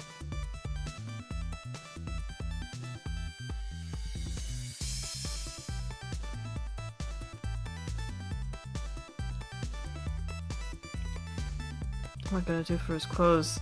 It's like, as I get down to drawing, the time ticks. I have to think of something.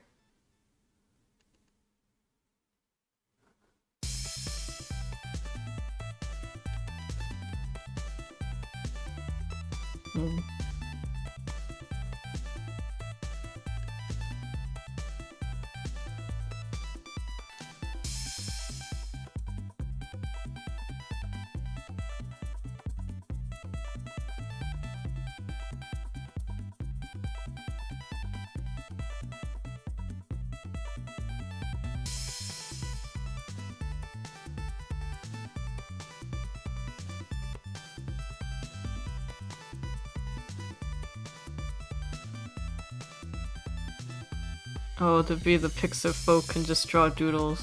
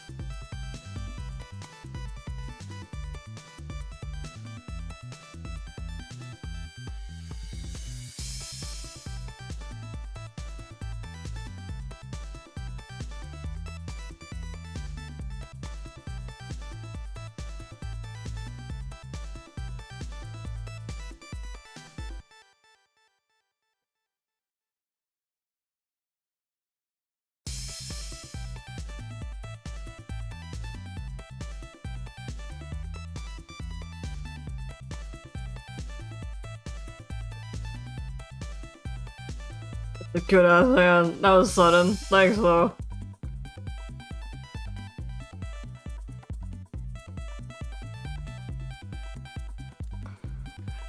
Stares. Tries to think of clothes. I've never seen clothes in my life. What do I do? I mean, I guess the answer is keep him naked, but what kind of hooligan do you take me for?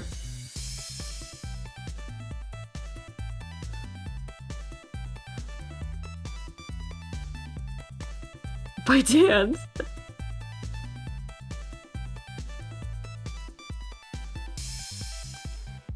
Let's see, what do I have in my sketches? Okay. I'm gonna try and see the general shape I went with in the sketches.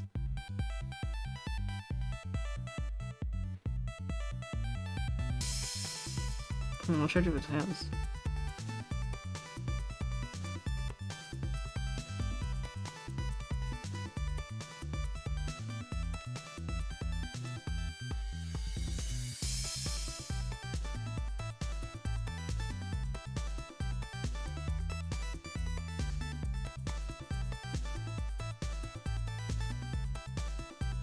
Me definitely making it up on the spot.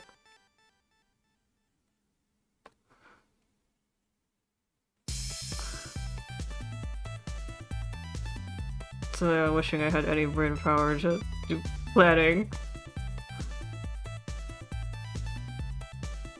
As it stands, I'm a damn fool who must make things up on the spot.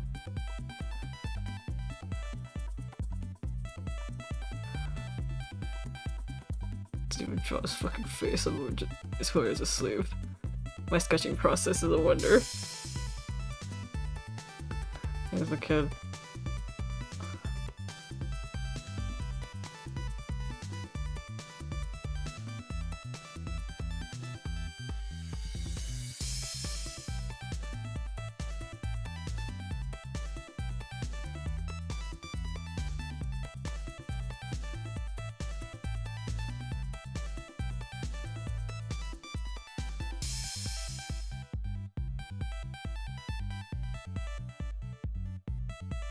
Girls, what you know there a bit?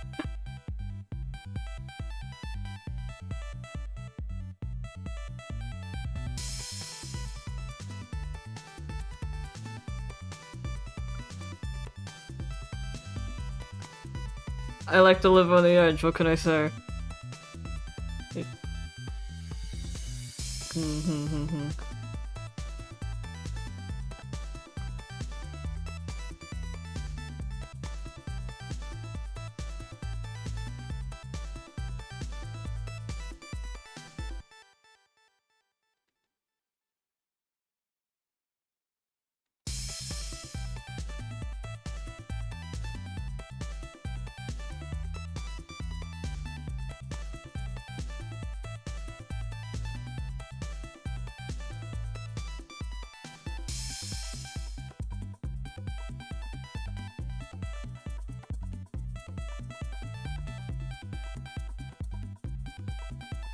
Hi, welcome.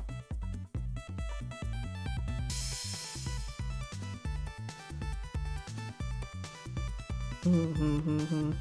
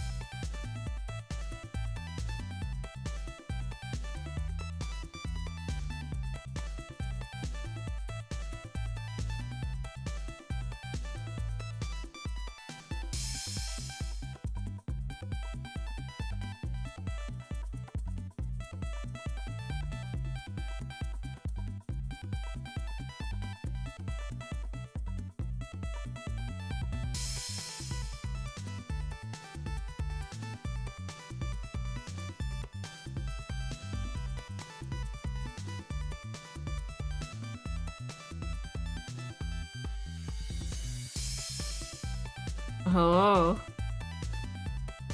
Make yourself comfortable.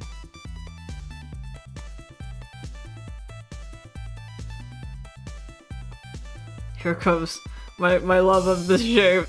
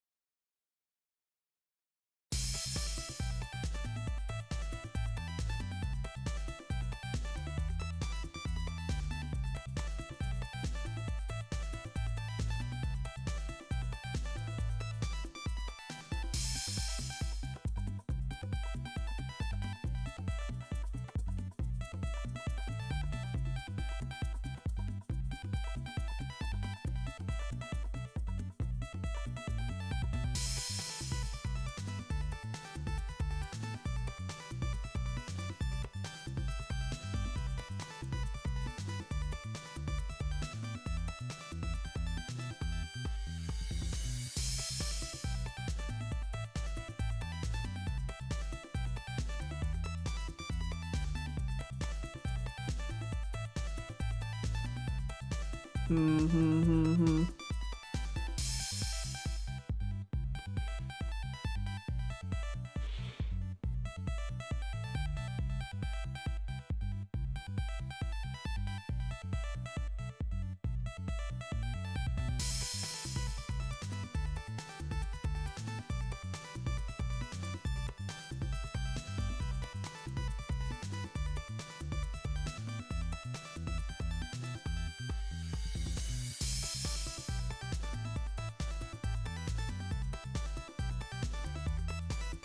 I'm gonna start looking at these like they're concept sketches so I don't get too strict on my lines.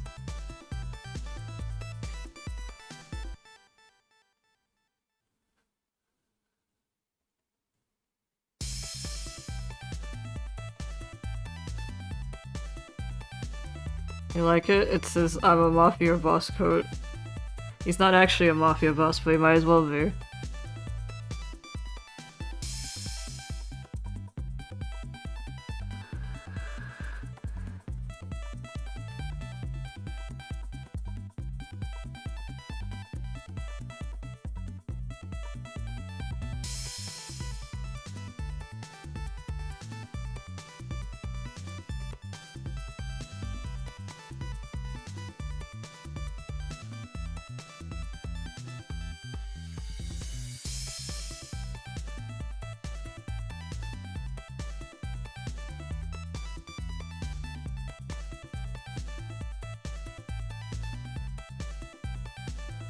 You got it, alien.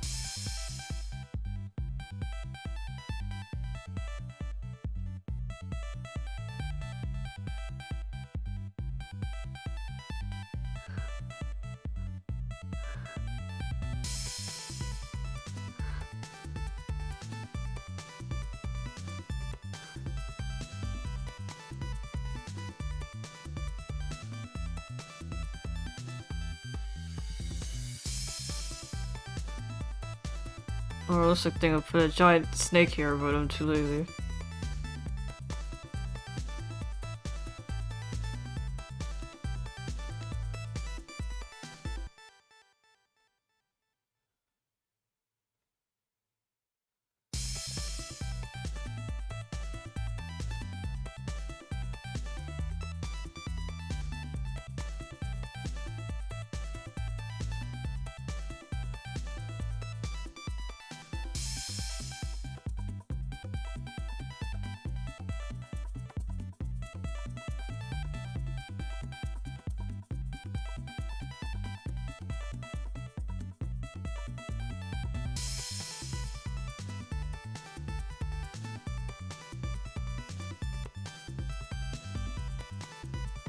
If a snake, I'd be like...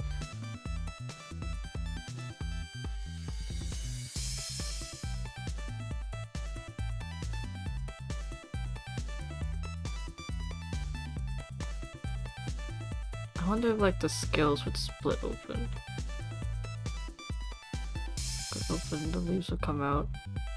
So it's like, are they falling scales or fallen leaves?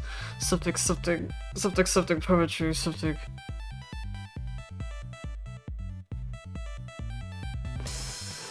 Fallen scales of a dying snake, something.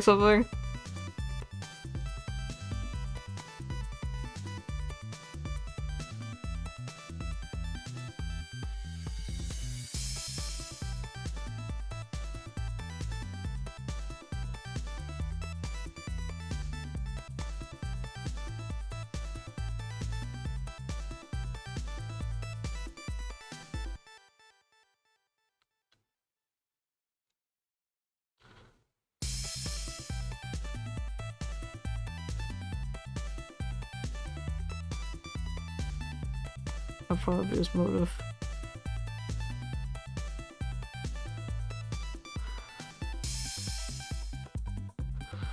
I'm mumbling. Blah.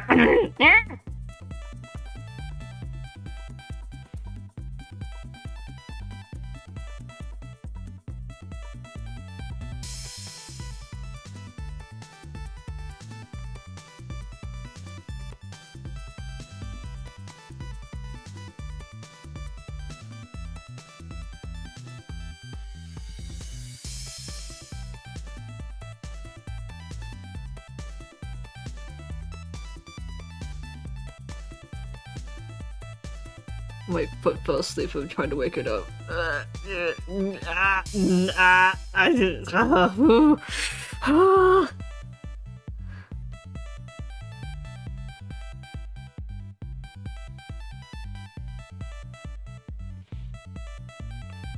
Thanks for the asterisk.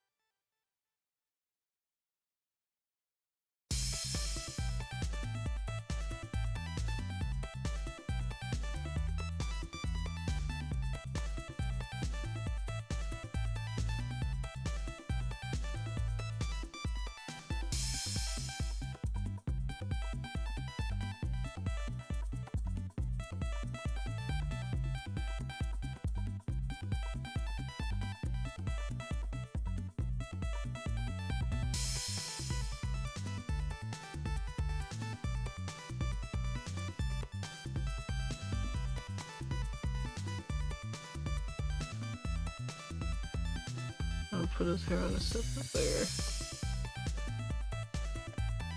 Oh yeah, that's good. I guess I forgot.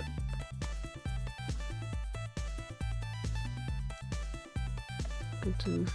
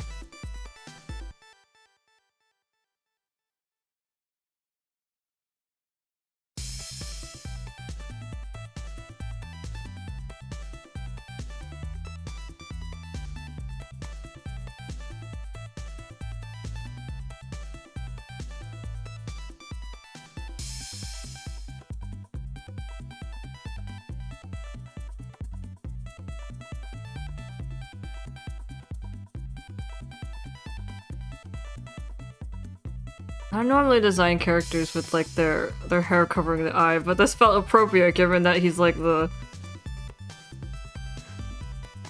Well, he's kind of lost his mind. The eldest of a pack of siblings of a bad ending. Bad ending timeline.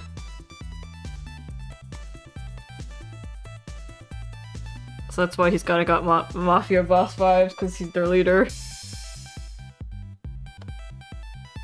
But he also has emo vibes because he's very sad.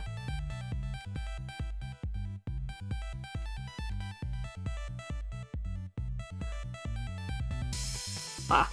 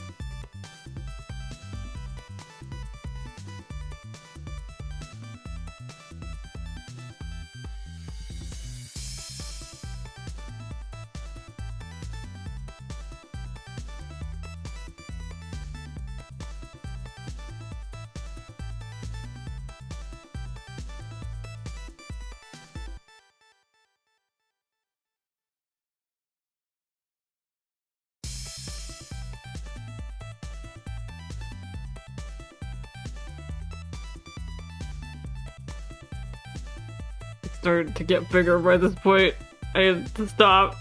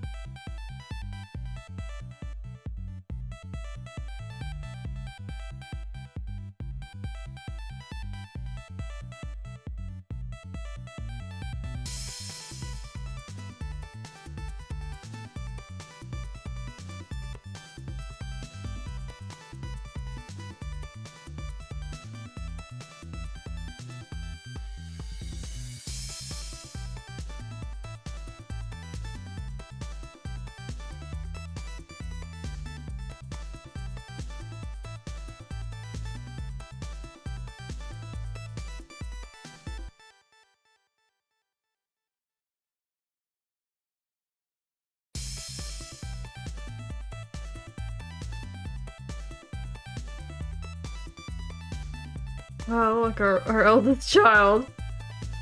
He's so emo.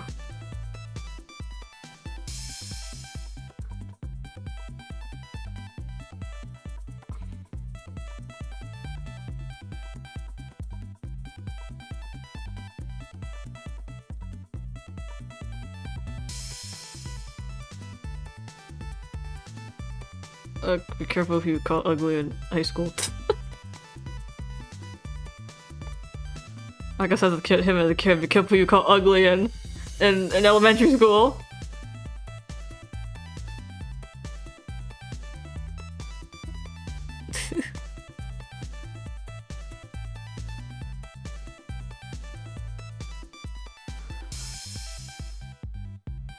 We see Shed in elementary.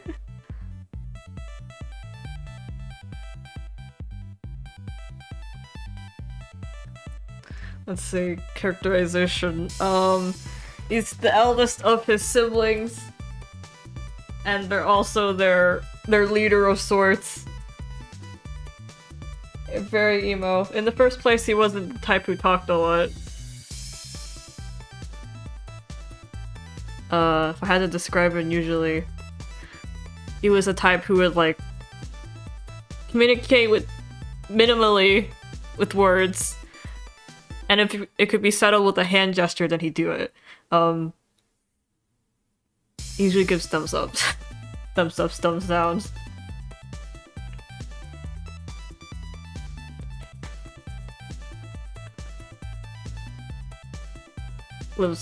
Lived life with the...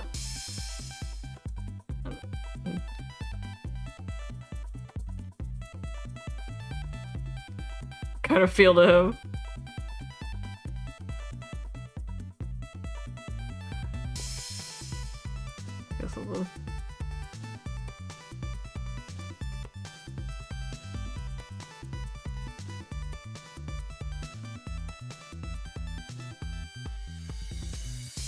And that's his personality.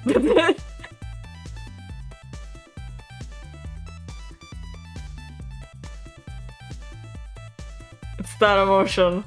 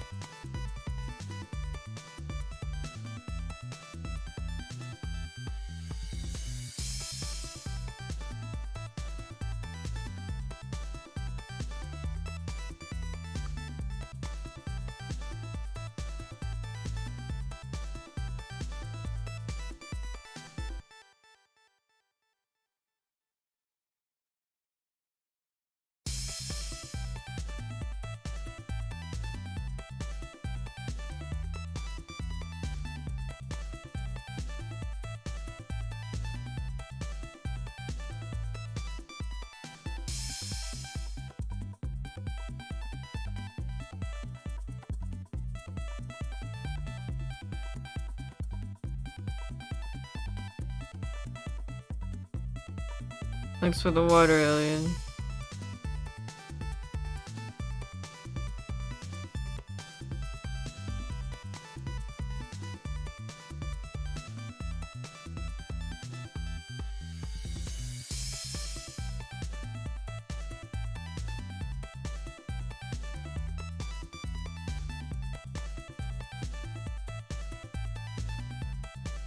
Good.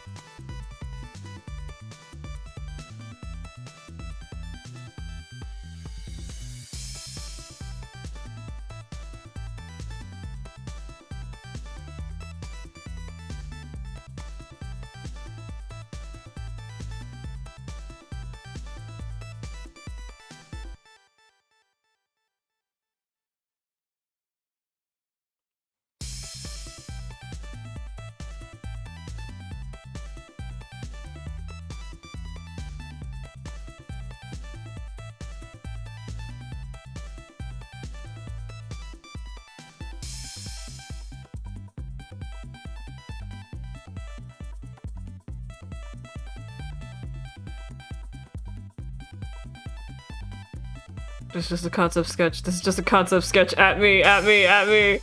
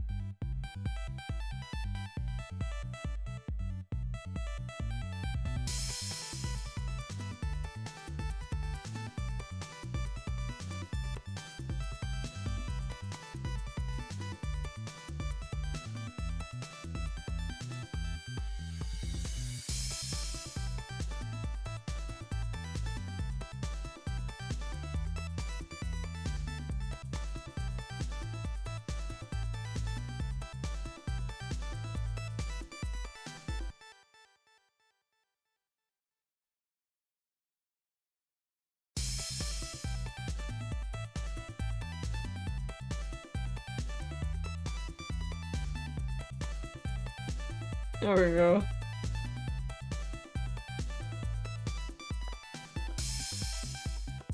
He has his shoulder exposed because being a whore runs in the family.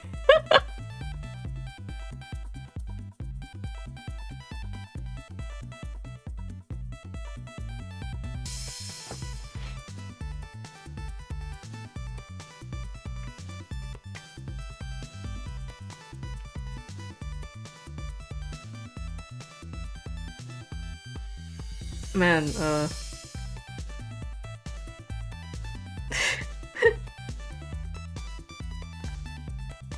that's definitely like a yikes, what happened to you?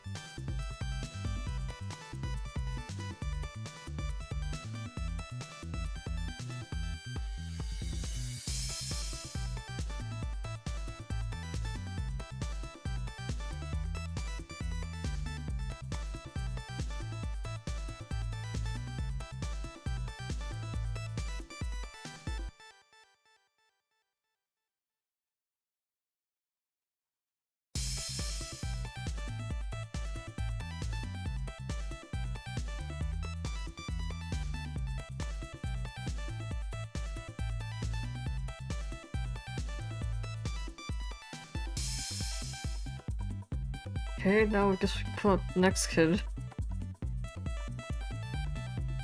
Hi, welcome to the stream where I sit in dead silence. What are we at? Almost 5 hours? We're not even at our minimum time yet.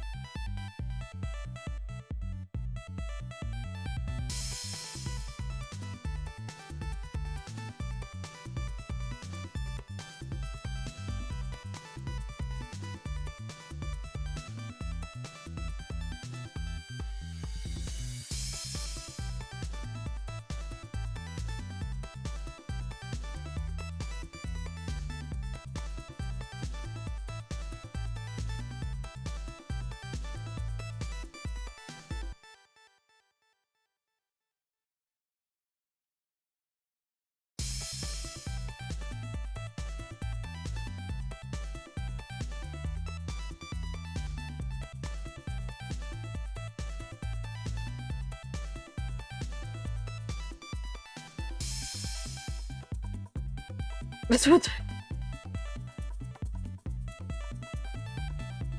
What happened to you? Why'd you suddenly pop in?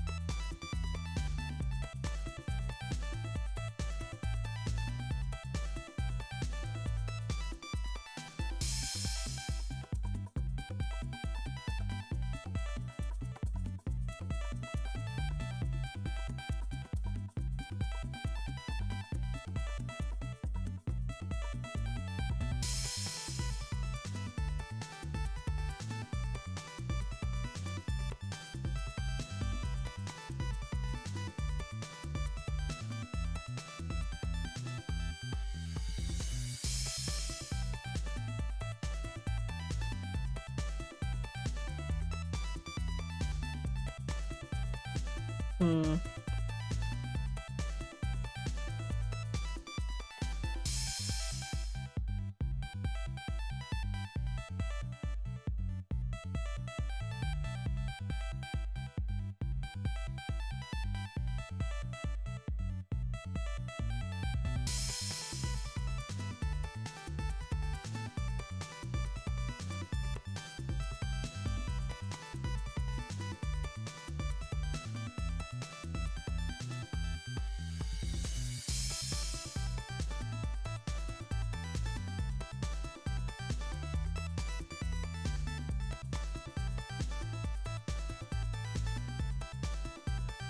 It is indeed a sword. Or a rapier, or a saber, or whatever the fuck. It's a pointy stick thing that you use to kill people.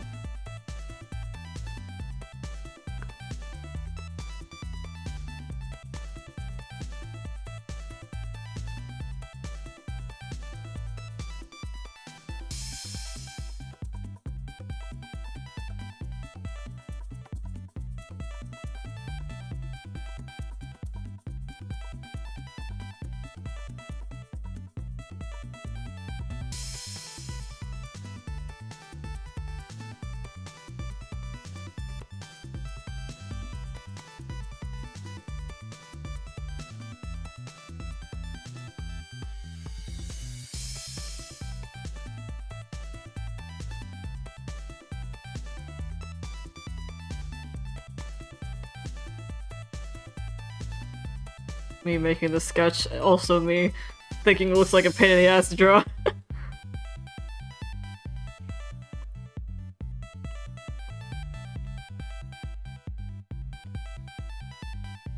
It's just concept sketches. They're just concept sketches.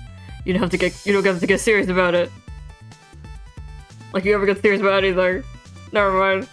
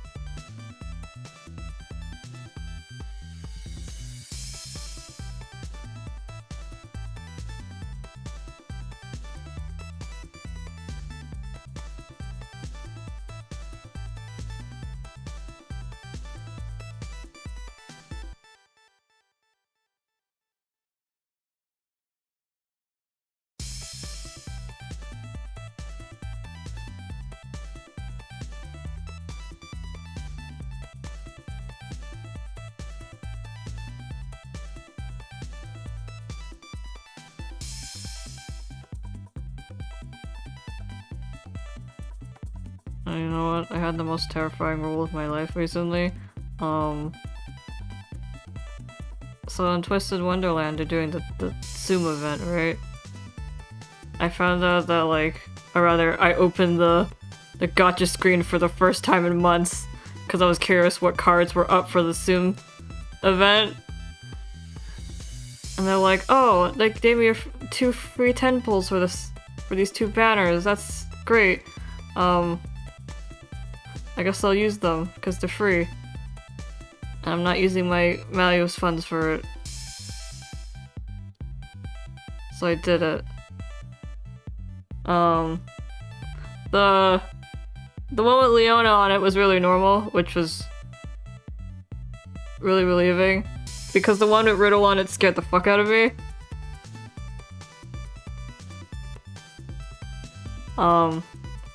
So it says you're like guaranteed an SR, right? And I was like, oh, that's nice. I barely pull, so I could use any SR in existence, really.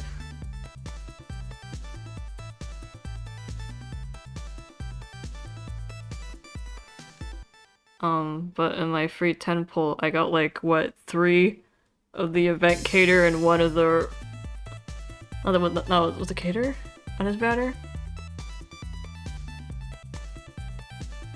And then...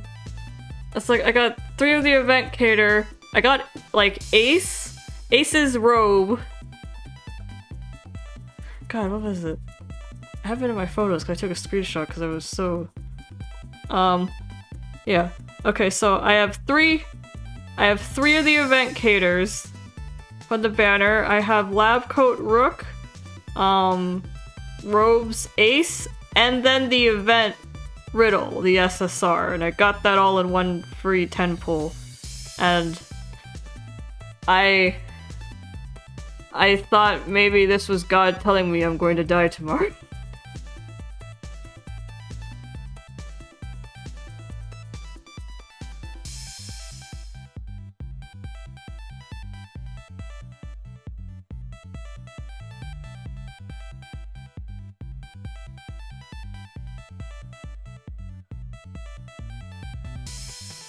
Is this the fish karma? No, I guess it would have been fish karma if Floyd came home. Floyd did come home, but it was a very regular pull on that one, so I felt very relieved, safe. The fish weren't after me yet. But if the fish weren't after me, then who's got to my life right now?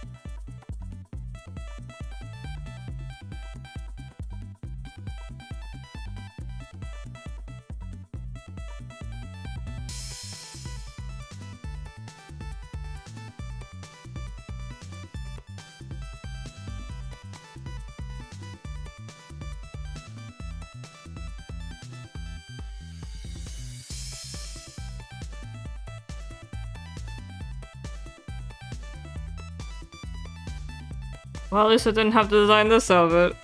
LMAO.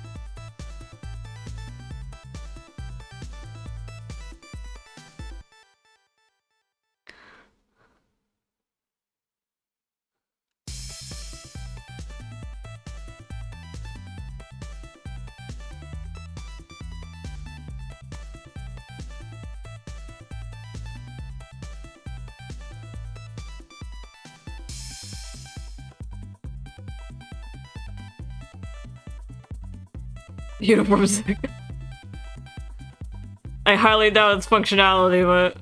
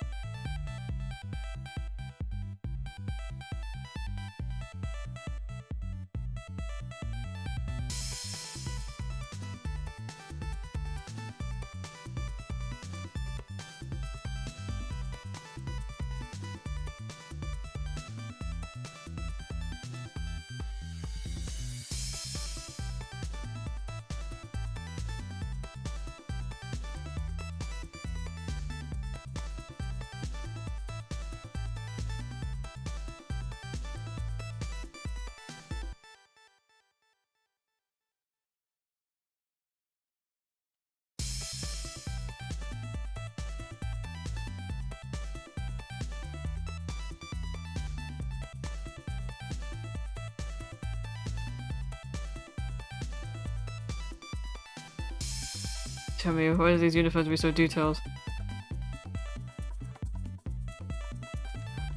I'm only one man.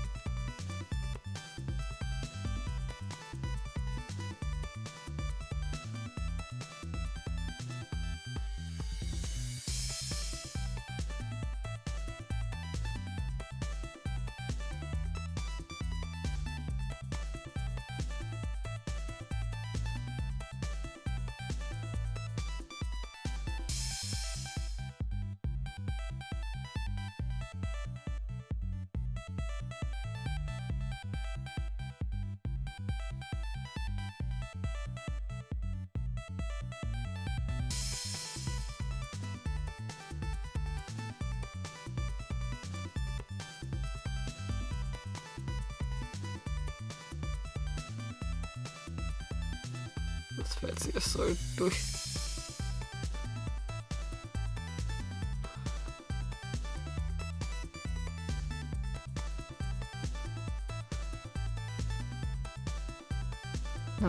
Everyone wear horror gloves around here.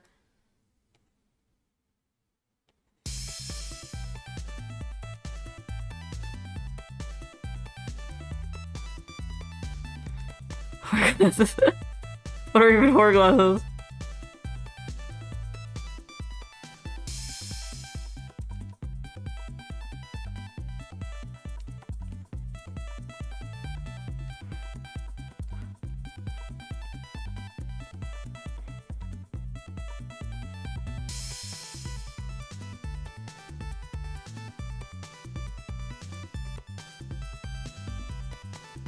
Tiny square ones?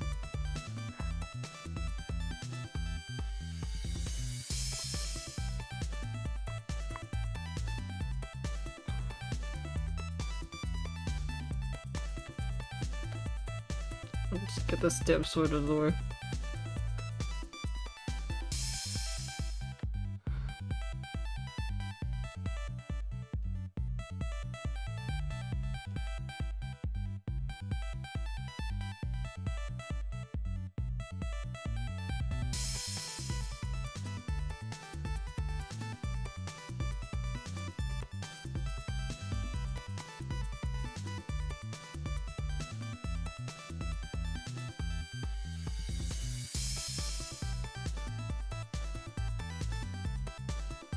I don't know what the end of the sword looks like.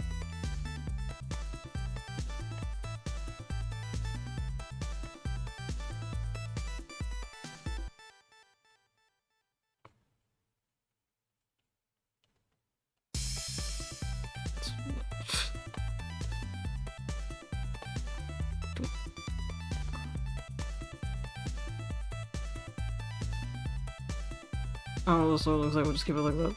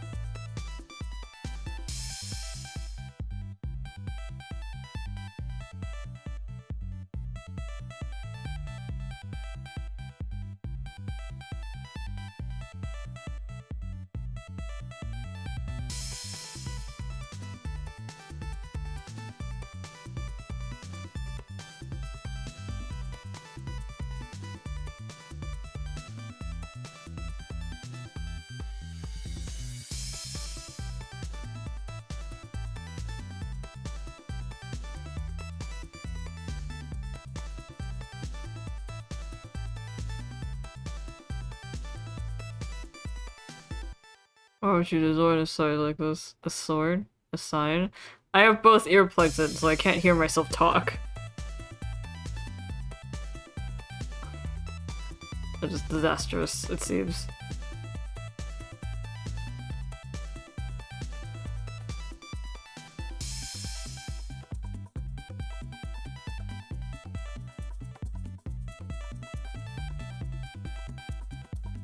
Yeah. Here.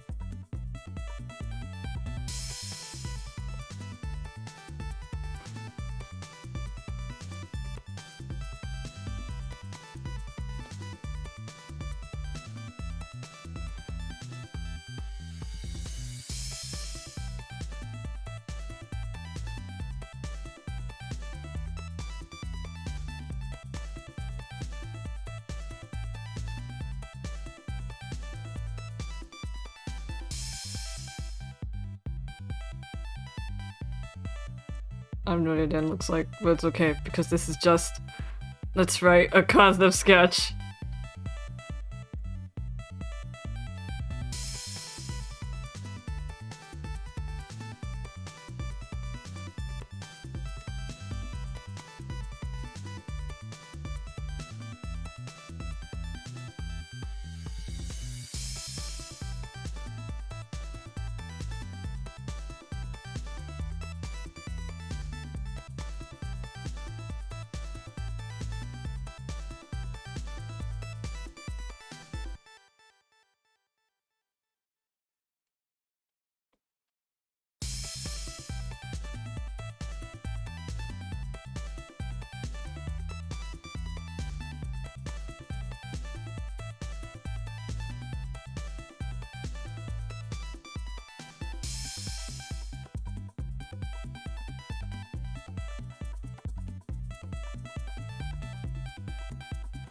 I start waking my leg back up, I go right back to sitting on my foot.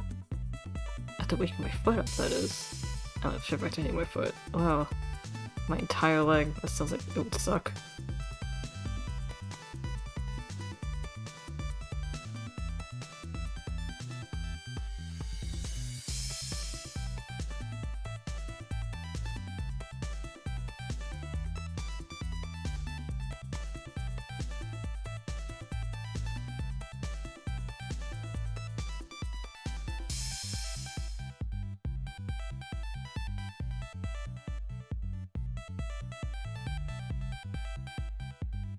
Oh, thanks for asking me to rest. Cool, I got the part with the dumb sword done.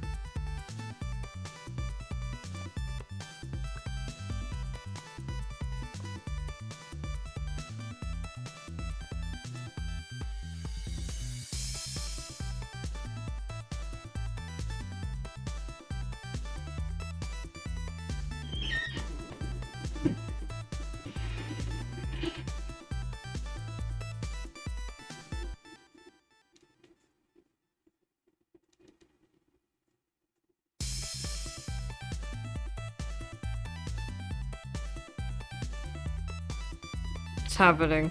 I'm working on it.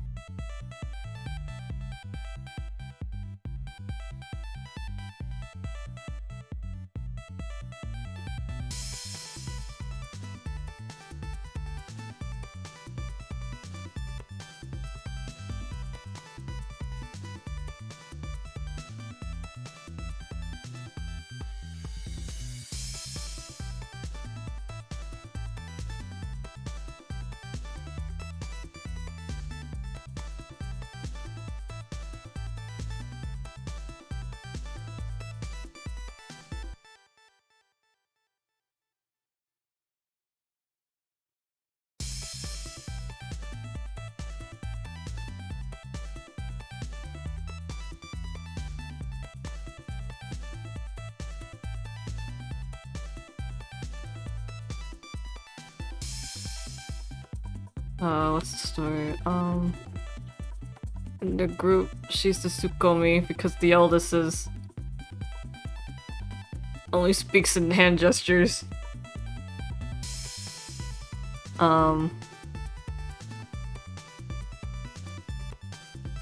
She likes tea parties and sweets, and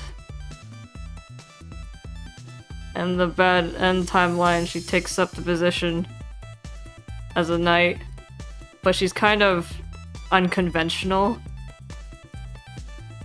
Because as you can see here, she's not holding one, but two swords.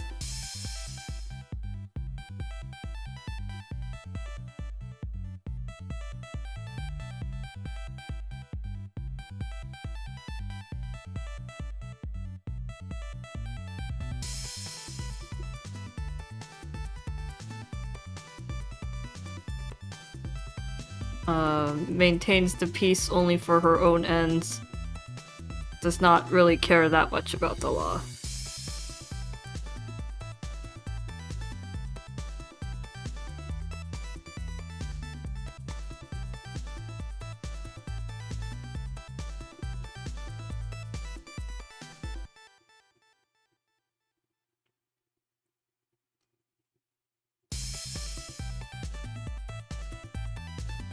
Oh, and needless to say, I imagine she's extremely skilled combatant, so good luck.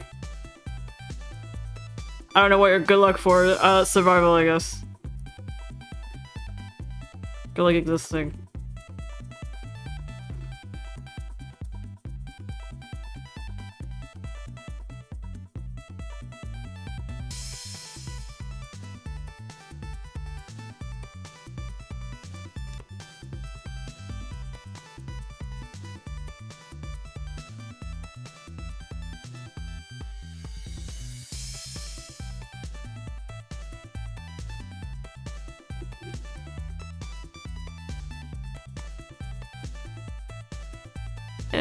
In a happier timeline, she wouldn't become a knight. So... I mean, I imagine she would become a knight, but not this soon, I'd imagine. Or she would get this high of a position this quick.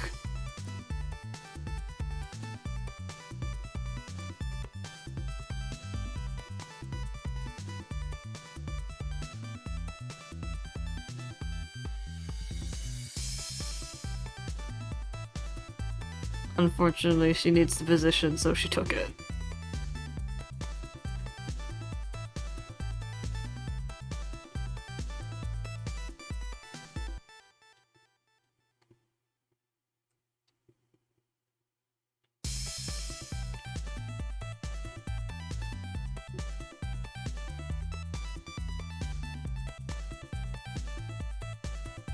maintains the law at her own whim. If it's detrimental to her, she'll take care of it. It's like the law only exists to her when it's convenient for her.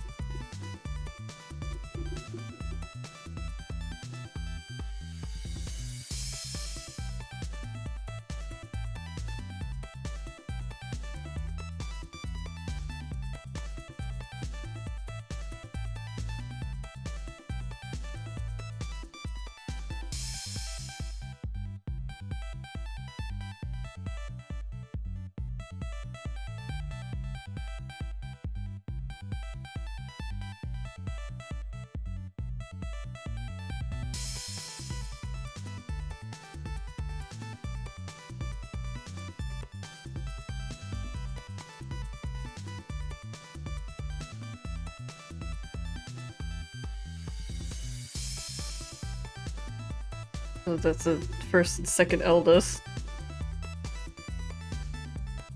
I don't know what girls at the church look like in this universe, but here we go. I mean, but the shit their priest gets away with, I don't know. Like, you let your priest walk out like that?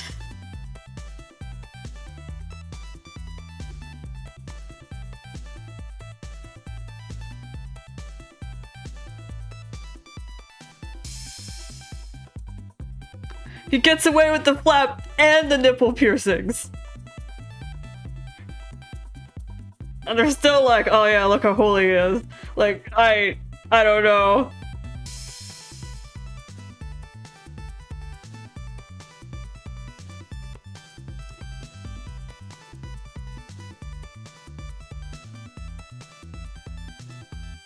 It's like he's got the flap, the piercings, and there's a flap for his bottom. Not his bottom, his crotch specifically, his groin, and the weird, like, thigh-high tights thing.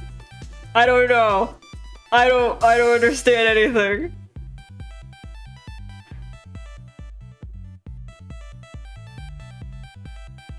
You let him walk out like that? Are you really?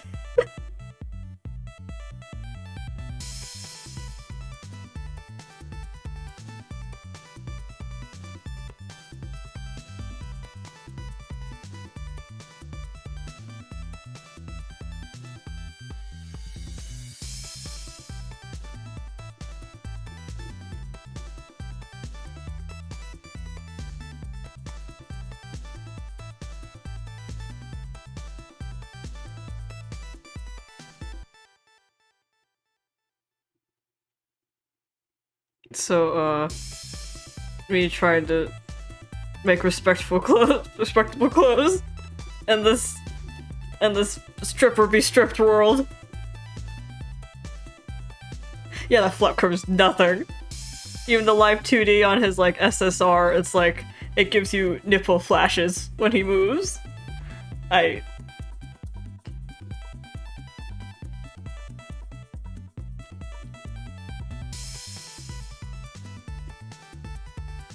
can close this now.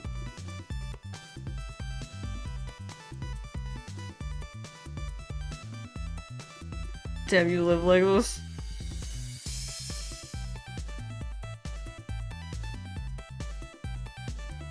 Dude, I think all of us took a double take when we saw that first outfit.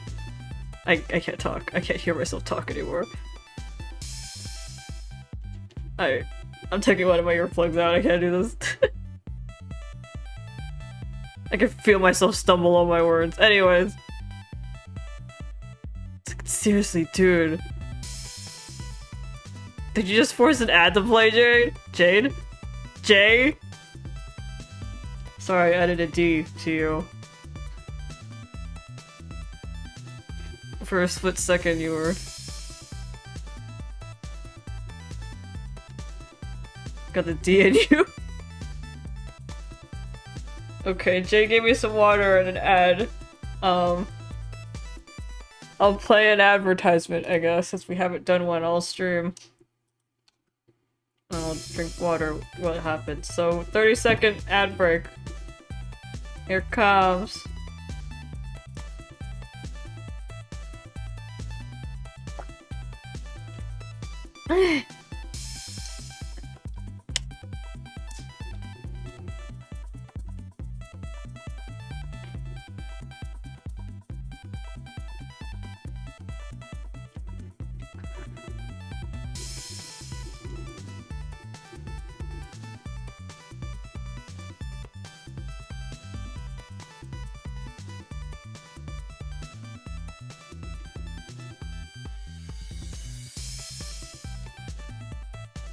Welcome back from ad hell.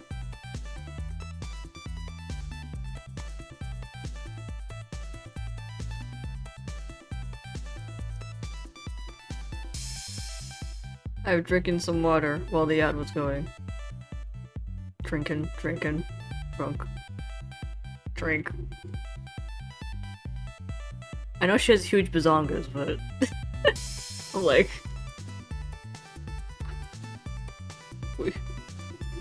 she has to have huge bazongas. She's inherited them. They're a key part of his character, just like his green hair.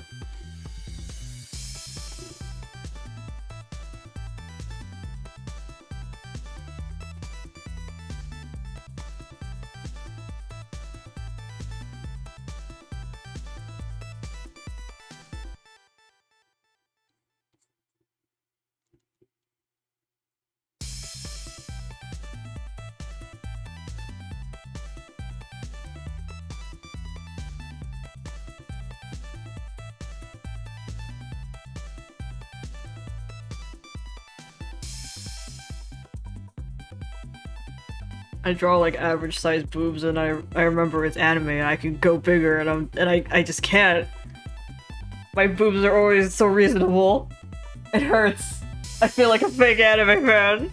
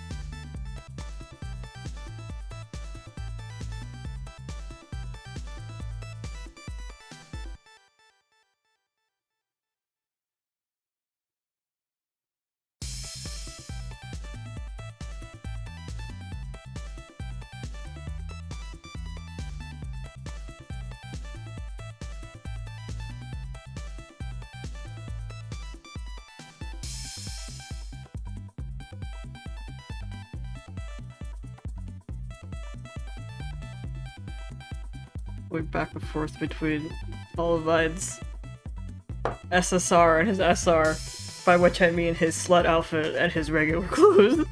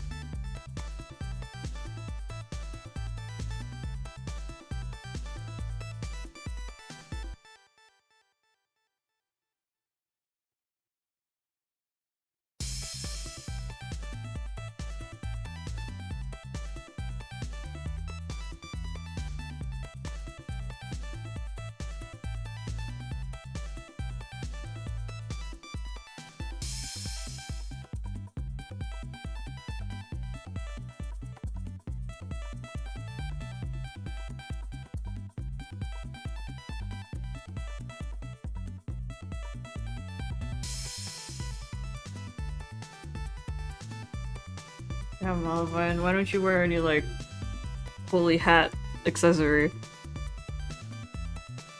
Is it because hats are unsexy? I guess hats aren't sexy. I guess it's just true. Holy hats aren't sexy.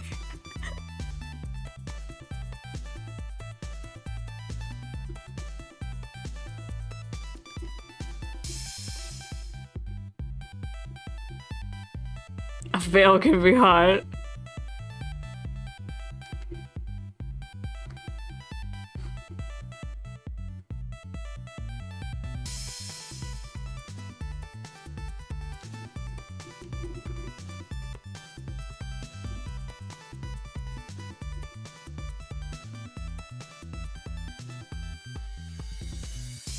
They don't understand us, Jay.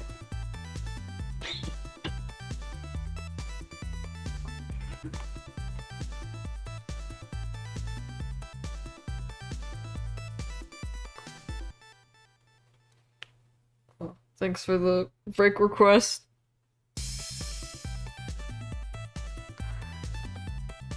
True and the veil opinion. Well, I guess the priest of whatever this place was, Klein or whatever. Whatever the dumb name for a place that he was.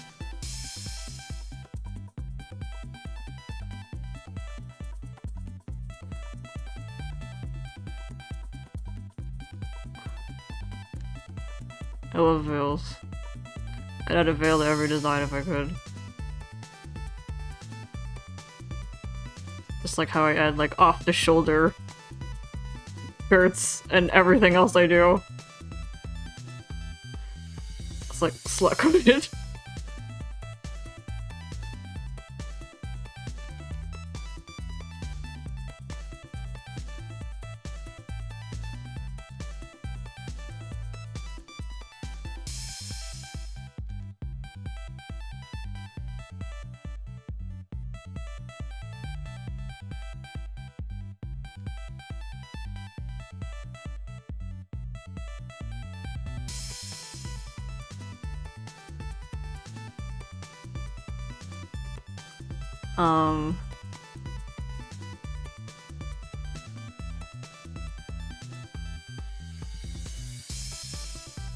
This girl... I imagine originally, even if she did, like, is religious, she wouldn't be, like, hardcore on it. In the bad end, she takes over her father's position, so...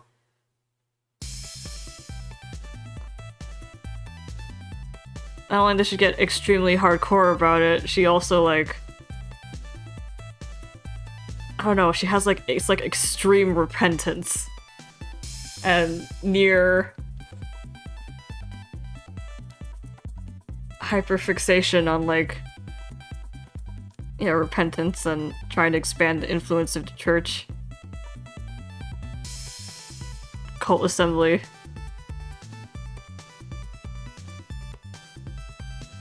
Cause she's kind of frivolous.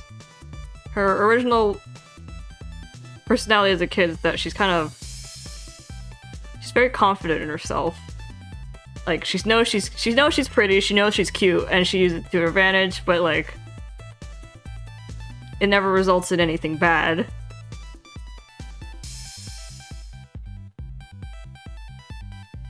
She just likes having her ego stroked when she does good things, kind of thing. But she did do good things, so you can stroke her ego a little.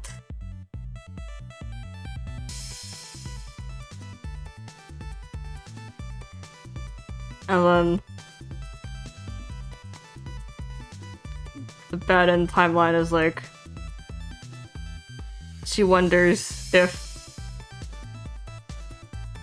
the result of her vanity and her greed has ruined her family, and that she has to do her part.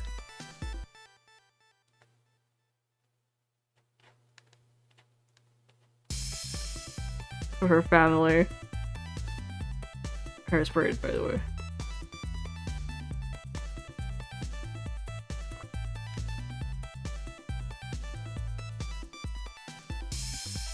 So basically like a super frivolous I don't don't know, egoist. Takes a complete U-turn, like, into hardcore repentance. And drags everyone in with her on the continent, because, like... my family is suffering, and all of you will repent with me. Because by some degree, it's all of your fault. It's your fault, it's my fault, we're all going to repent together.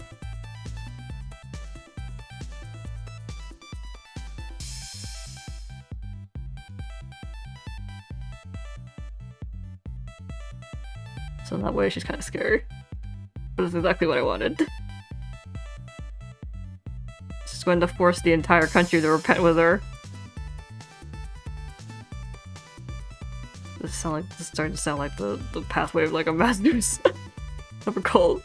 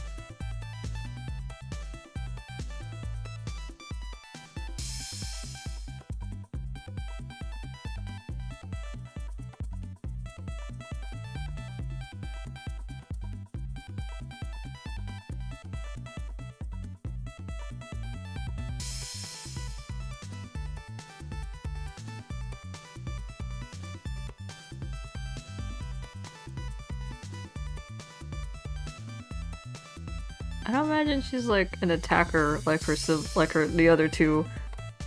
I mean, she feels like she's magic based, but she also feels like she would not hesitate to sacrifice the people to die in her stead if it comes down to it. Wouldn't hesitate to use them. It's the least they could do. In her head.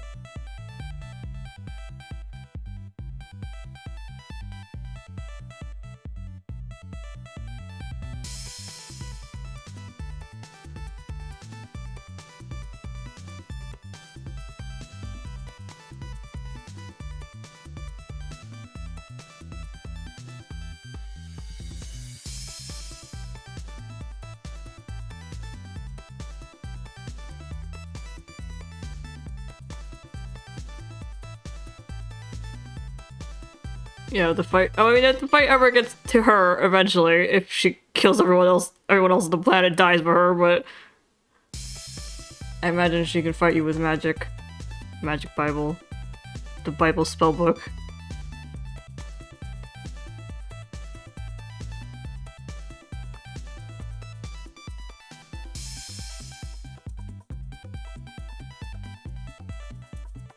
I don't know. I kind of like wanted to design all the kids like they were bosses.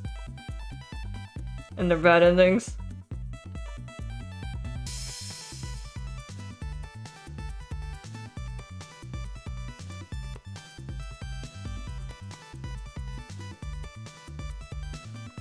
So like you know you really have trouble getting through to them.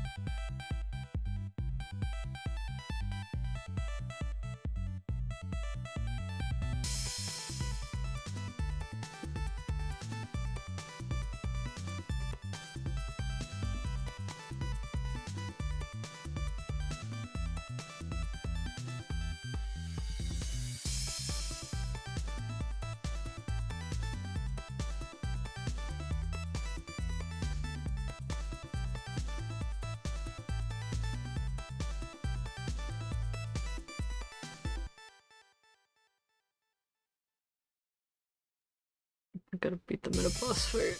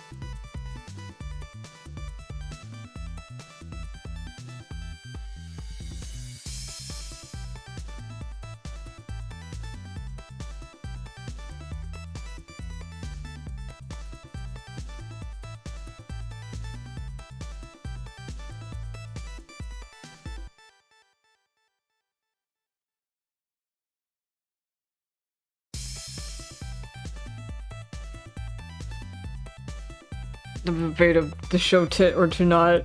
I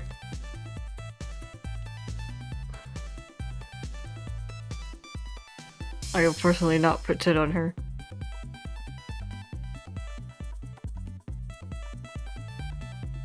Wait, she has tit, but I meant like to show tit.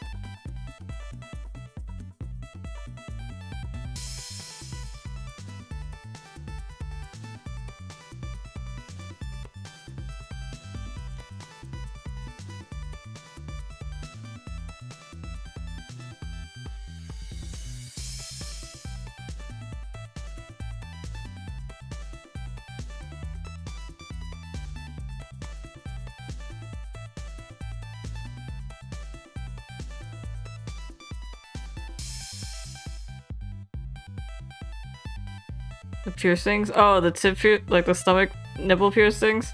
All the piercings? No. None of the kids have gemstones.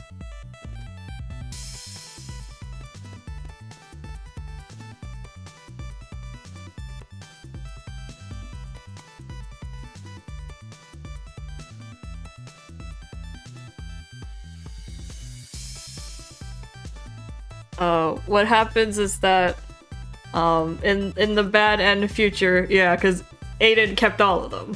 Because he was worried what would happen to the kids. So he just, like, took it all upon himself, and that's why he's comatose.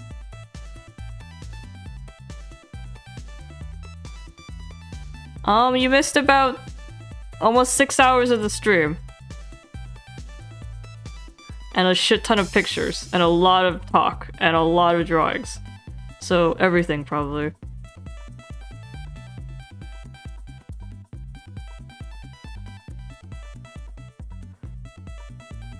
It's so sad. It must suck to suck.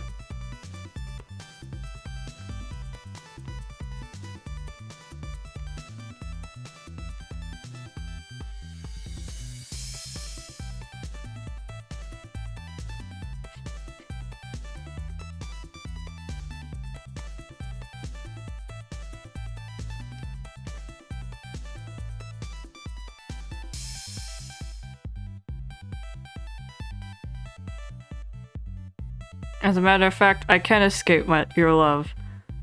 I have a sniper trained in space with the trigger on you.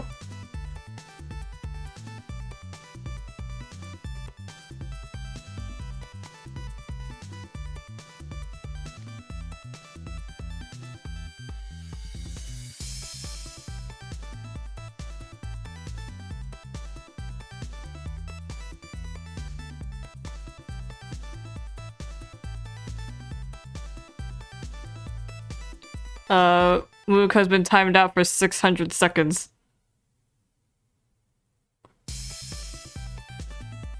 Anyways, where were we? Right. Aiden's a complete single parent. All the kids, I think, popped out of the gemstones.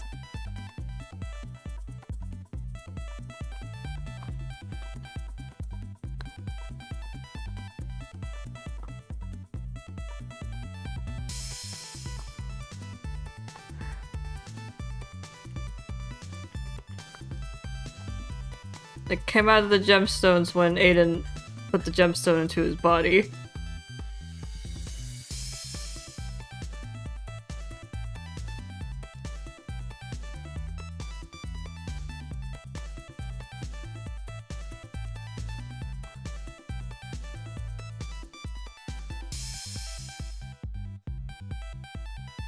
And just Aiden's been kind of raising them on his own.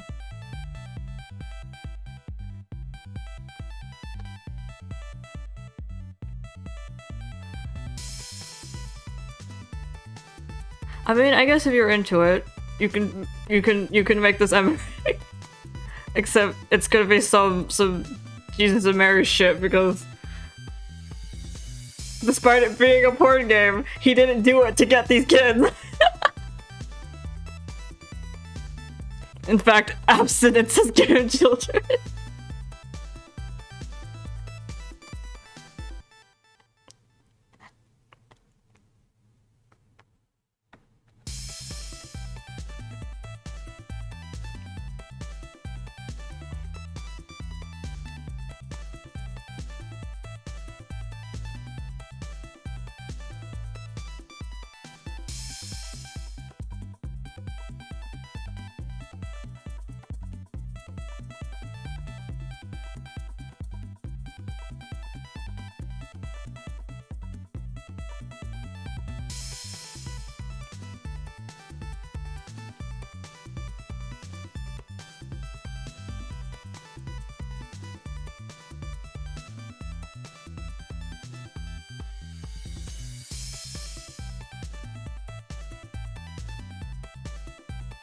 But like, as a side note, the kids do want to take the gemstones off of Aiden to like lessen his burden. So like, one of the reasons why they're so gung-ho about whatever position they're in, is because they kind of want to prove themselves that they can do it, that they can handle it.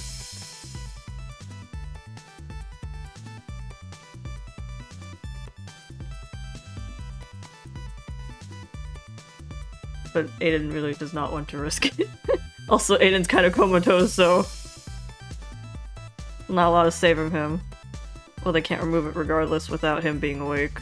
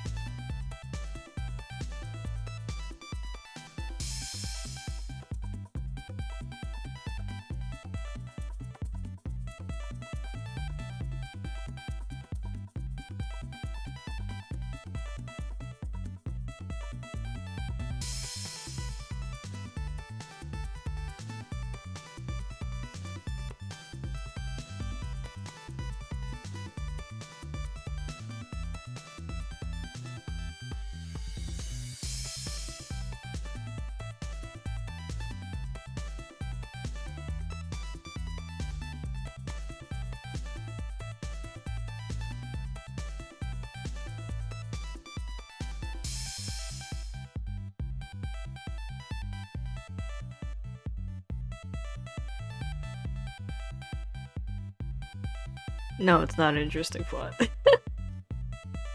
I just like it. It goes for all my plots, actually. No, it's not interesting. I just like it. Sums it about all my plots.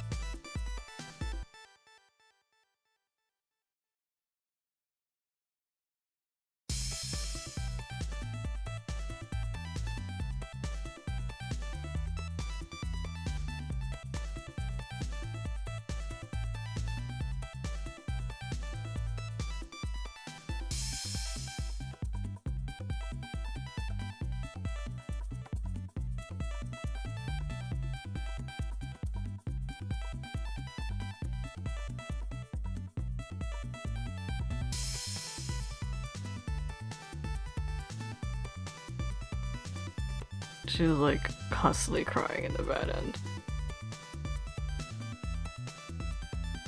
Crying on her knees, praying, all that. She's really serious about the repentance thing.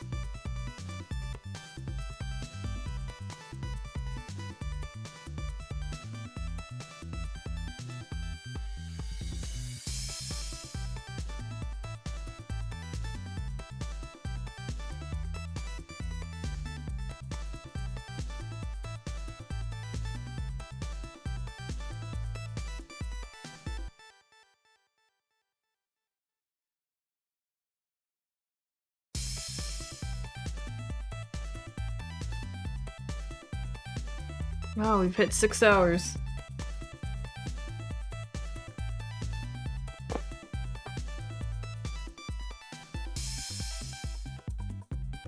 I'd show the other pictures for Moog, but we've lost Moog. It's so tragic.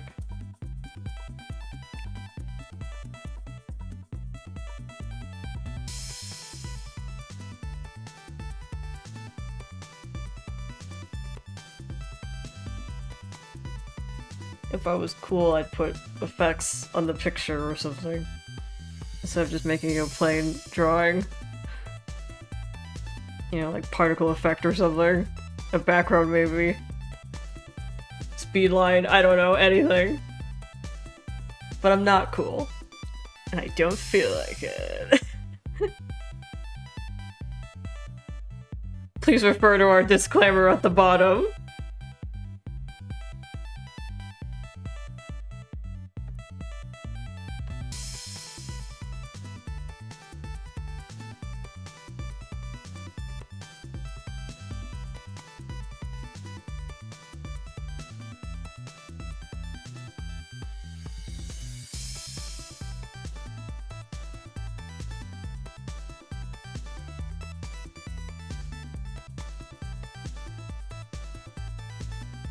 Me casually open back up new carnival.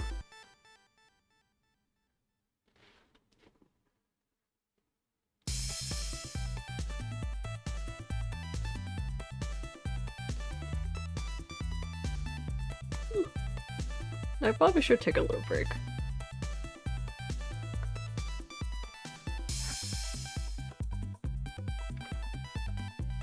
So, break time. Hello, folks.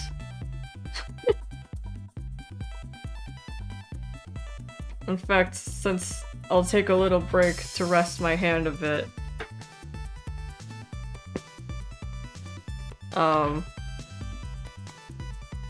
gonna go use the bathroom. We'll be right back with you.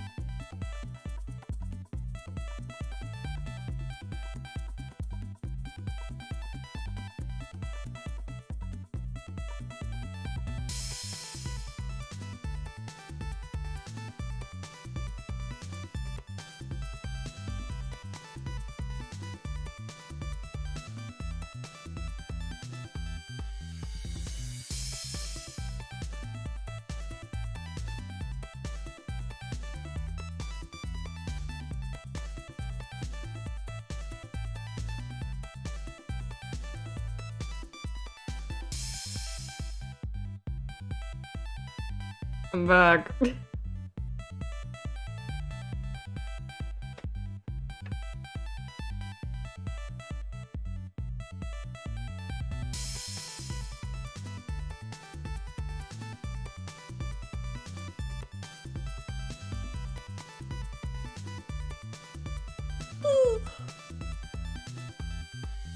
What, Moog's not back yet? Damn. I can't believe I left later than Moog and got back faster. So tragic.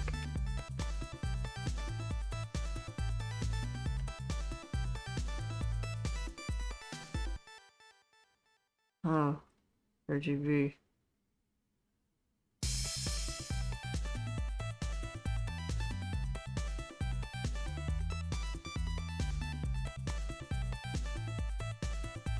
Does a flowering serpent resemble a dragon? I just think things sometimes.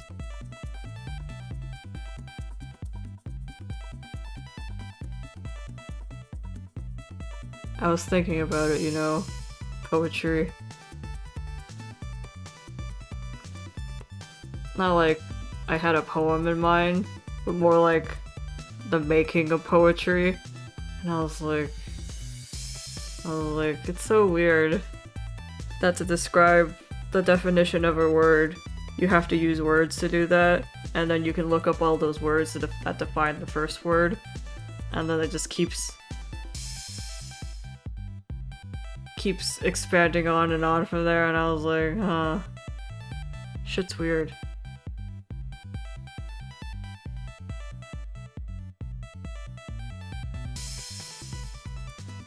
And then that's where, like, if you were there for the beginning, that's when I was briefly talking about, I could probably tell you about the shit I was thinking about for, like, the concept of truth.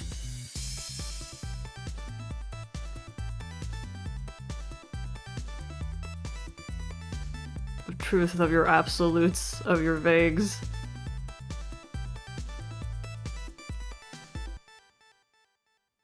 Such a mysterious thing. The things you want to think about, the things you don't want to think about.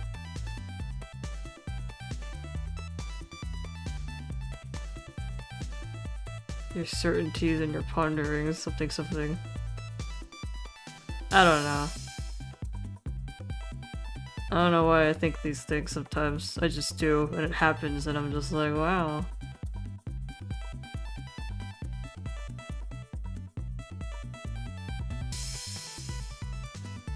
And then like 2 seconds later, I'm like, imagine thinking. That one looks so wistful.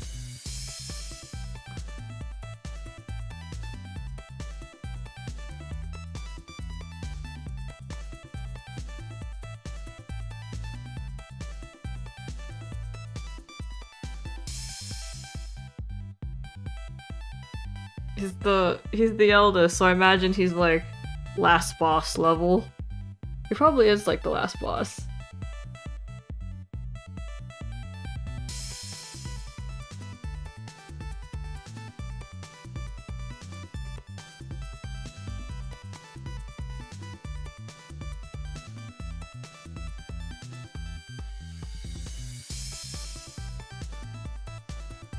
Is the coat, the mantle around him is probably like way bigger too, or makes him look way bigger.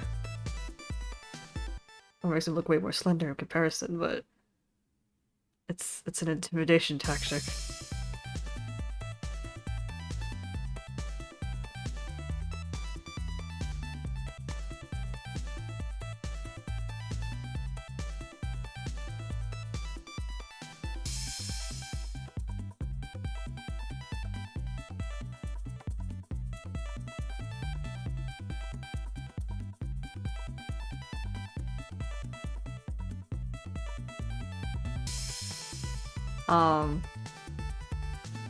It's a critical debate. I feel like she has boob, but not a lot of boob. I feel like she has more like ass and thigh, I think.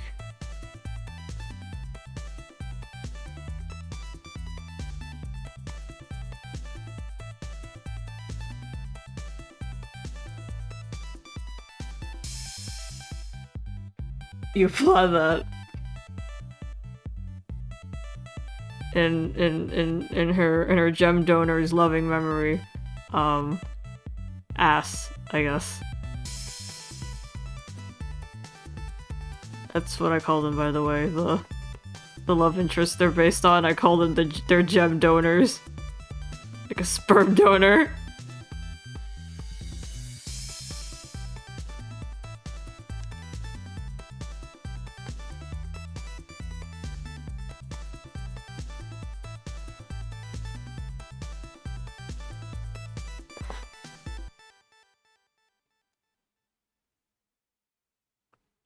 I'm trying to rest my hand for a while, so I'm trying to come up with something to say. I was like, when I'm not doing anything, that's usually the talk time. And when I am doing something, I tend to shut up because I'm focusing.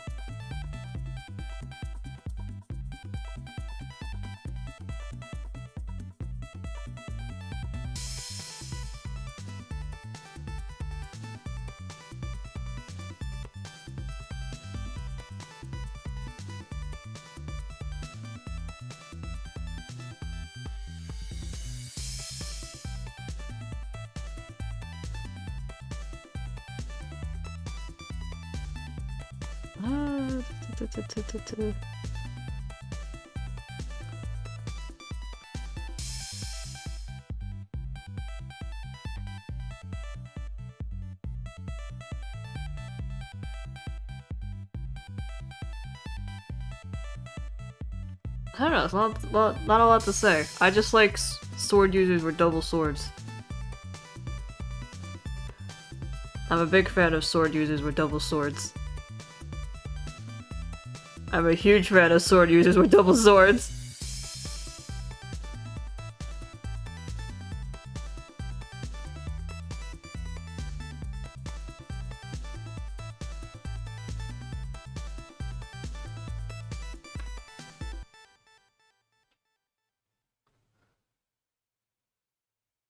She cut her hair because it's less time management. It's more efficient, won't get in the way in a fight.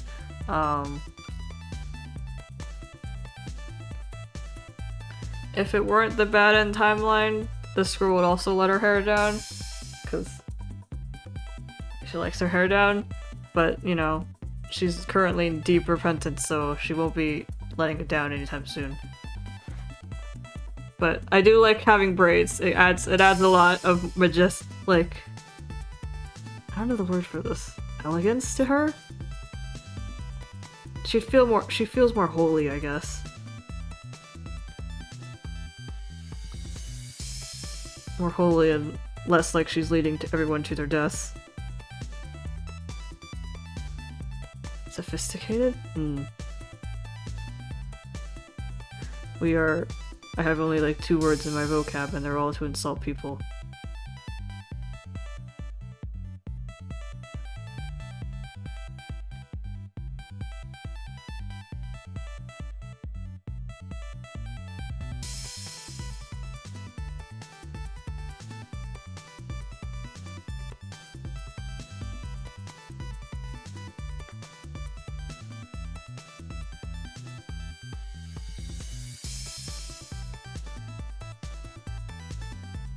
Yeah, a point of debate for myself. What are we gonna do with Topper? I was like, I can't kill off Topper. And I was also like, but where is Topper? I'm going to pummel you. Pummel you with my pummel punching fist.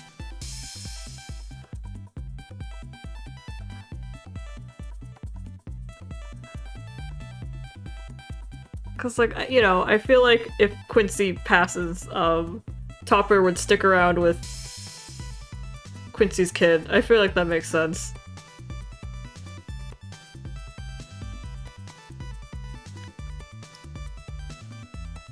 Like Quincy's kid or Aiden.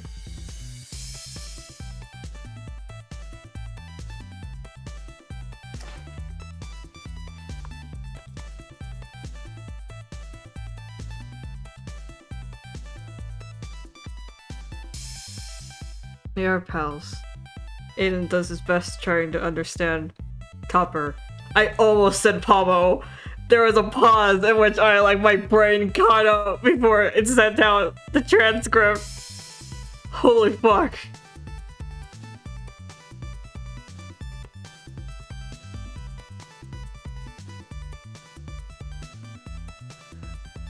It's not Pamo, that's the fucking thing his name, Topper! I almost said Pamo! I almost said Pamo! I'm staring, I said top, I'm looking Topper like right in the eye right now. Cause I'm looking at Quincy's card for reference, and I'm looking at Topper right in the eye, but like my mouth refuses. Every time I try to say Topper's name, there's like the 2 wolves inside me. The 2 wolves named Pamo and Topper are fighting viciously to get out of my mouth. Horrendous. Why must I be cursed with such a fate? Stop, it's not Pamo. It's cause you keep saying it that my brain's like, it's like, oh, it is, look, we were right, validation, and I'm like, no, fuck you! I'm gonna beat the shit out of you, at me!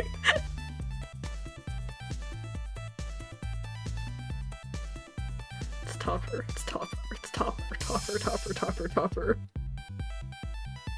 But it just doesn't roll off the same way Pamo does. I hate it. Why am I like this? Why can't I love you as you are, Topper? Why do I have to call you by a different man's name?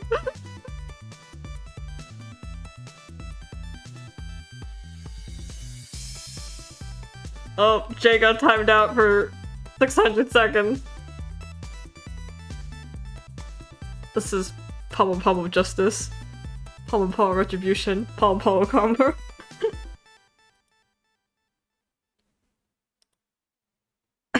Wait, Now Jay's DMing me with Pamo.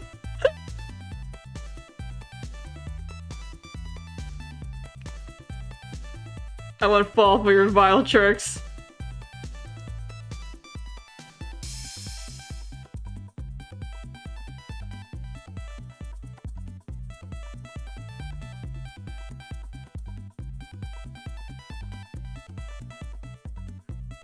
I can't fall for this. It's not Pamo. It's Topper. It's Topper. The little guy is named Topper. I will now draw Topper.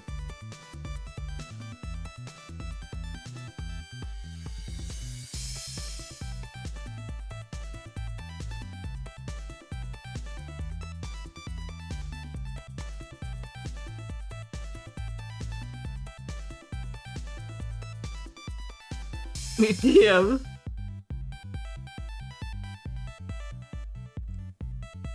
Topper. Look, it's Topper.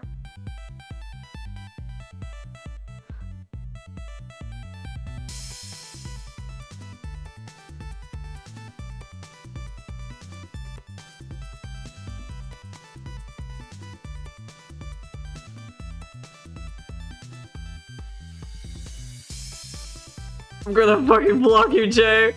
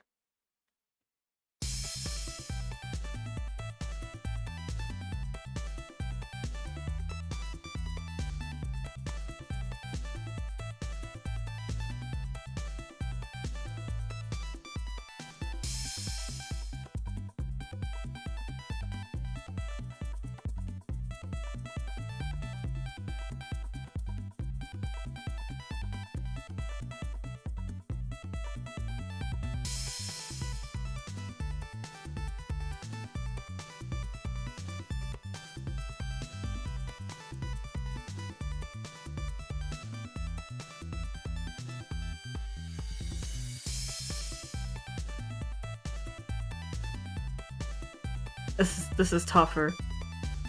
This is tougher. Tougher.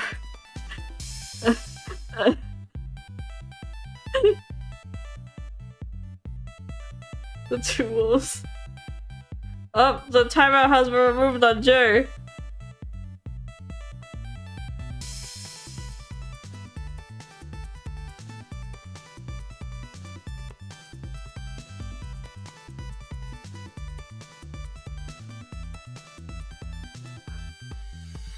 Yeah, it's Topper.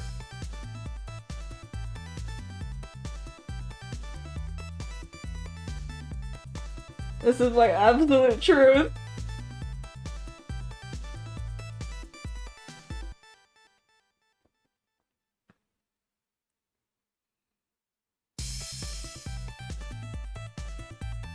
Well, since I'm not going to be drawing Aiden and Comatose yet, I don't have any design for him. I guess I'll draw Topper.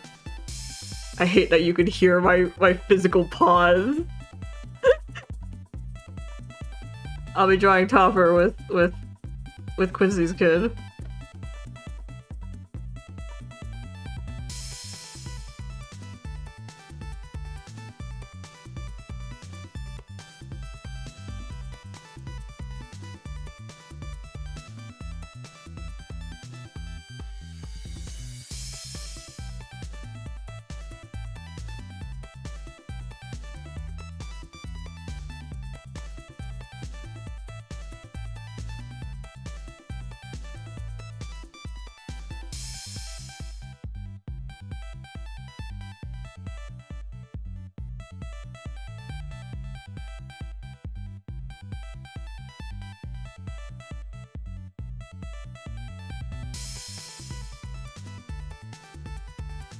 I'm also not entirely sure I understand how these guys fight. Are they using their essence magic? Because I saw Quincy shoot it like a magic beam out of his hands in story, but...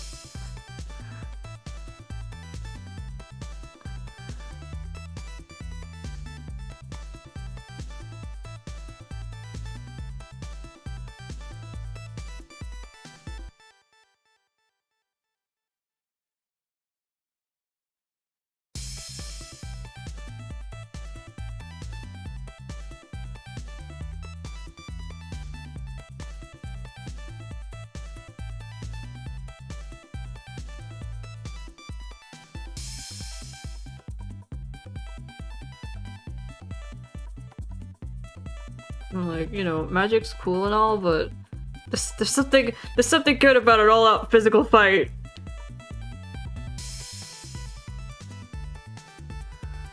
With some beams, I guess.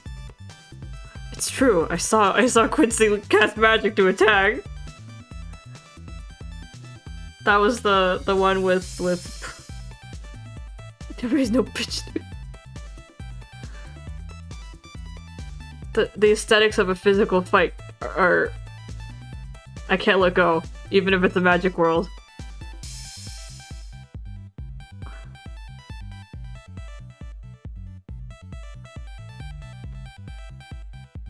Also, their dads raised no one. Because for the little bean to be born, the dad had to die. Or because the dad died, the little bean could be born.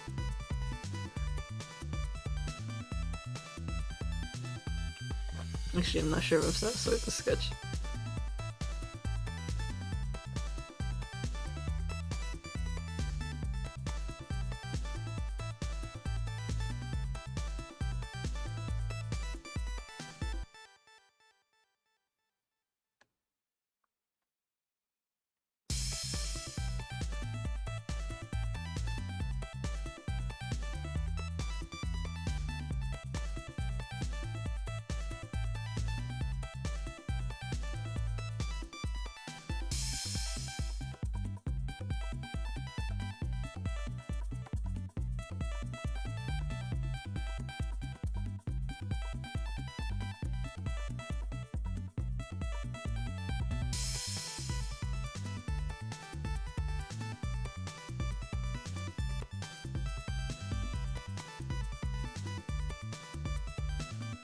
I'm also way too big of a fan of Quincy going feral, so as an exchange for him, who I think should go batshit more often, I will be making his daughter go batshit more often.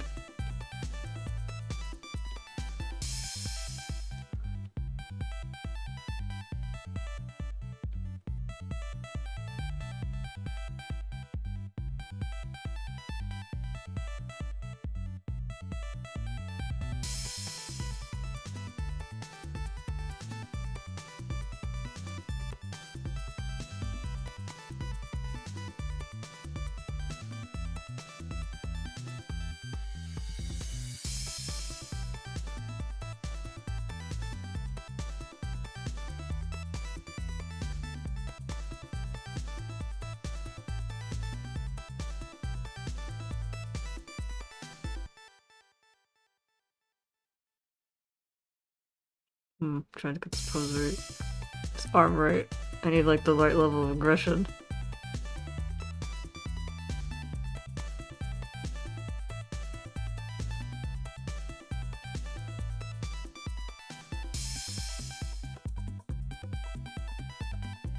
And then I guess where we're gonna put Topper. Topper's somewhere here in this picture.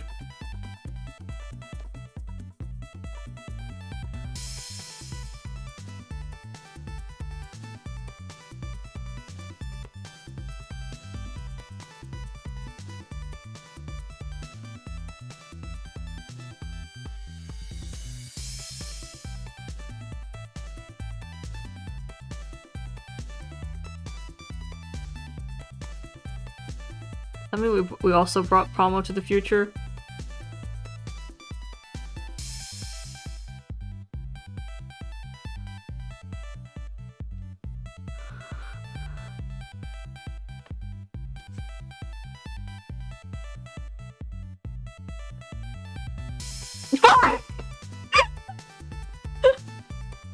That was too loud. That was too loud. That was way too loud. I hate you. Genuinely didn't even register it.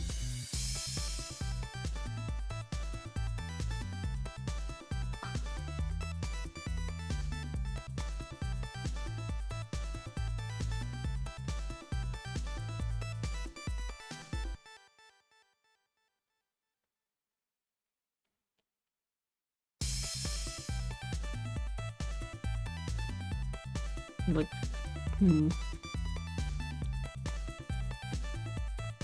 That's devastating, dude.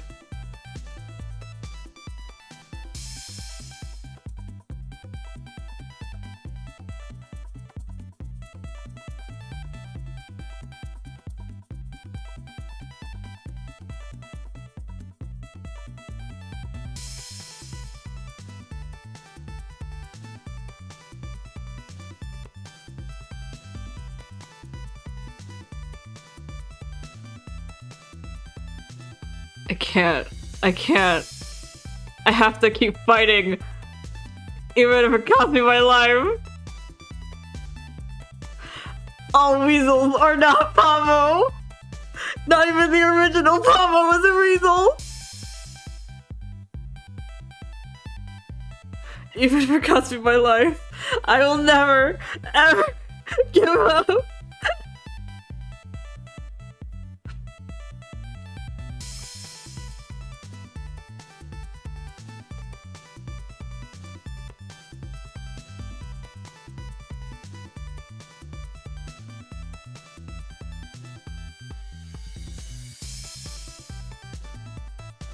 I can't. I won't. I have too much respect for Topper. As I said that, the word Pamo, flashed before my eyes. Not from, reading chat, but, spiritually. And I had to, physically unread it. I don't know. I don't know what it is. I don't know.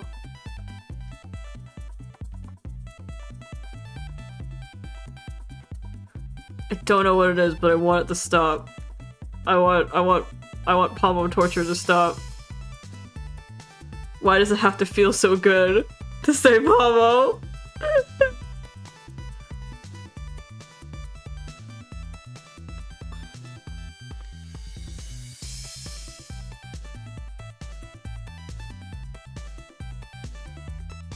Stop! Stop!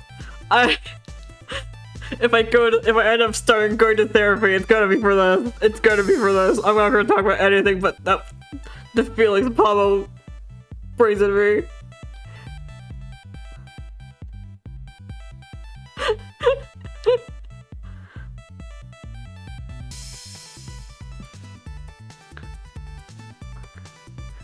I don't want Pamo to have me.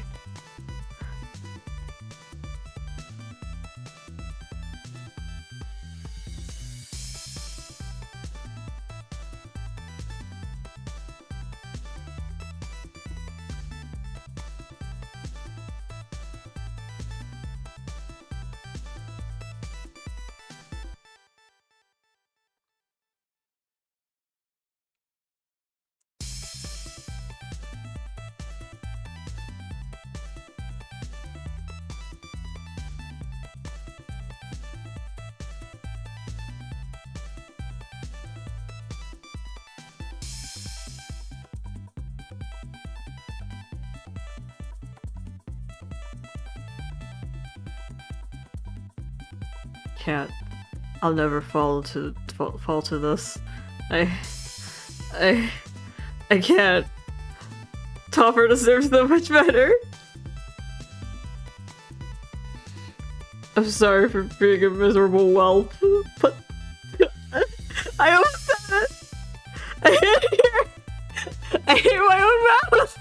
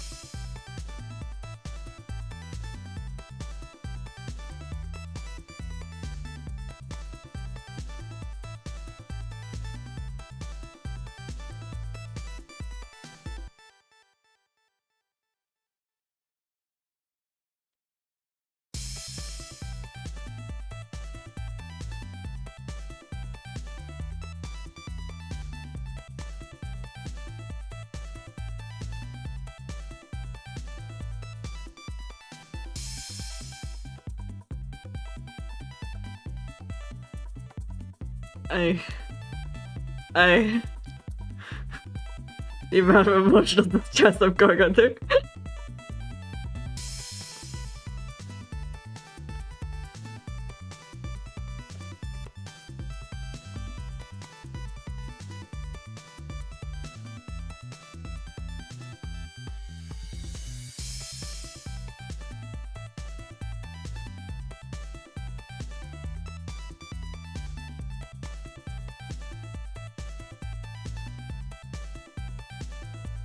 I'm completely unsure about this outfit. And I'm very unsure about continuing my relationship, my friendship, this bond we have with Jay. If he continues to terrorize me like this. I can't keep living in Pablo's shadow.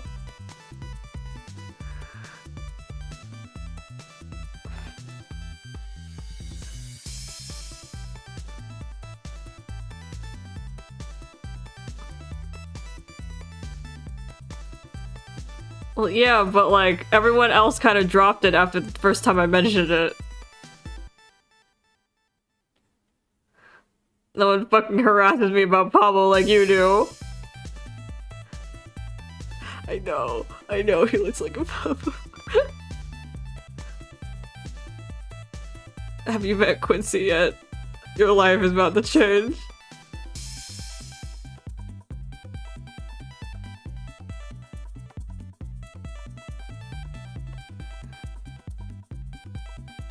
It'll never be the same. Quincy and Pablo.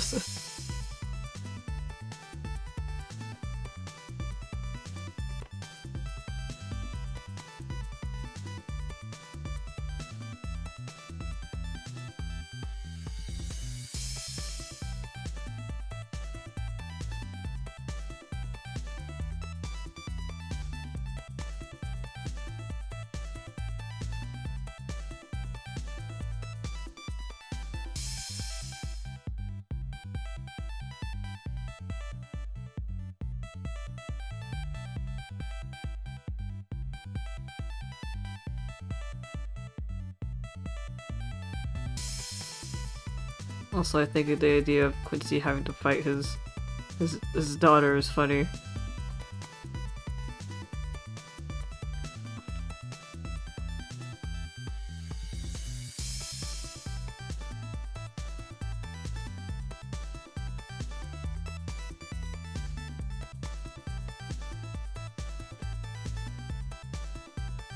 It's not funny, I just think it's interesting. Interesting would have been a better word to use there, but I said funny.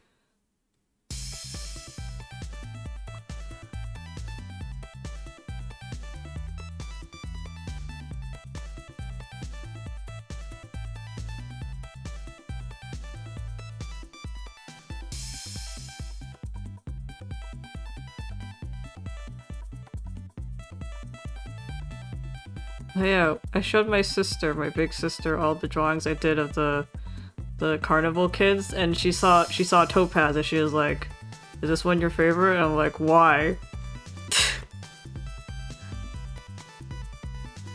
I never got an answer, but that's what she asked me. I was like, "Why? What makes you think that?"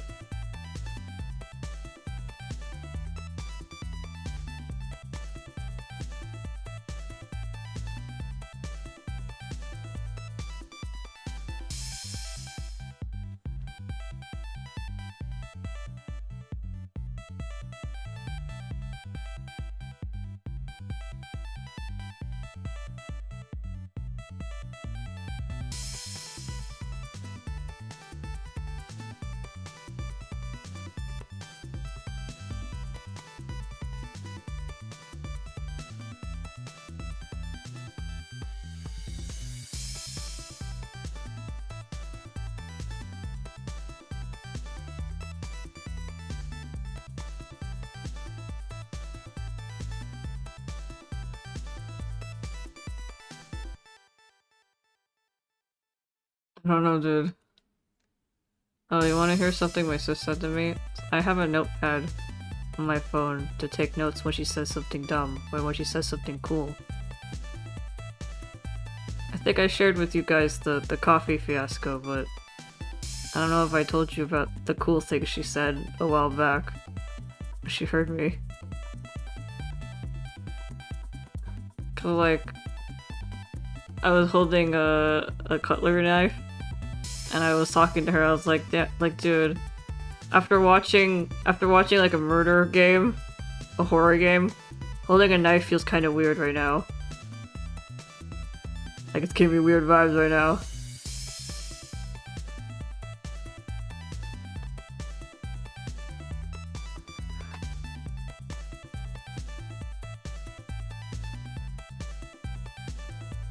And then she said to me, overall, like, I was talking about like how it kind of felt like, I don't know, holding a knife after watching a murder show. It kind of makes me feel like I should be doing something.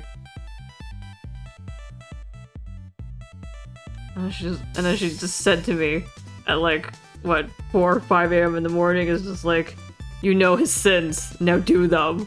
And I'm like, what does that mean? Who's he? But I wrote it down anyway because I thought it was cool. Like, I want to write that somewhere.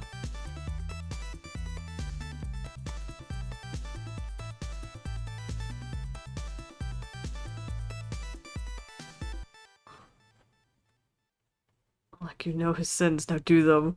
It's like, whoa.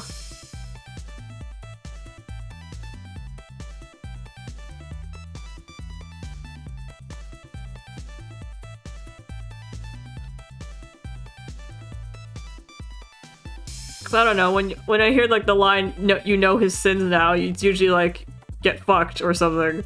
Or like, what do you think? Or something. It's like you know his sins, now do them. It's like, out of context, this sounds like stupid cool. And not that she was just telling me to murder someone with a cutlery knife that I was gonna use for my, like for coating waffles in Nutella.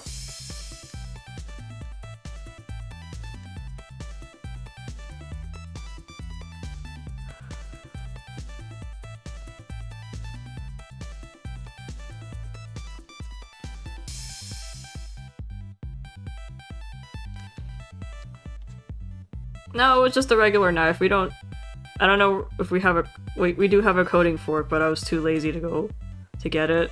So I just grabbed something straight out of the knife compartment. Cause I was like, also the coating knife is too small, and the Nutella jar is pretty big. So I wanted a bigger knife to reach the bottom. More scoop.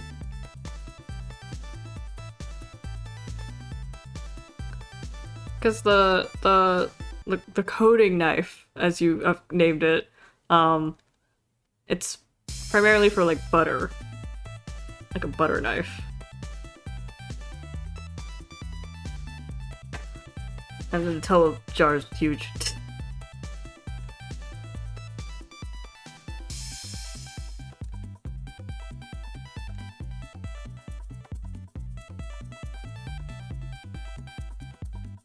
I don't know why I keep doing this to myself. I keep designing girls that will not let me live out the anime dream. Because, I don't know, do I just have a preference for this? A design preference for this? I would have no idea if I have an actual preference, like physical preference, but... Do I believe giant bazongas will get in the way of combat? Maybe.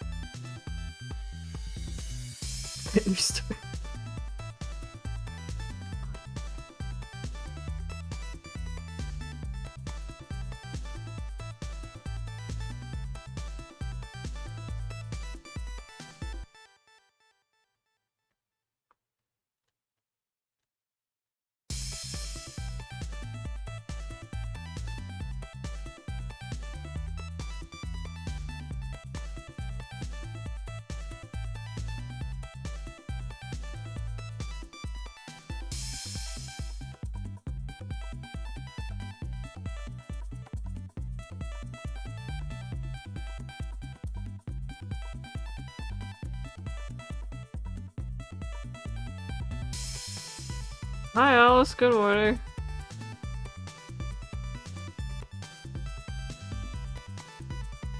I also like that since Moo got banished, Moo was never seen again.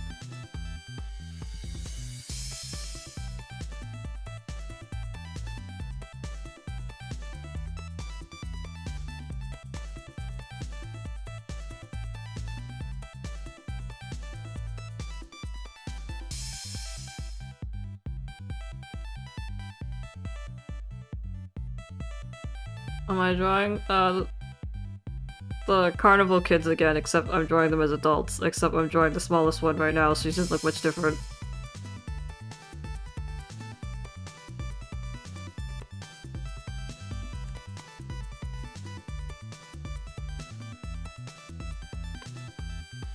Oh, I also doing the shoe.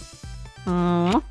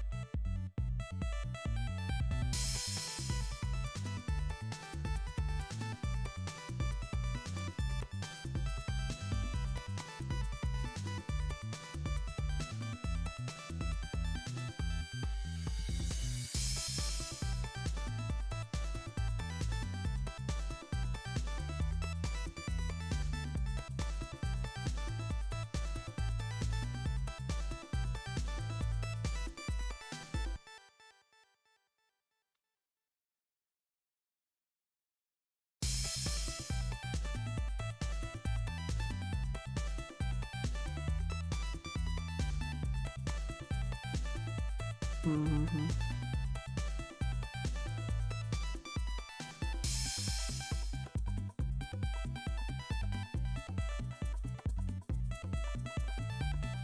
Some of her hair bits make her look a little too feathery.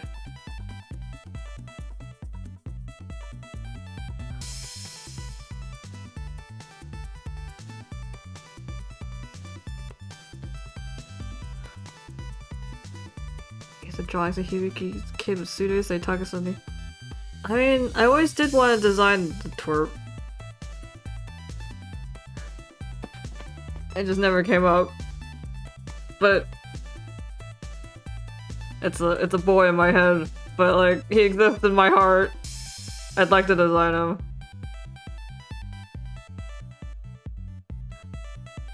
As the most long-suffering child in existence.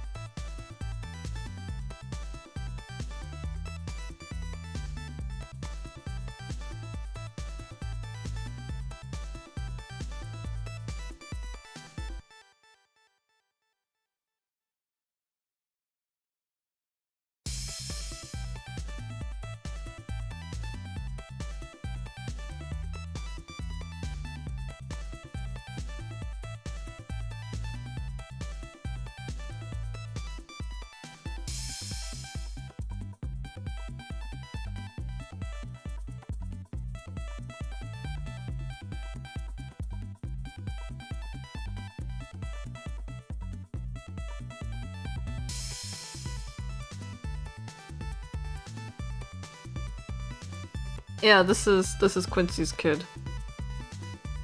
You can tell because it has Topper on it.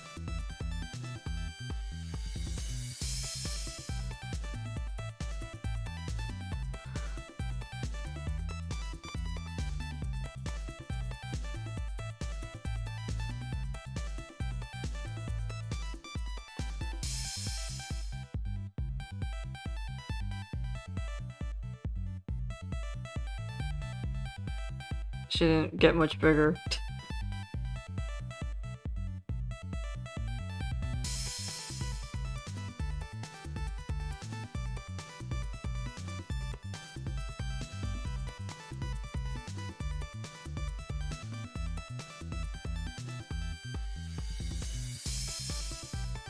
Her name is not Pavo. Don't believe anything Jay tells you.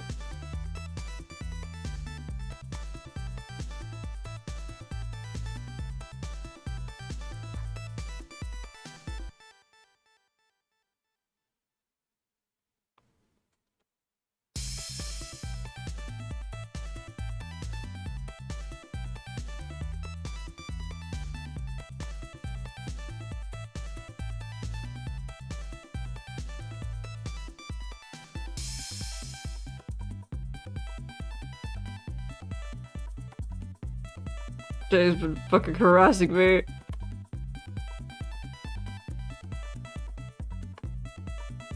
Got all the footage.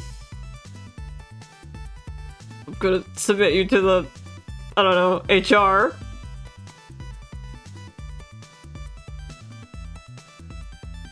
Days are numbered, buddy.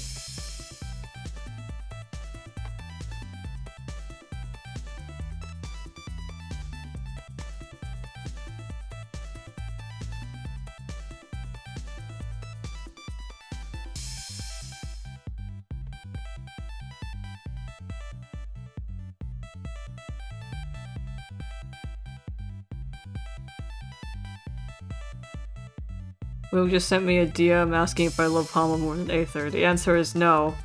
Pomo has debated my existence.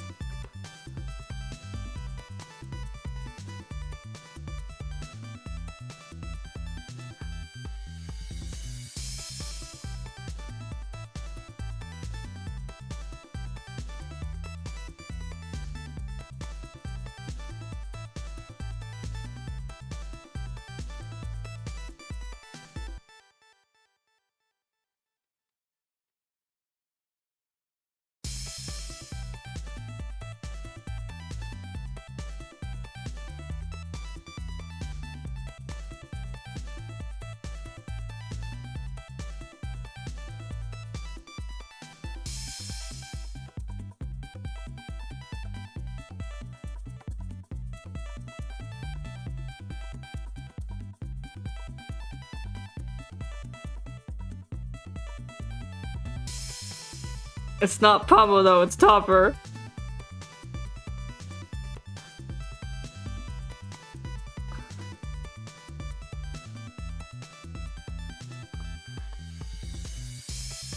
He may look like a Pomo, but he is not Pomo, he is Topper.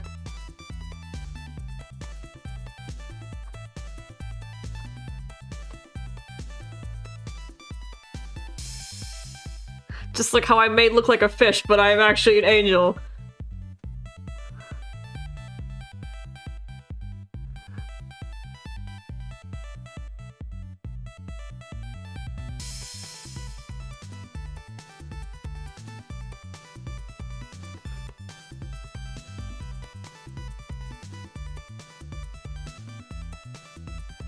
Have I never told you guys? My sister took one look at my model and was like, wow, is that a fish? I'm like, no!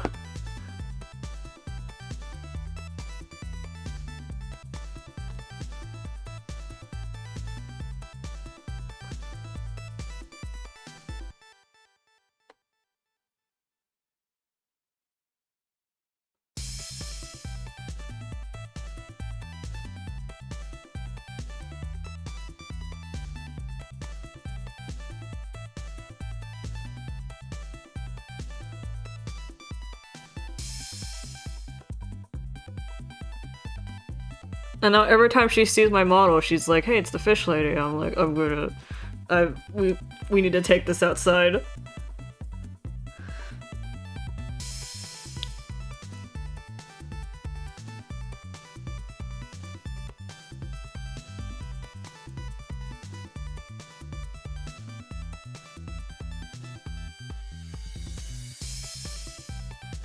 He's in love with Bakugo.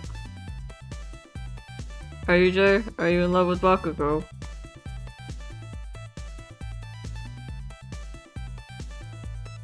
Damn.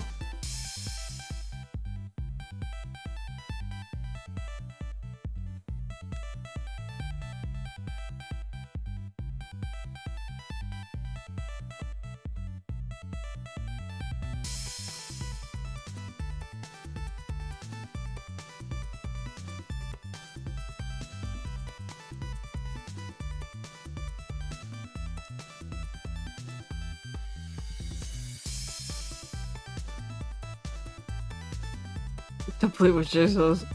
Got it.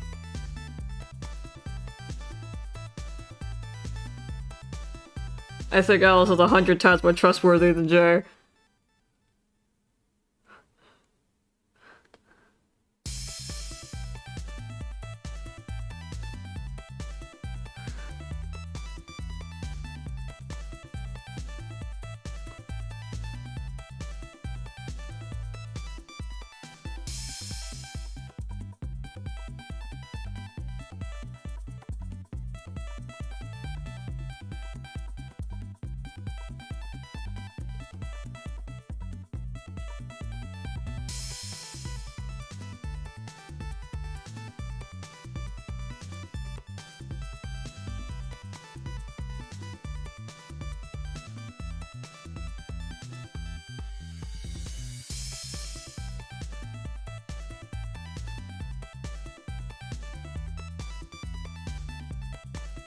The music stopped. Is it asking if I'm still there? It sure is. I'm still here. Continue playing. I didn't give you permission to stop.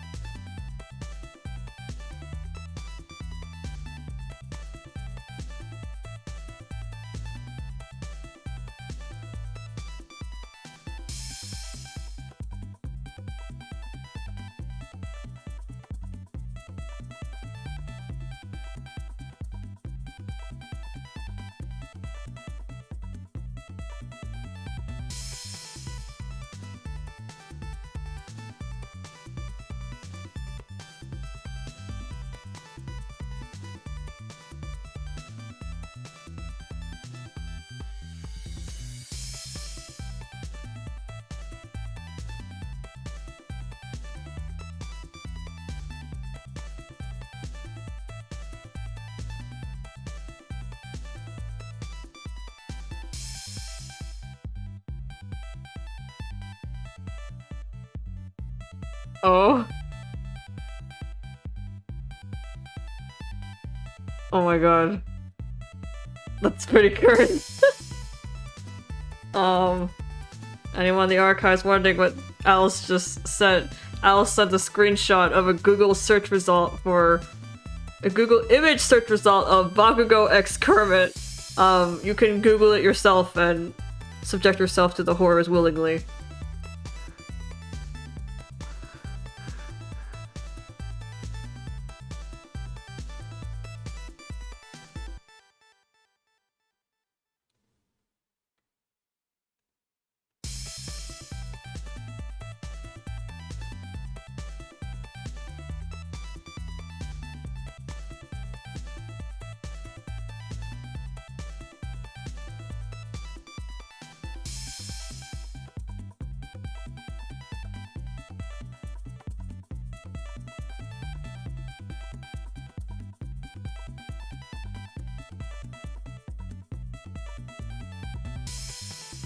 I like that the hair is scraggly.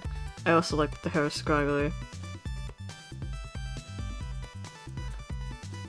She cuts her hair short because she has no time for it anymore. And besides, the one who usually braided her hair were her family members. She's on the move too much for it now.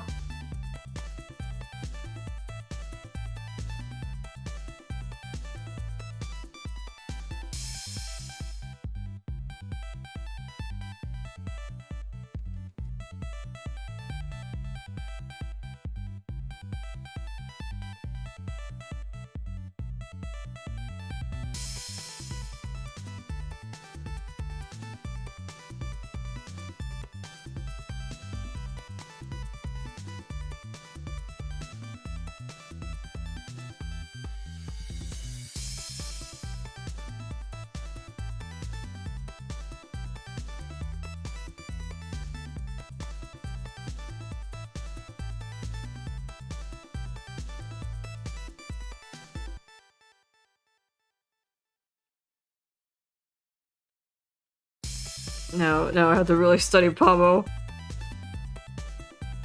Topper. I'm not going to scream anymore. But I just want you to know that I'm severely disappointed in myself.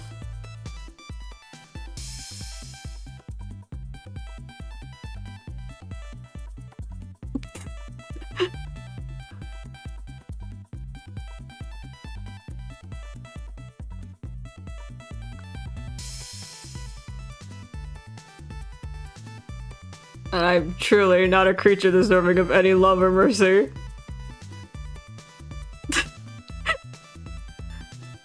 And that by being born, I've cursed all weasel creatures into becoming Pomo. Innocent creatures. Their identities lost to my foul hands. And I cannot be stopped by anyone. Not even myself.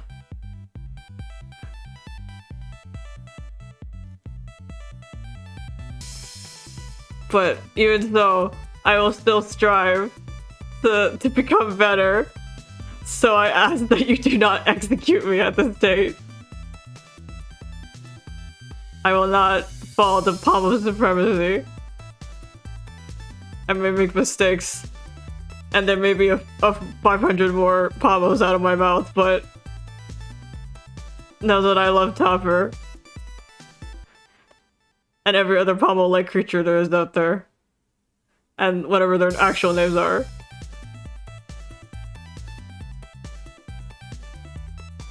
I don't deserve it, but I want it anyways. I want you to give it to me anyways.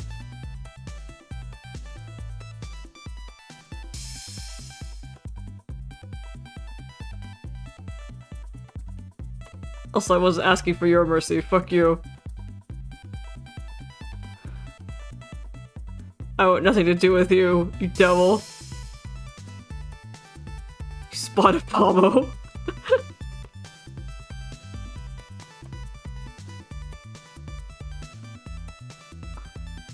But truly, deep down, I know that I was the one who created Pomo.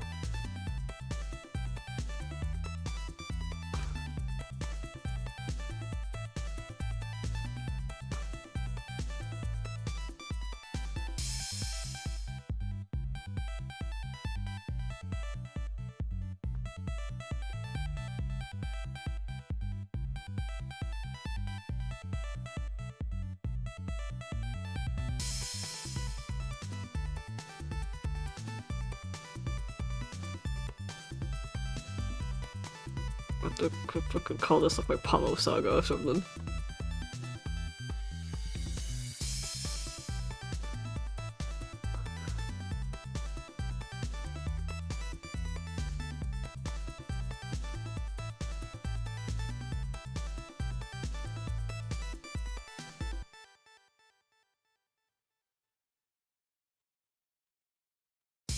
Also, this is a good time to tell you I have no idea how to draw Topper. His body is so noodly. And just kind of does as it pleases that I don't understand.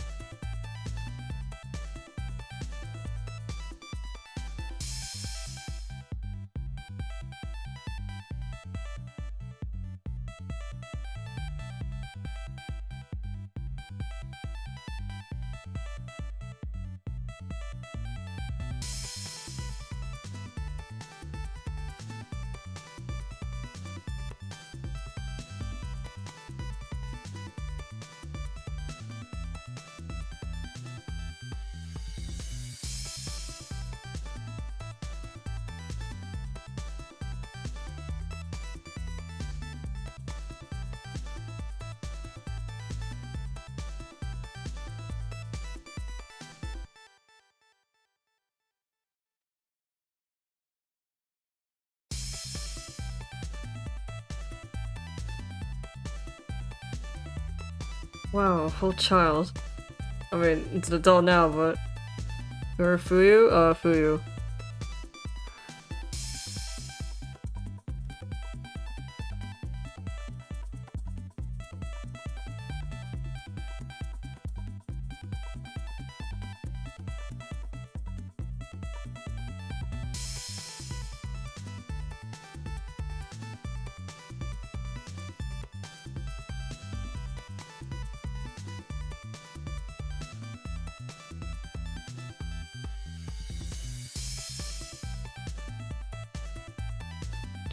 She's got some chest there.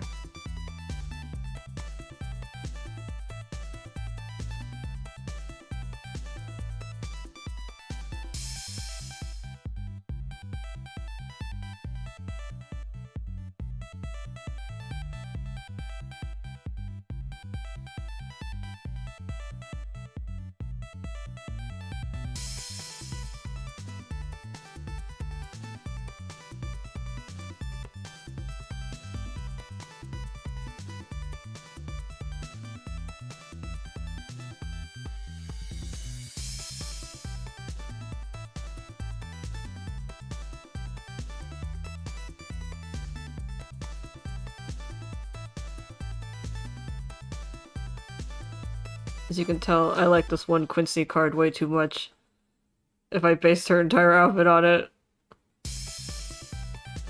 I want it so bad.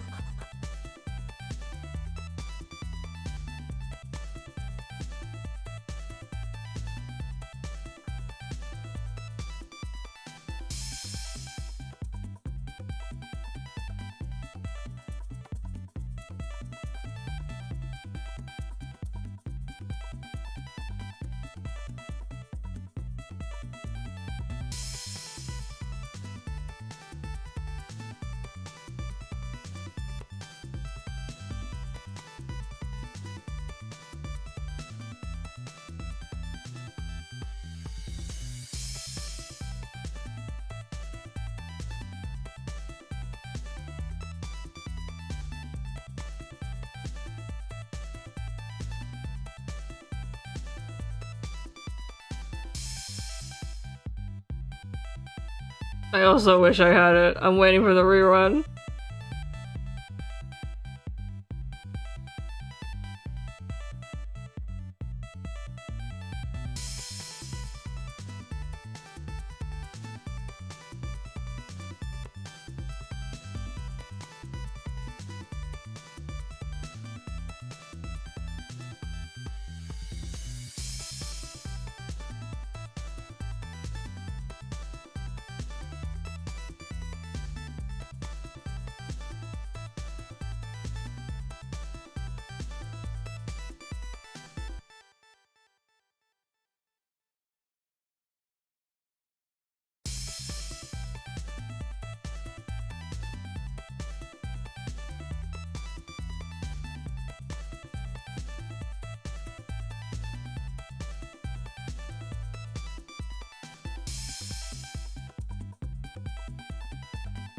Also, it's not important, but if you're wondering what material Topper's ribbon is made out of, it's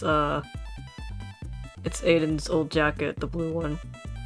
I guess his just his regular jacket though.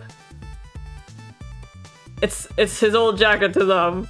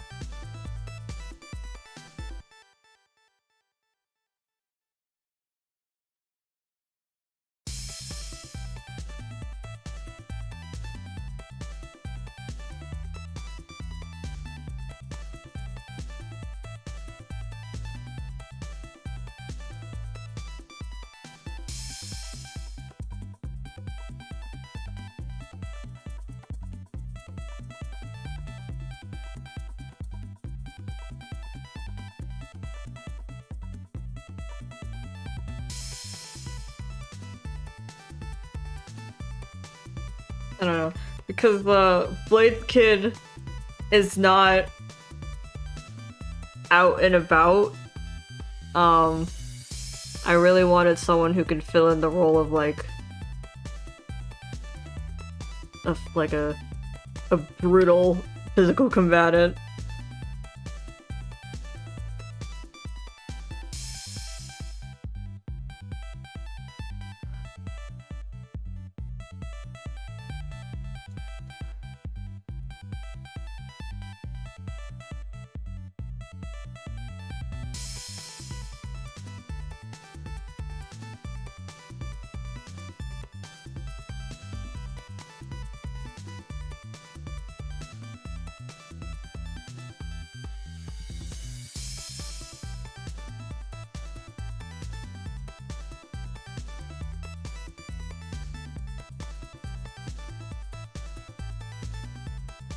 What's this I see on the Discord?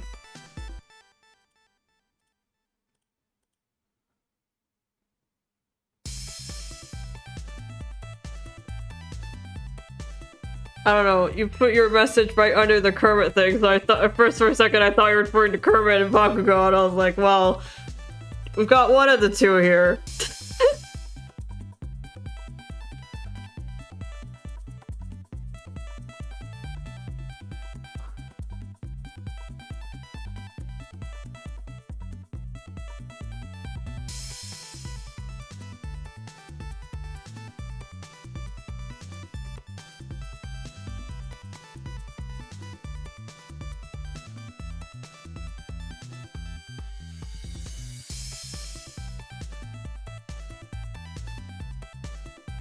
And I guess I wasn't here when I introduced them. Okay, so this is Akumo's kid, the serpent guy. Eldest, doesn't really speak, head honcho. He's kinda got vibes like a mafia boss. He's also the final boss of this group, as he is where they have Aiden, the comatose Aiden from the future. And he's in charge of all the siblings.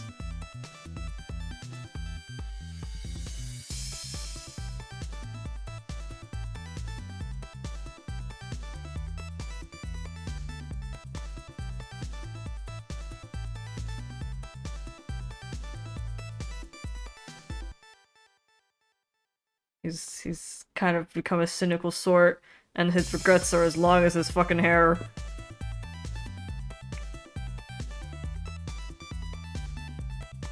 He also feels kind of responsible for all of his siblings.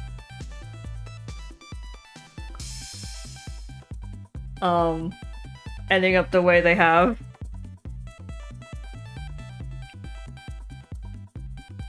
But also...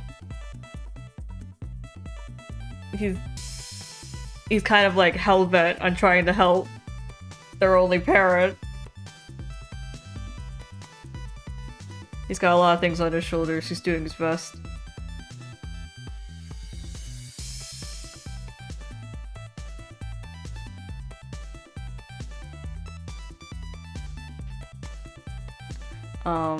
Edmund's kid, the blue-haired knight. She has taken over as the knight position. She, however, does not really care much for like justice or the people. She is a part of the law to use the law when it fits her, to assist her. Like,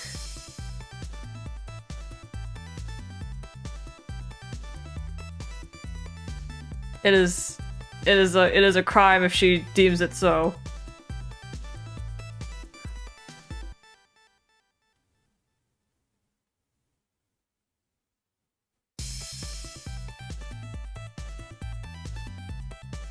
Oh yeah, we're calling them by gems right now.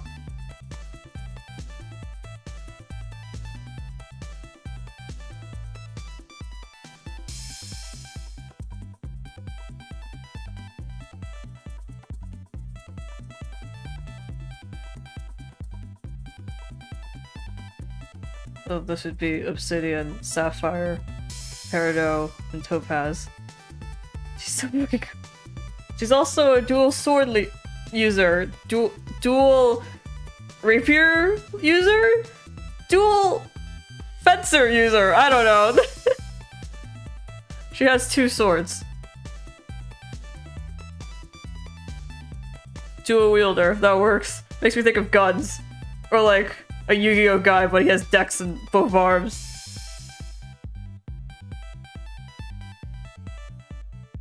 Kirito.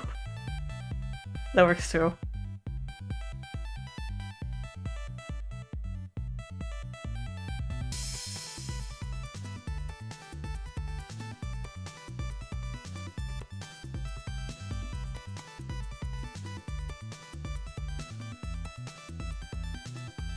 Blue Eyes White Dragon.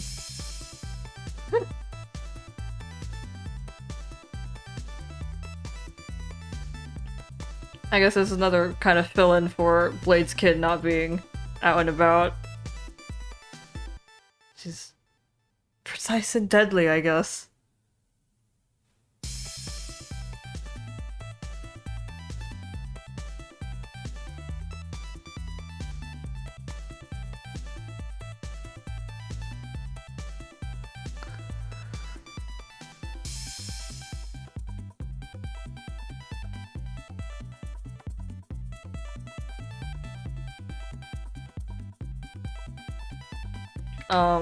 This is Peridot, Olivine's kid. That's the green priest dude.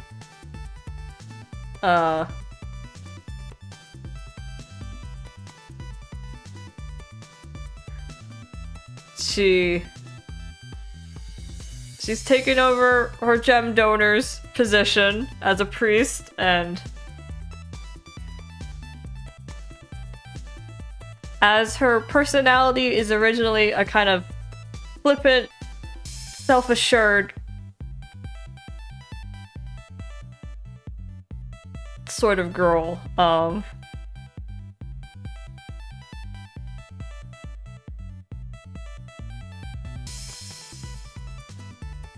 we went to the polar extreme, and her bad timeline, the adult timeline,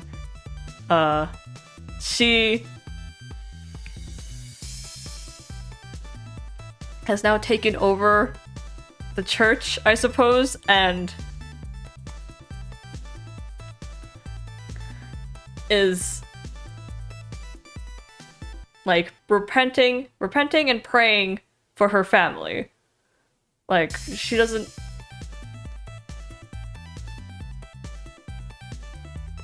I don't like how to do this, but like... What's the thing in her back? Oh, it's the... You know how that priest have like a... It's like the...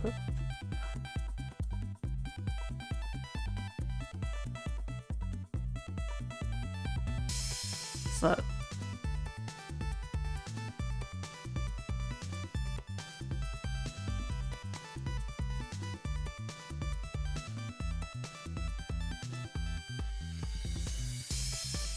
She's kneeling on the floor. That's what you're asking.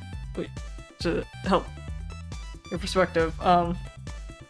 Anyway, she's repenting and she thinks the whole world should pay.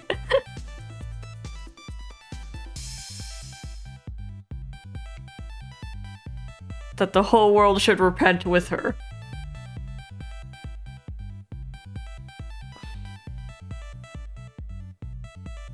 Because it's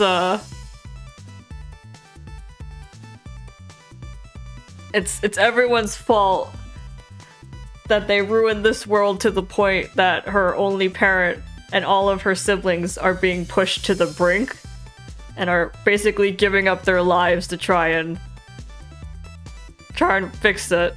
And so she's like, you know, pay for what you're doing to my family. Repent for the sins you're committing against them.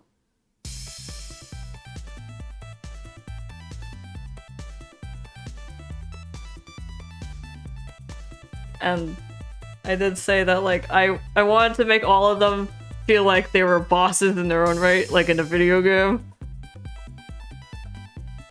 So the battles would be hard. And I imagine like her is a magic-based enemy, and that you'd probably have to kill a lot of people before you can actually get to her. People she convinces to die for her cause.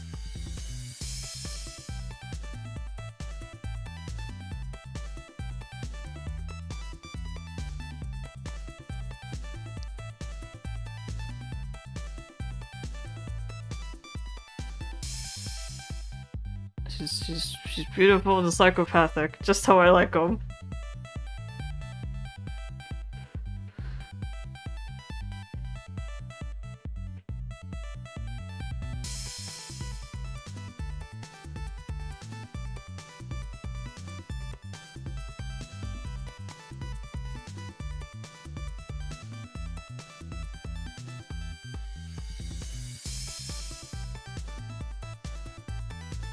And then here's Topaz.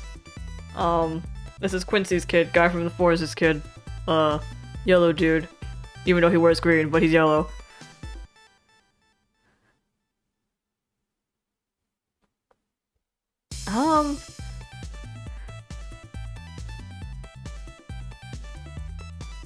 I guess the resident heavy hitter. This is pure brute strength.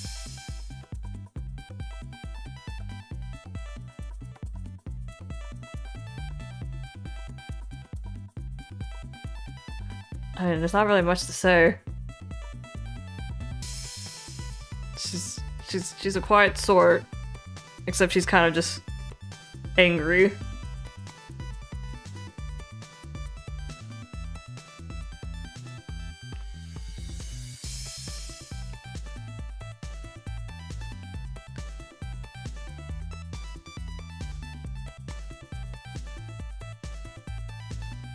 What else is there? And those are like the four oldest children. And all of them are on the no spectrum of calling their dads in. Calling their gem donors in from the past. And there's one that might be kind of in, like, open to hearing you out. It would be her. The other three are hopeless. Don't even try Reparado.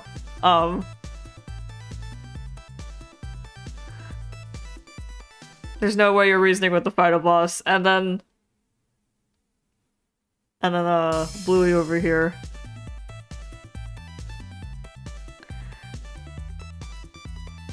Oh, Moog. You still know how to come back.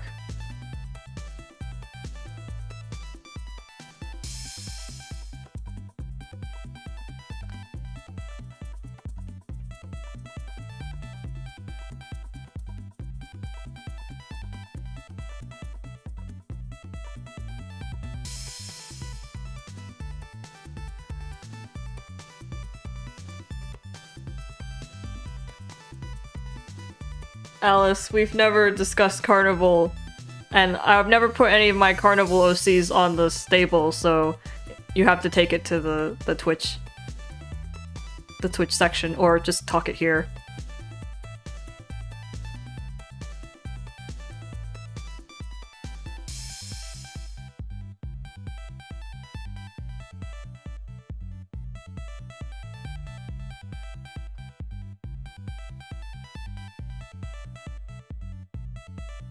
Because that section kind of became, well, the committee, and then the other art was for my other OCs that I've introduced already. I've never posted my Carnival OCs. They're like a stream-only thing right now.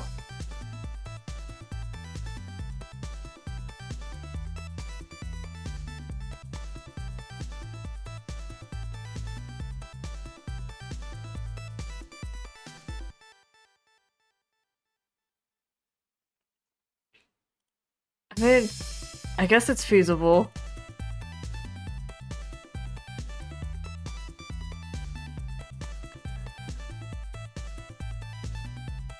So tempted.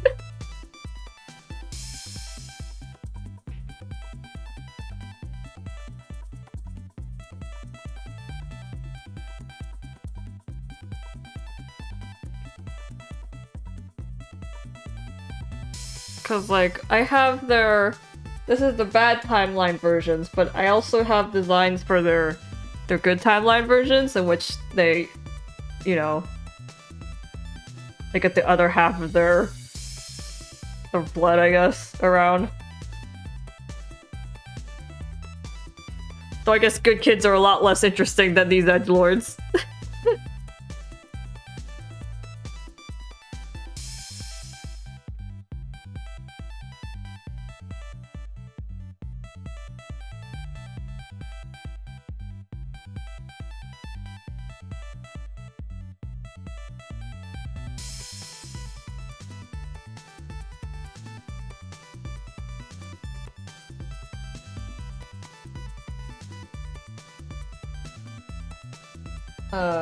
For the kids that were in on the bringing the guys from the past to the future, that would be Kuya's kid, the purple fox guy, and then Dante's kid, the red-haired king guy, who's the last guy to be released lately.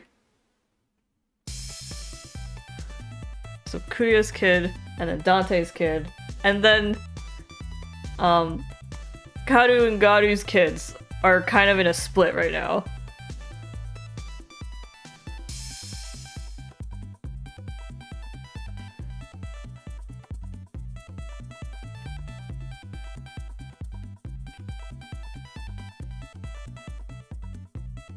Like, Garu's kid is against it, and Karu's kid is for it. And Blade's kid is kind of a neutral party in all of this because he's Ainen's attendant. He's his 24/7 nurse on call.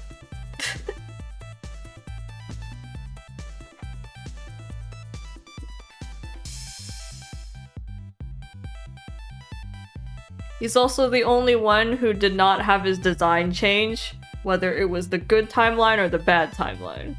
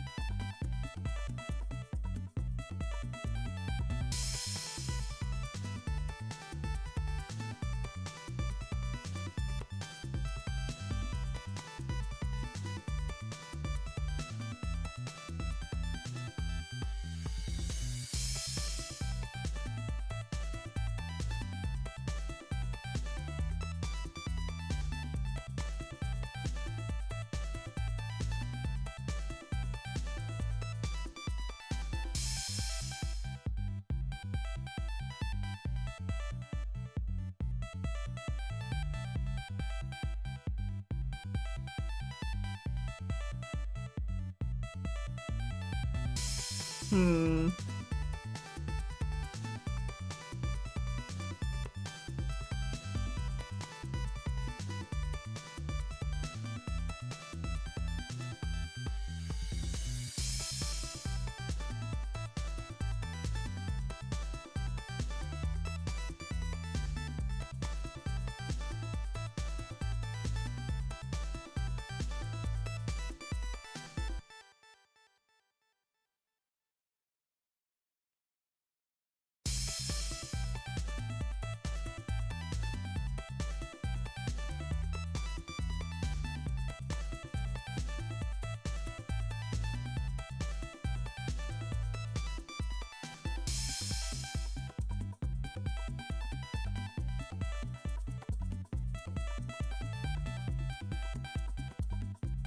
Man, all the boys are on like the younger end of the sibling. I'm saying you had to wait a long time for a little brother.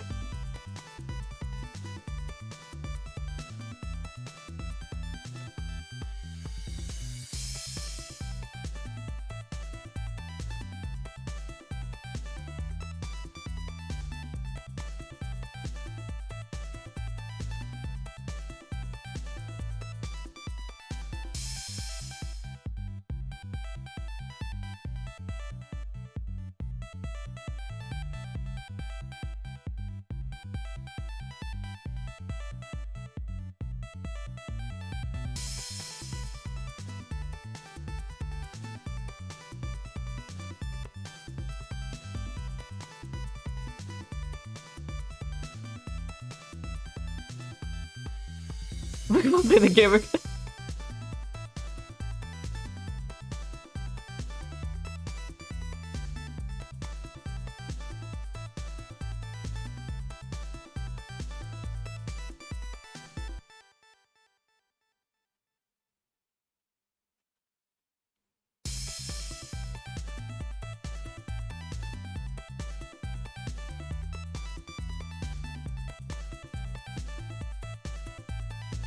Is this my new carnival propaganda? I feel like I've suckered in at least like 3 people in like this.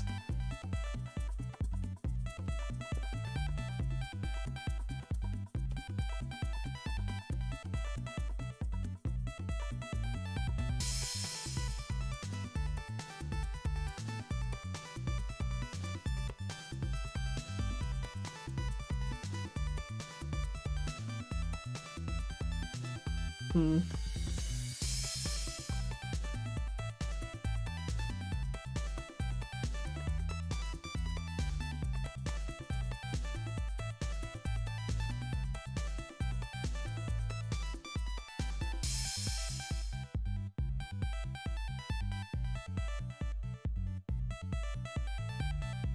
They should pay me. They should pay me in Aiden.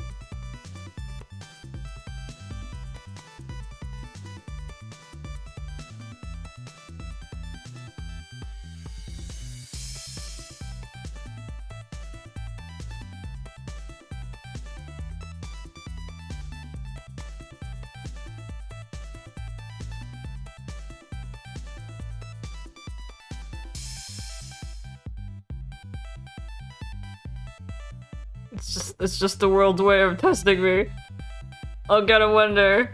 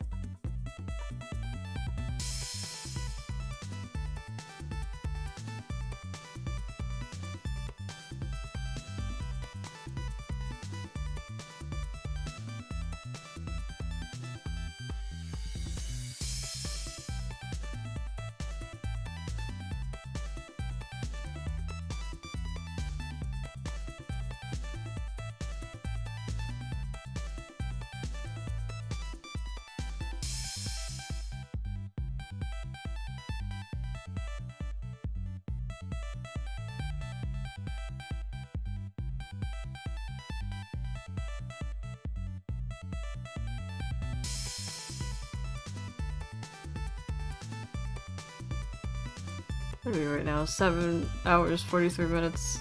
That's not too bad. I feel like we've gone pretty far. Yeah, when I fished, this is the exact same amount of progress I made last time. I did a drawing through. I get up to Kuya's kid and I'm like, wow, 8 hours!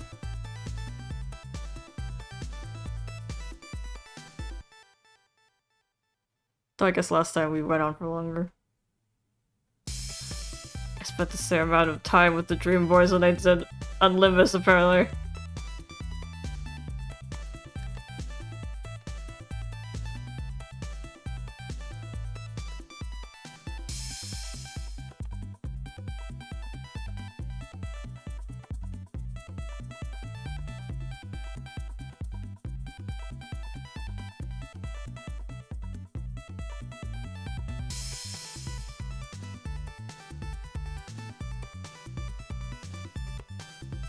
What was the guy's relationship with the necklace? Okay, so the necklace, Aiden works at a sex toy company. There's a billionaire who likes weird sex toys, and he sends Aiden, you know, make him a sex toy, and then he sends Aiden the request to insert this gemstone he found in some expedition he went. I don't know what it is. And Aiden's like, okay. And Aiden opens the box and he finds the gemstone, and he's like, wow, that's a pretty stone, and I'm gonna put it on a butt plug or something. And then he touches it, and then he gets isekai'd. And then he finds out the gemstone belongs to some guy named Huey, the Grand Sorcerer, and who Aiden is apparently the descendant of, and some of the guys knew Huey. But not all of them. Yeah, the Grand Sorcerer was named Huey.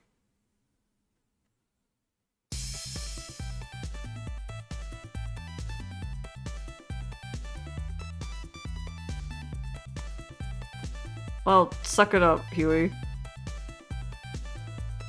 Maybe you were the asshole Grand Sorcerer.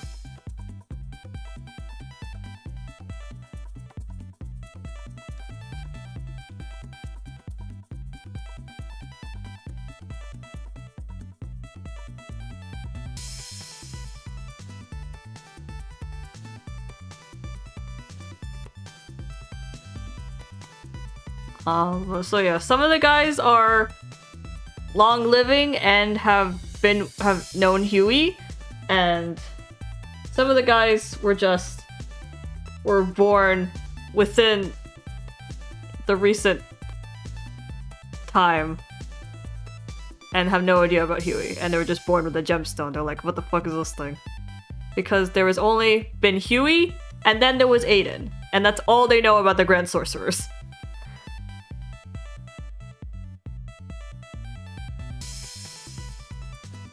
So they've been a long time without Huey. Let's see, the succubus and the vampire, who aren't quite love interests but do still exist.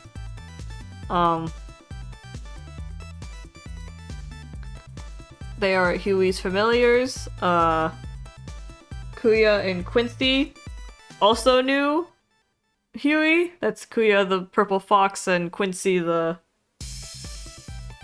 forest guy. Blade also knows Huey. That's the white-haired robot boy.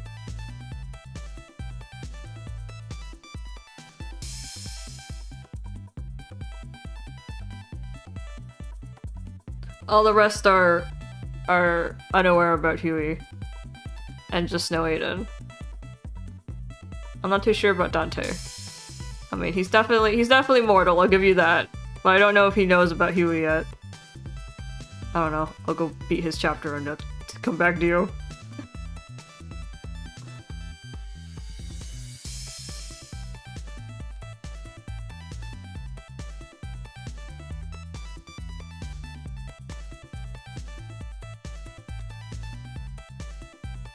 And that's,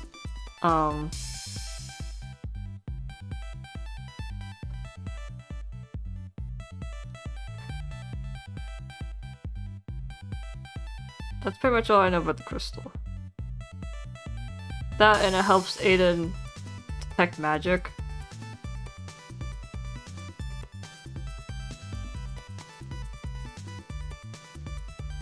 The kids have the stone too. Technically only Aiden does, but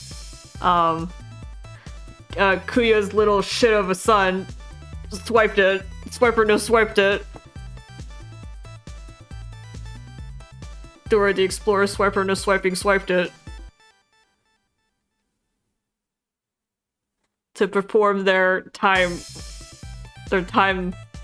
travel stunt.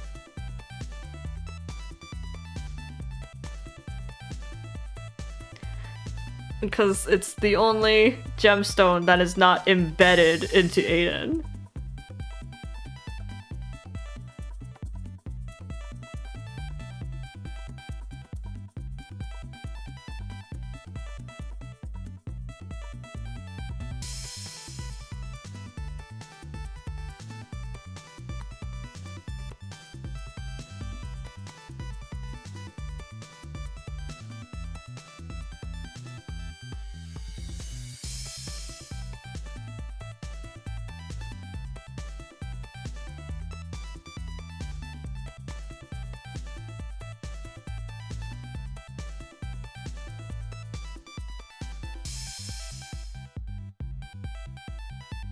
Wrong out of context, but it makes sense.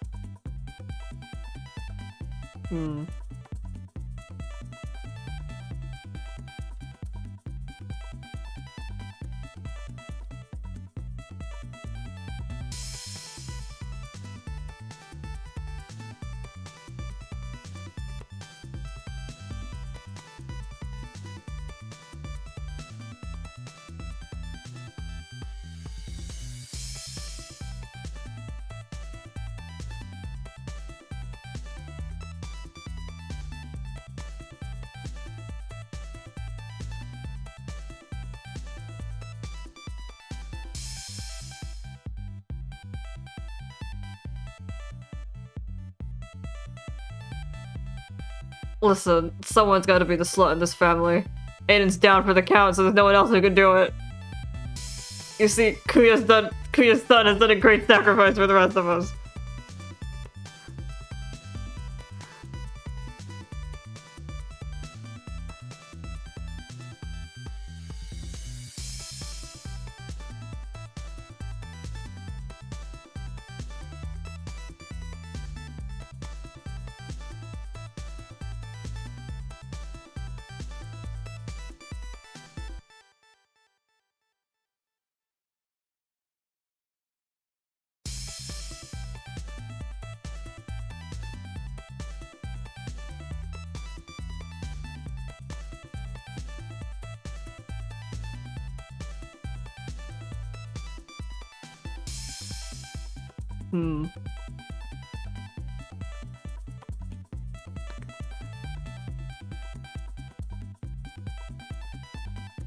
So, Kuya's kid goes for it because this is kind of his last straw. Like, he's at his wit's end. Like, he is so fucking stressed out about this whole thing.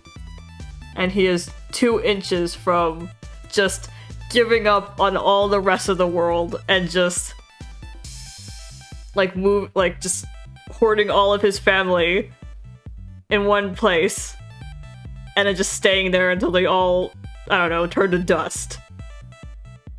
And just completely forget about the outside world.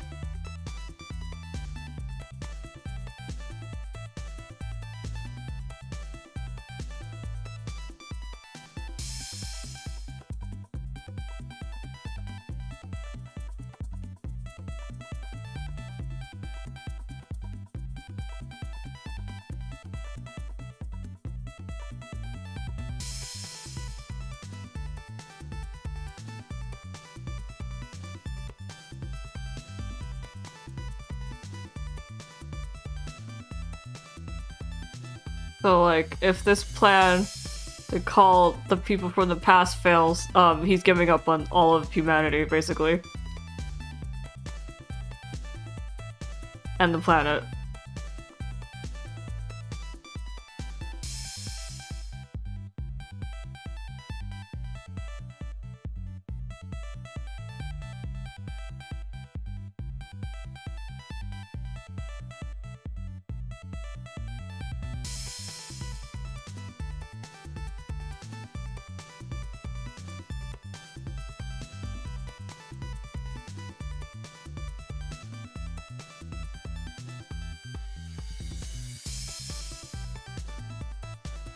Hmm.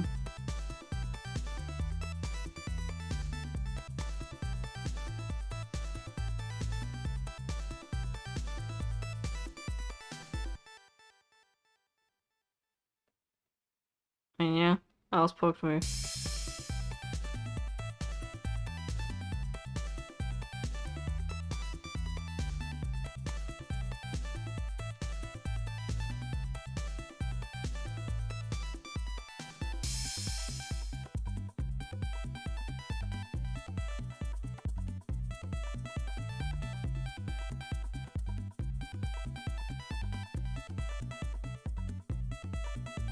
By the way, the one who came up with the deal was Dante's kid.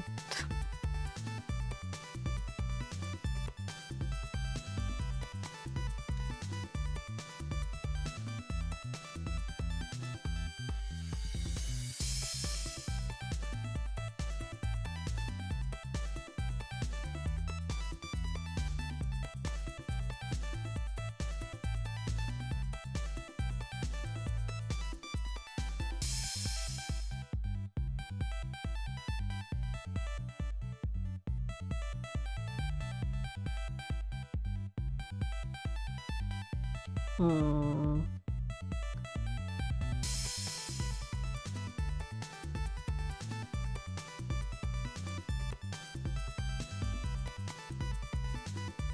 Sometimes you just have to live with it.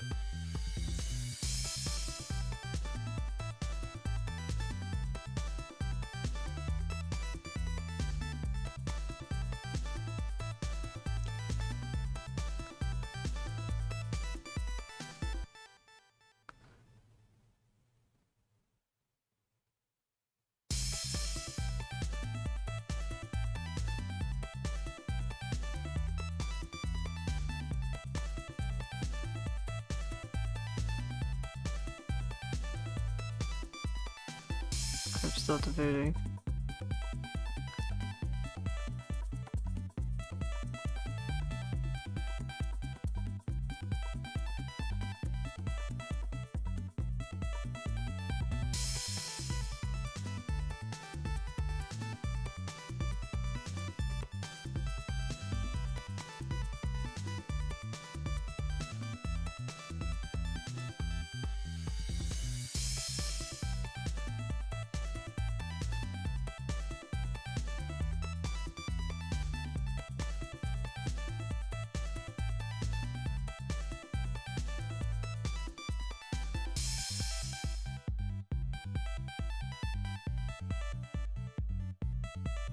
I'm like really thinking. Which is a bad idea because I'm not a thinker. And my music stopped, hold on.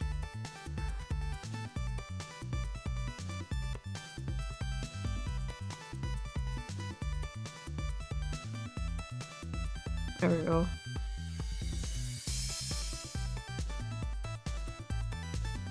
No, I have not failed. And just passed the fuck out or whatever you think happened to me, YouTube.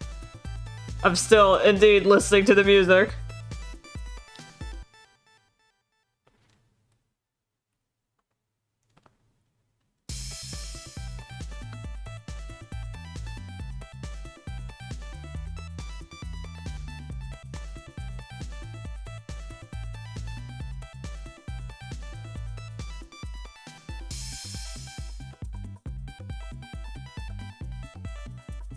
I had to look because, like, I recognized the song, but I couldn't remember what the title was to save my life, so I had to go look at it.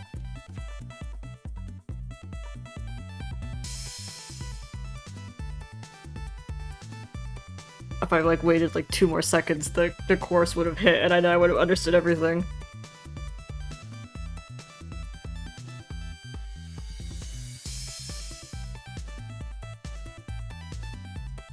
Welcome to Kuyo-san's worst bra ever. It's not a bra.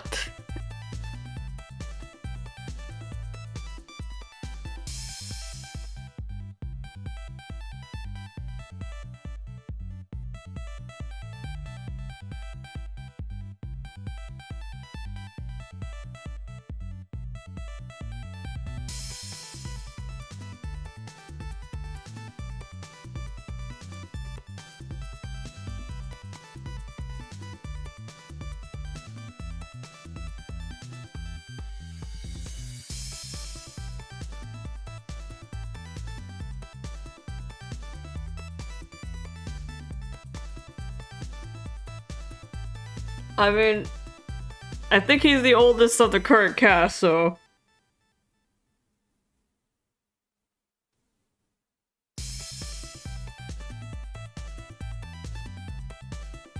So, he doesn't like being called old man.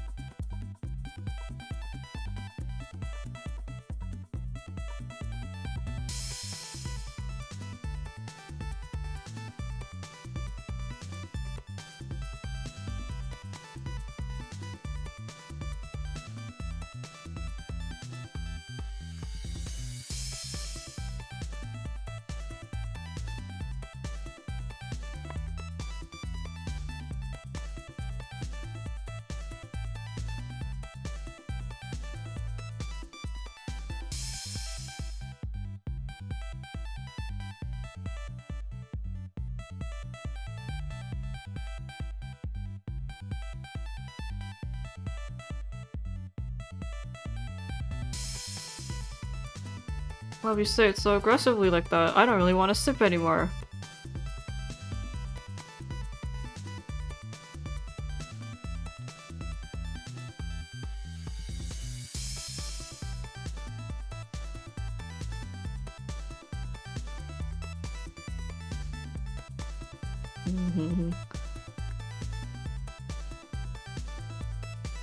I don't know, that caps lock is kind of scary.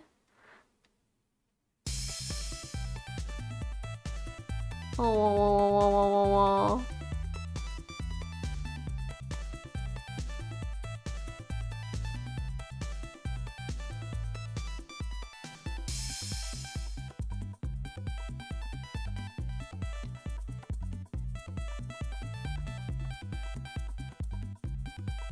You're calling me mean names.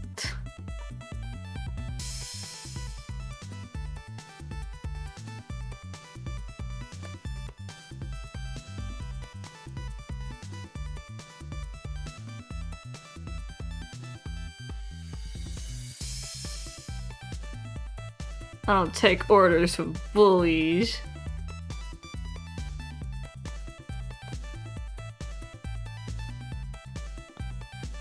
Oh, alien, give me water. Okay.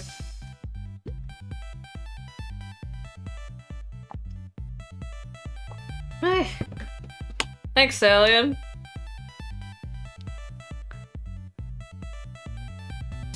You always know best.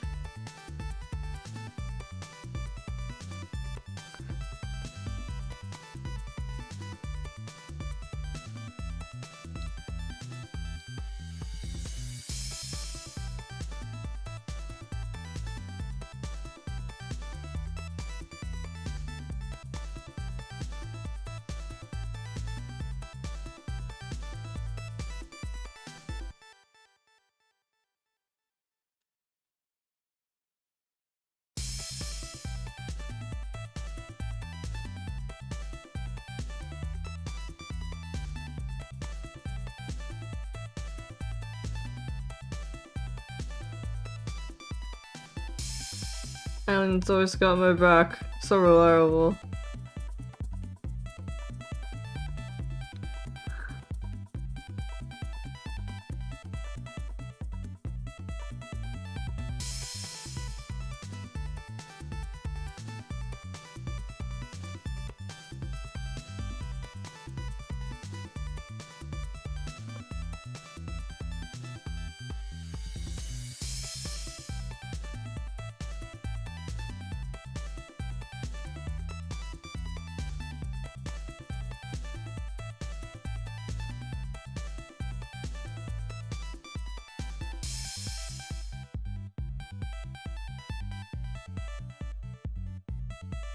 Hmm.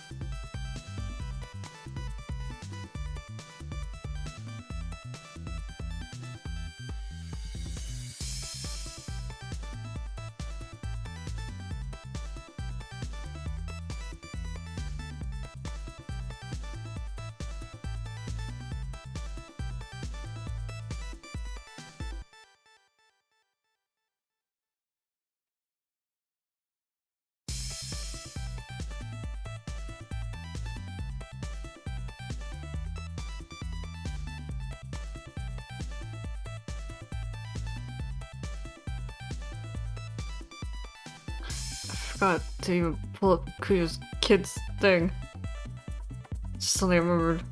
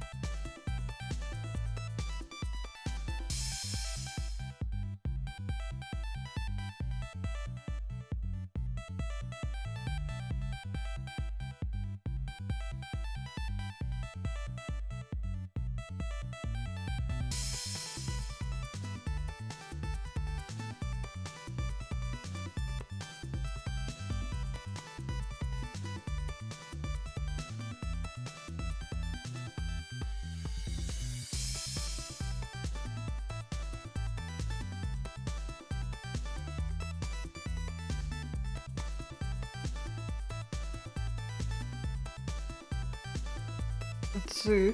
What do I have in my sketchies? My sketches. My sketchbook. Fucking sketchies. What the hell is that?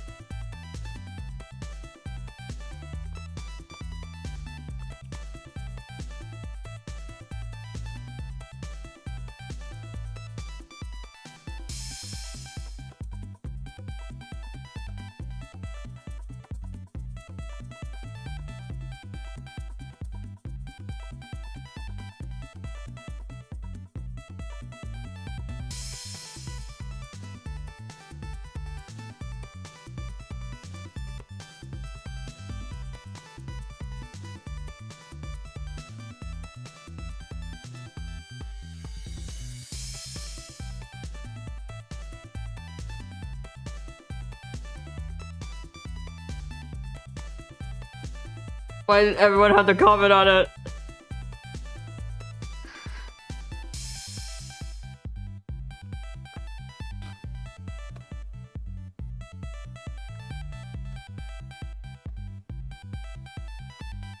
You guys were dead quiet until then.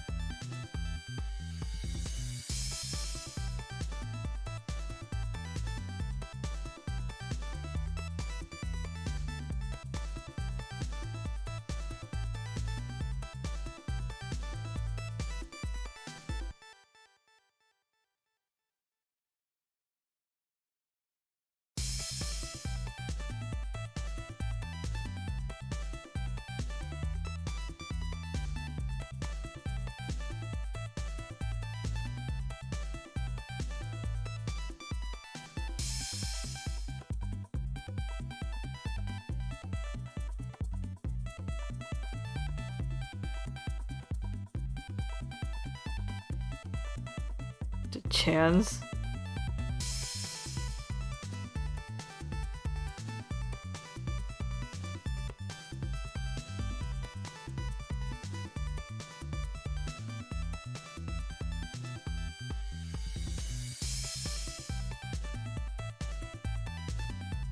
Cheesy chance. Or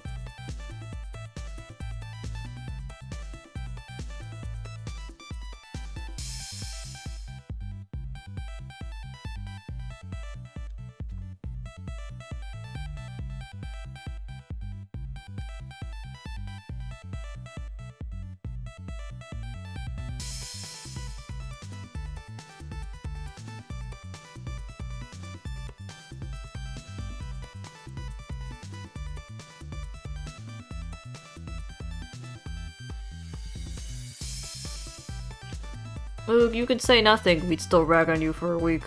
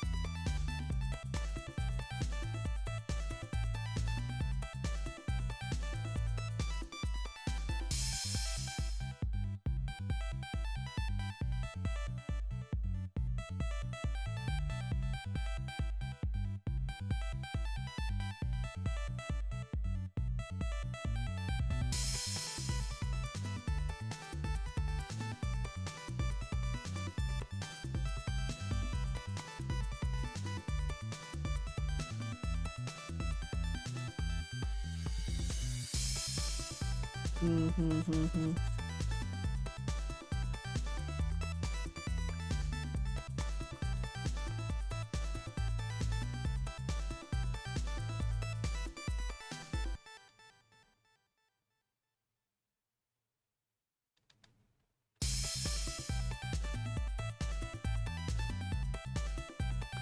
I remember this is the guy who's like one step from snapping and just locking all of his family in a house forever. Never to come out.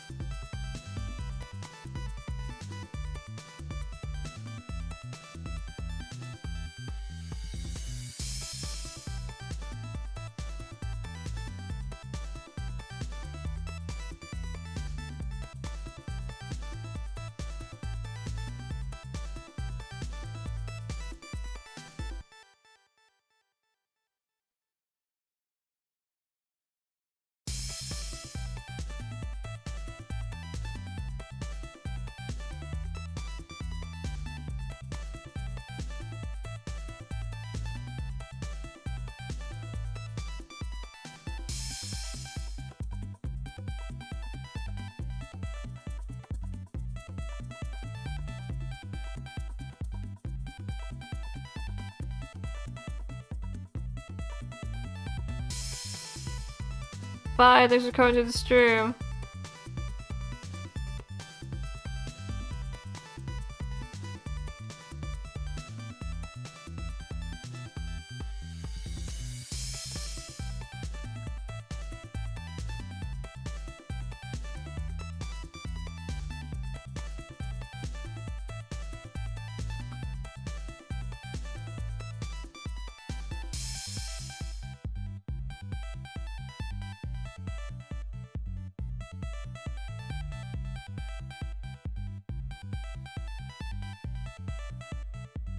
Wrong name, Moog.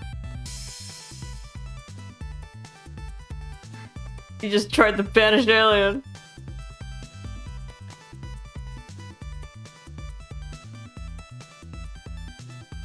Is this the thing we're gonna rag on you for the rest of the week?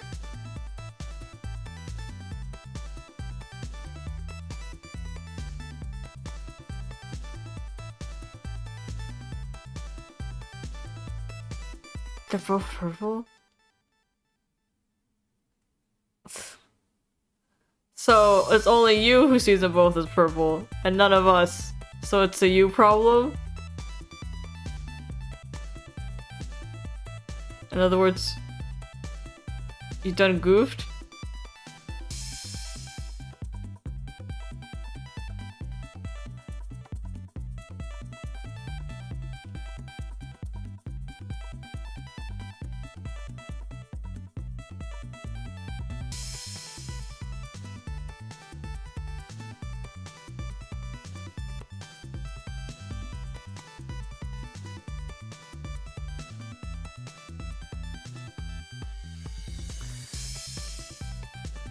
They were green for me, and then on the stream they were yellow. They were mood colored.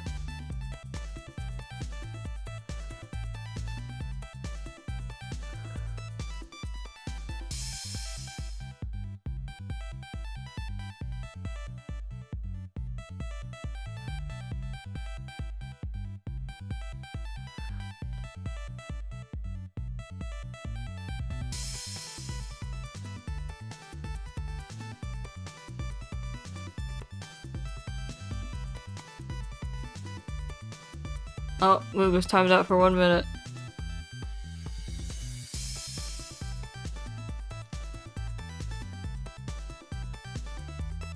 Whoa, my stomach's rumbling. Or I should say my stomach's making noise rather than rumbling. It just makes noise.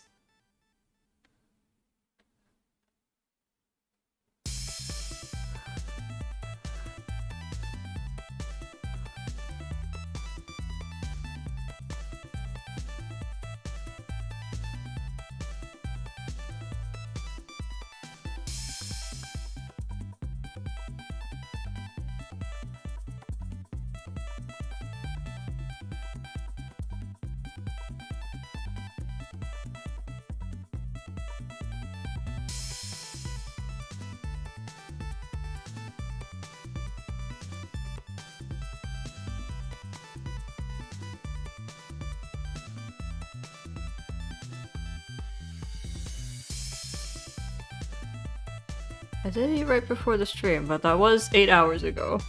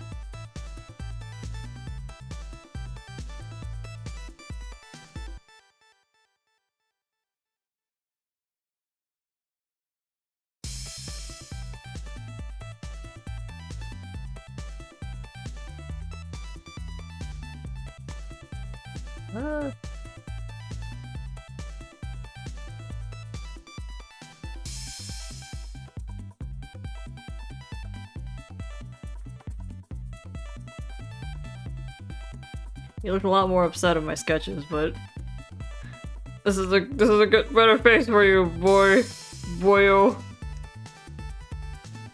Now we have to decide our thumbnail.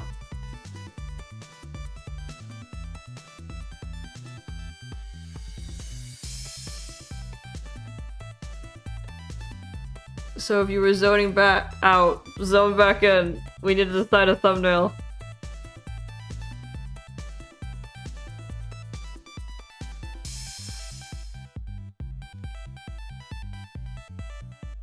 Today's works. The brothers from my dream.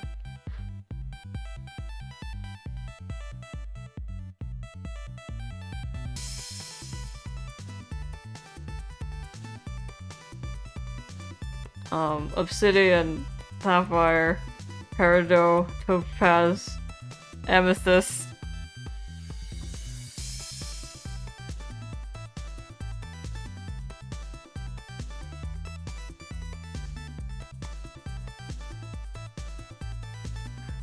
What's our verdict?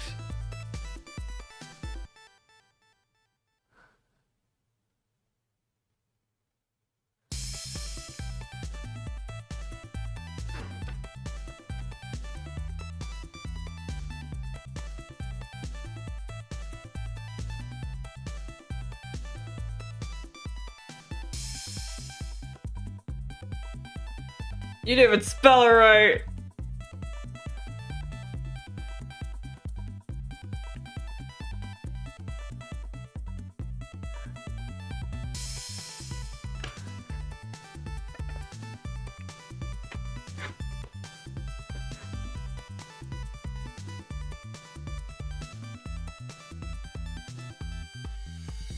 Okay, so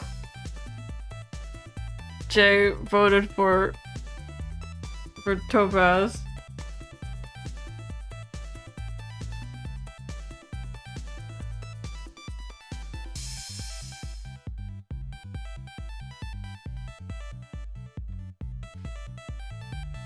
Oh, I should go save all the things first.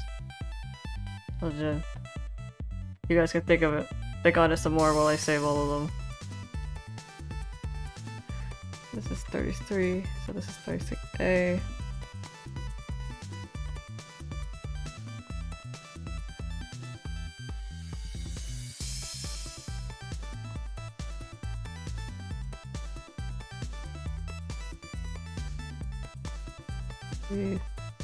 This is D.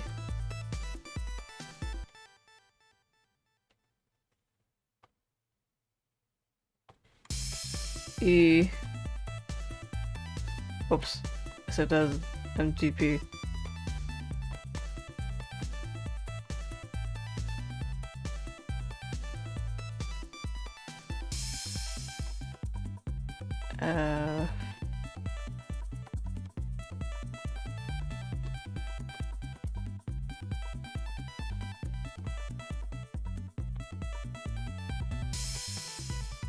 E.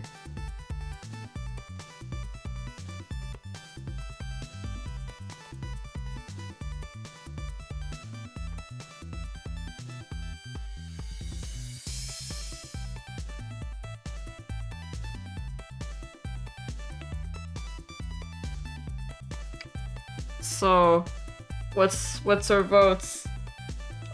We are currently voting on what to use for tonight's thumbnail. You can say a color if you don't remember their names, or you can say one of the brothers' photos.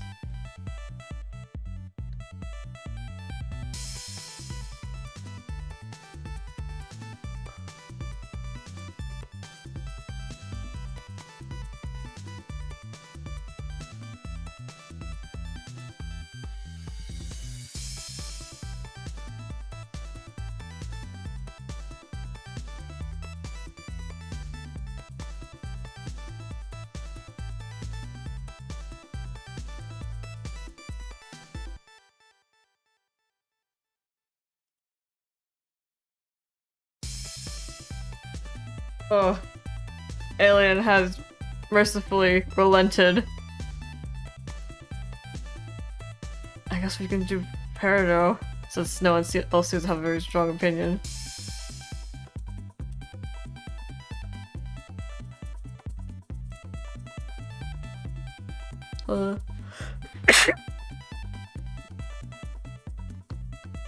Nice exactly, okay.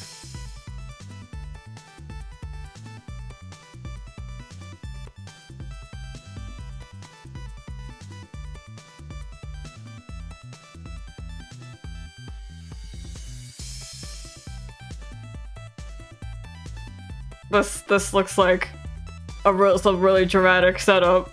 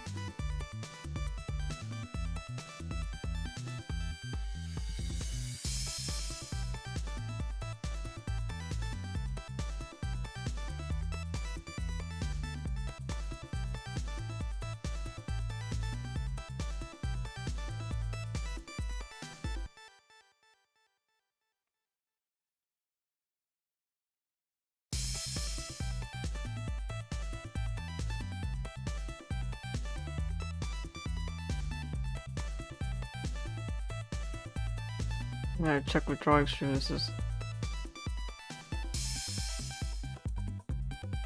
This is 28. Oh, we did have Topaz in the last one, so I guess we can prepare it this time. It's 28.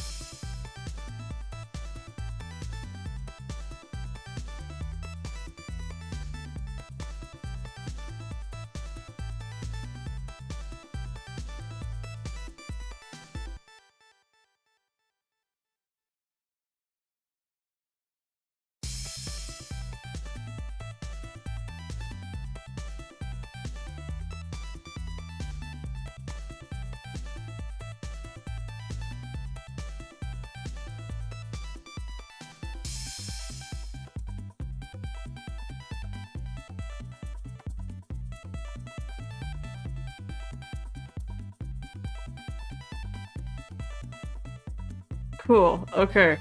I'll move you on to the chat screen. Where we talk about stuff.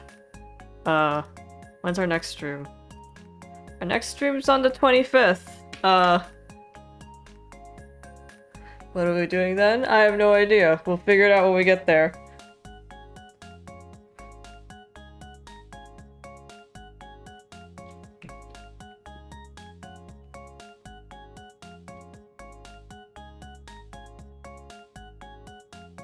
Is there anything else we needed to talk about? Did anything happen? I don't remember anything happening. Nothing happened to me, I slept. And I'm also hungry. And that's pretty much it. That's my whole life right now. And also, I need to rest my hand.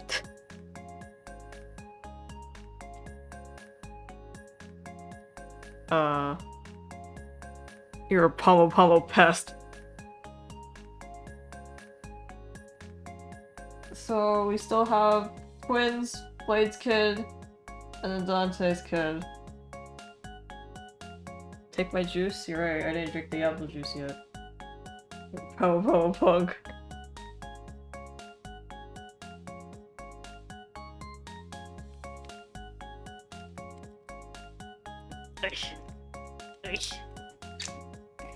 I opened the apple juice. Apple juice is such a nice color.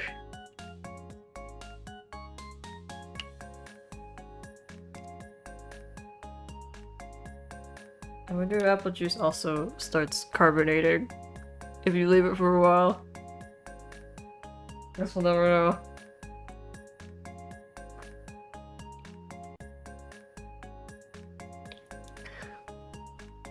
Oh, tastes like apples.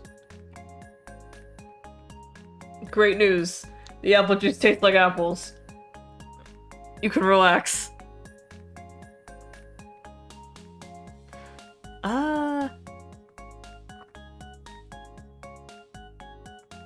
That's right. My sister got a new game, the Escape Simulator, so we might play that next time. We might play it. We could also just as possibly play other games, or just draw again. Or maybe I'll open up Tetris and you just have to watch me for 8 hours. I don't know. The future is limitless. The world is full of possibilities, but I don't think this is what they meant.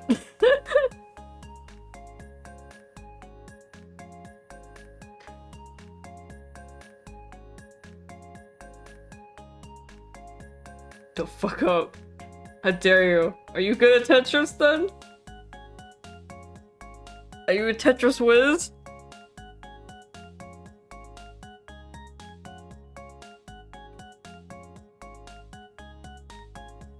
Absolutely.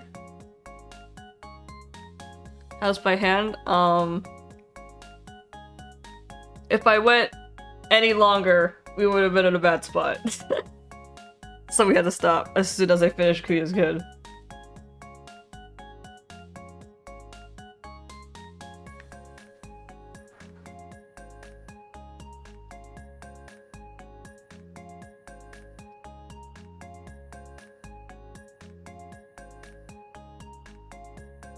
He looked good. Oh yeah, you wanted me to send- did you still want me to send the brothers? Actually, I guess I'll just ask you later.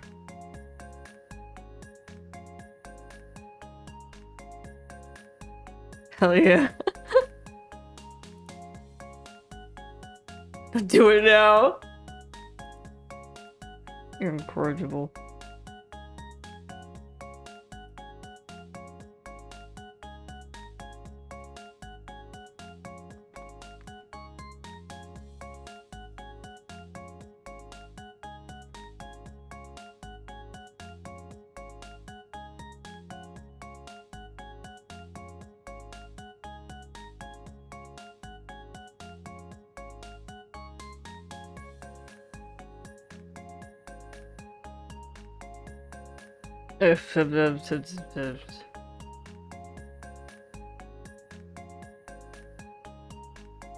Okay, I sent it.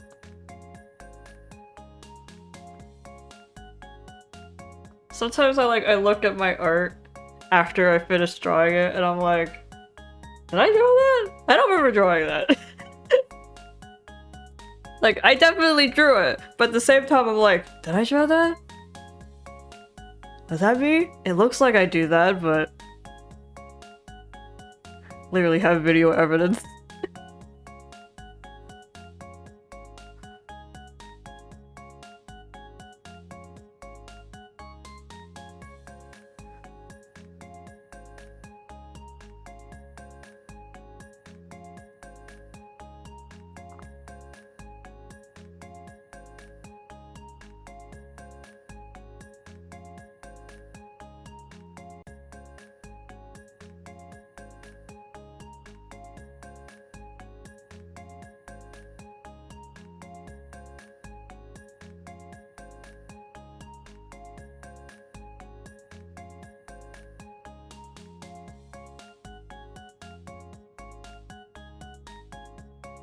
Because out-of-body experience. That's right, the universe took over me.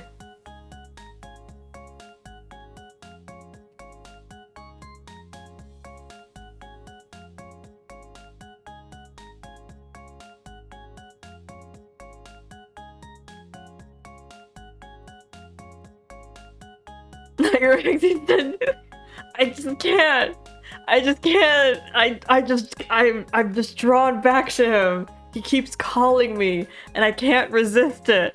Like the way he makes my body dance. I can't turn him away.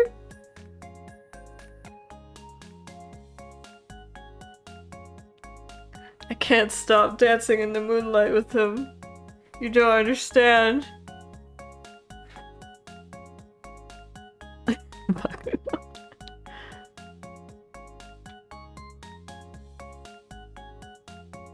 He doesn't need the magic mic be that good. All that matters is that at midnight we're together.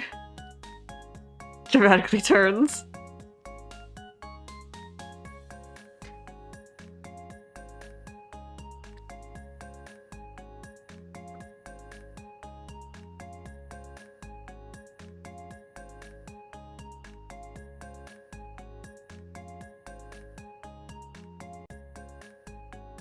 Also, your ex being Bakugo would be an excellent addition to your school romance drama. like the kind of fanfic that is just crossovers upon crossovers of like all the authors' just like favorite characters. so they can smooth on up on all of their favorite characters from all their favorite series with their self-insert.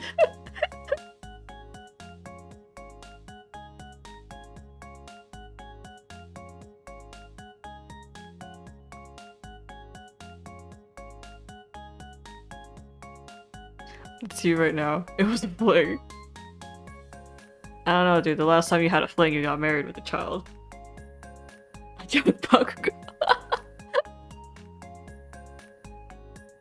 I think the fandom's pretty split on him on that. Some people go really hard on him being like abusive, and then some guys like go all the way on the opposite end, that he's terrified of hurting you. And that makes him like extremely gentle, but also like extremely good boyfriend. Besides the fact that he's like a yandere, so he has all the traits on max overload. So just like that's the two versions I've seen of him. Me, who's never watched an episode of Boku no Hero Academia in their life.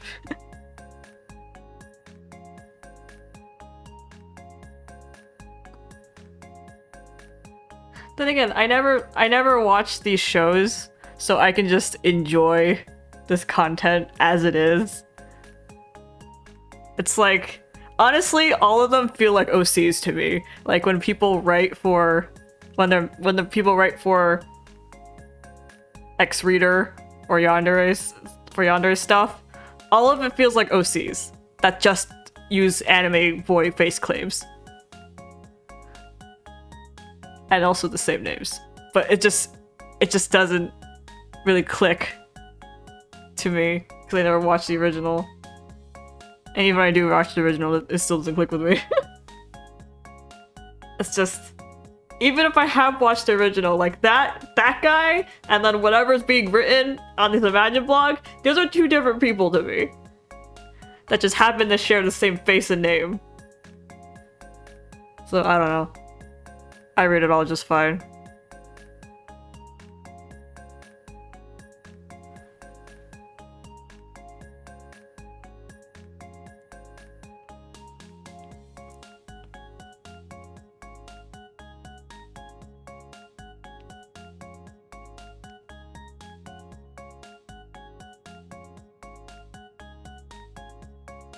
So if I had to say a bully character yandere who's only gentle and sweet and accommodating to his love interest is an extremely good, like, concept. I really like that.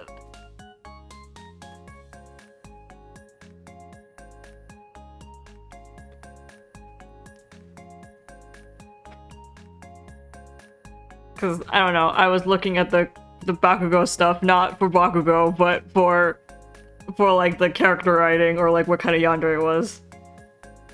It didn't really matter to me who it was just the anime face claim. It was just your OC, but you're not an artist, so you had to just take icons from an existing character, and that's your roleplay.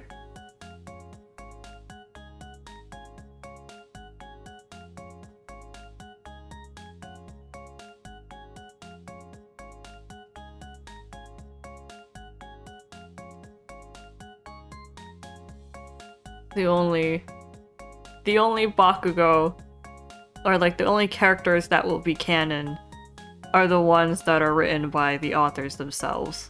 And then every other version of that character by anyone else that isn't the original author is just someone else to me. That's just a whole another creature.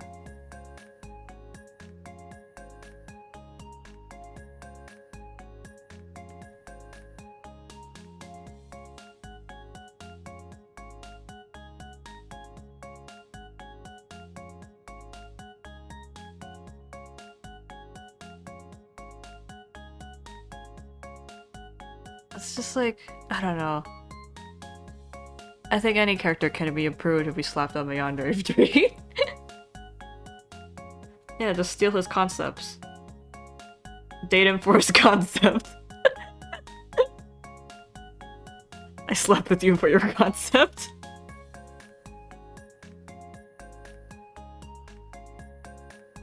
That's pretty scathing to say to someone.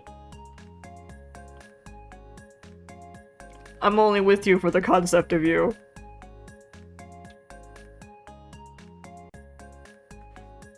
That sounds like some philosophical shit.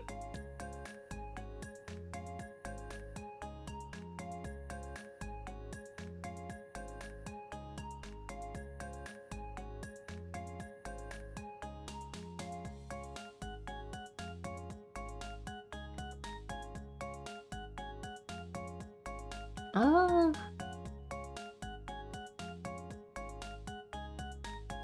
was only with you because the thought of you was good. Damn, that's harsh. That's scathing.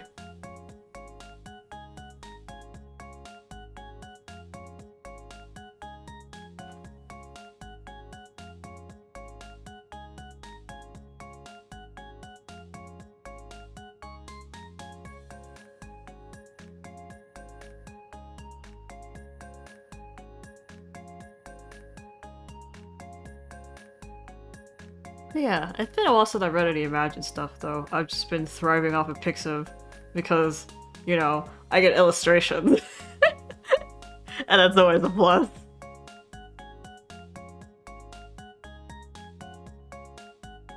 Also, they're more lenient on going buck wild, but still forgiving the character. Or like letting it happen. I like that about them. Because they're the only ones that'll write about a guy slurping snot straight out of your nose. Fucking step it up. English-speaking side of fandoms.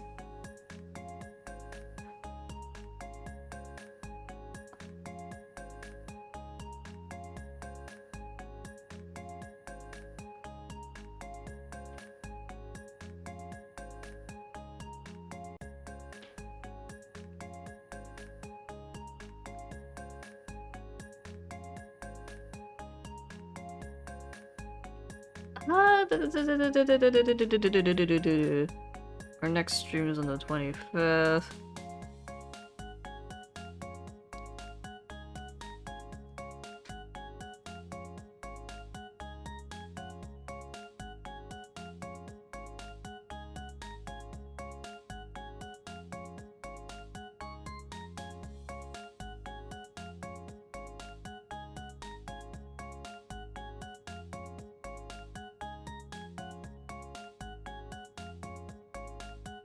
I think we've got like... I mean, I've been thinking about it the whole time, but... And I've only decided to bring it up now that we're ending, but... Lag's pretty bad today.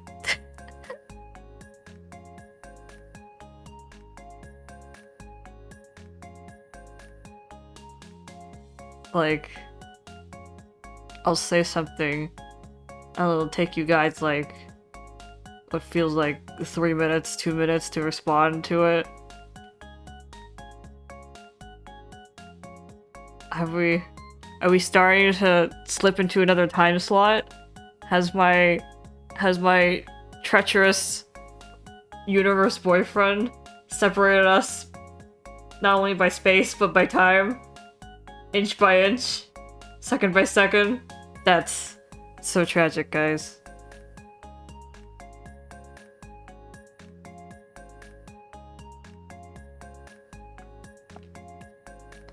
The next we meet, I will be 5 years into the future. Why does your ex have this chart?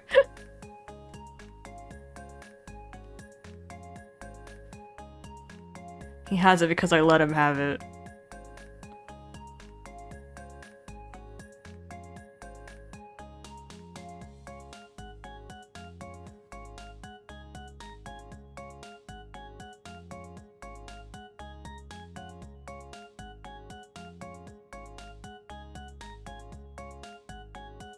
Did you get the universe at some point?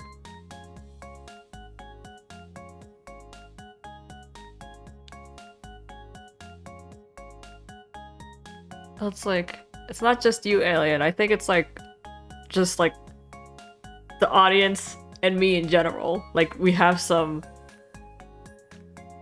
time lag here overall, all of us. So that's why I'm like having like long periods of silence after when I talk to you guys, because of like it's not an immediate response from you guys. I have to wait like a couple minutes before you say something, but then by the time you guys respond and I look at your response, I don't remember what I said to trigger that response in you anymore, so I'm just like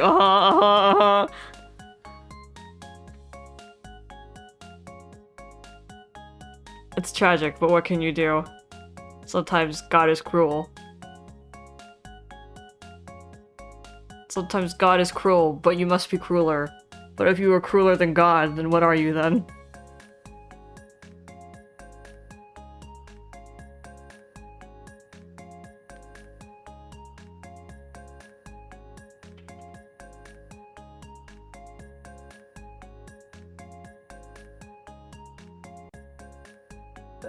I don't know when I'll be able to finish the second half of Kids. And then... well, I'm gonna be resting the rest of the day. Today is now Sunday. Being my off day. Like, every day is my off day, but, you know, sometimes the universe calls me out and I lose an entire day before I know it.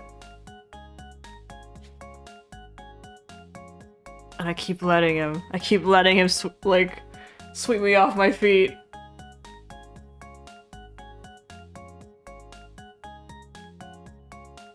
Bye, Moog. Thanks for coming to the stream. Oh, Moog didn't you? There you go.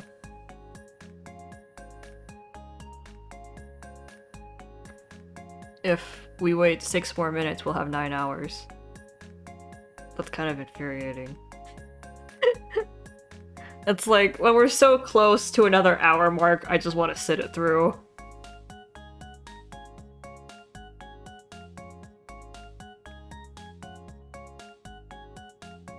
There's really no need to, but I like it. And that means you guys have to like it too.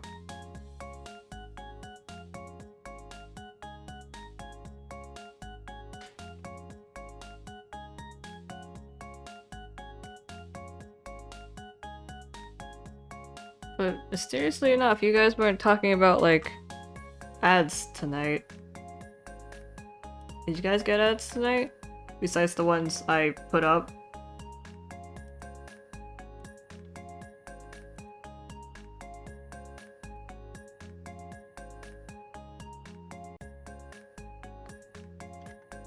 I'm telling me it's been a while since last ad, but... That's strange. I guess today is a funky day.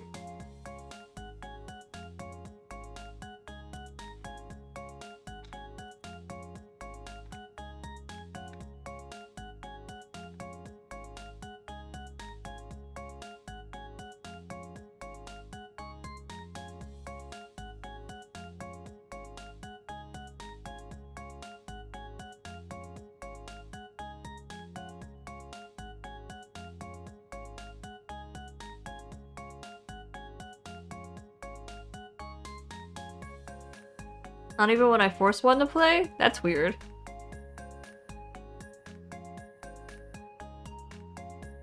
Is tonight just like a weird disconnect? Is it like the eclipse or something? Is something happening in the stars that's like affecting all of our signals or something? Is this the night of reckoning? What's happening? Is this fish karma? Is this when fish hell opens? I knew this would happen.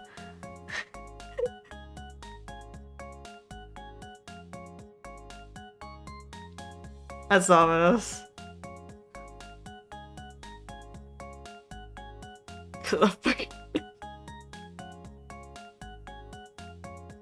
Listen, it's not my fault. I didn't stab it. I tried to stop the guy, okay?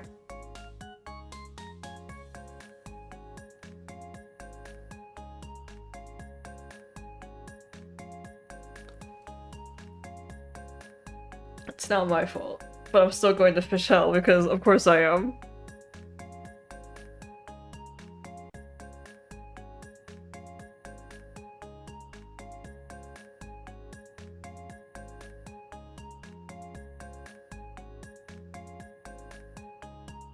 I know it sounds stupid, but I was really serious in the dream about fish hell and fish karma. I legitimately felt that way in my dream. I was like, no, fish karma's fucking real, it's gonna happen to us.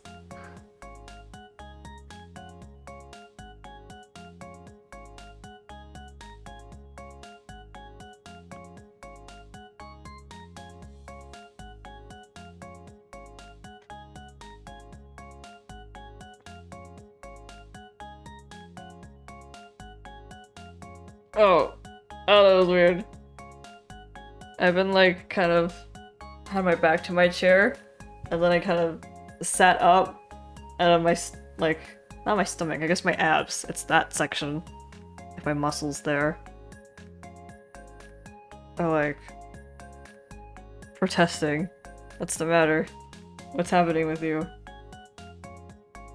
And it disappeared. Okay. Whatever. Have your fits. It's not like I care about you. I do care. But not when you're like, subs. What is real, but they just want to reel you into believing you're safe. I'm never safe. As long as I am alive and fish are alive, I'm never safe. I'll only be safe when all of us are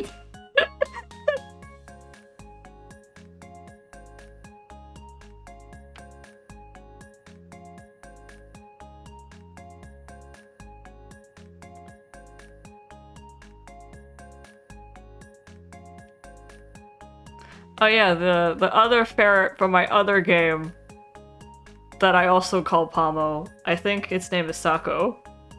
Just so you know. And Sako doesn't really roll off the tongue either.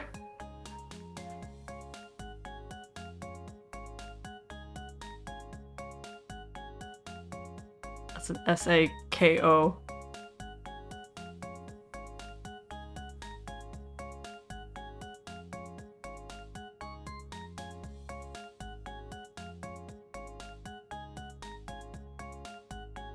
Sako. With a K.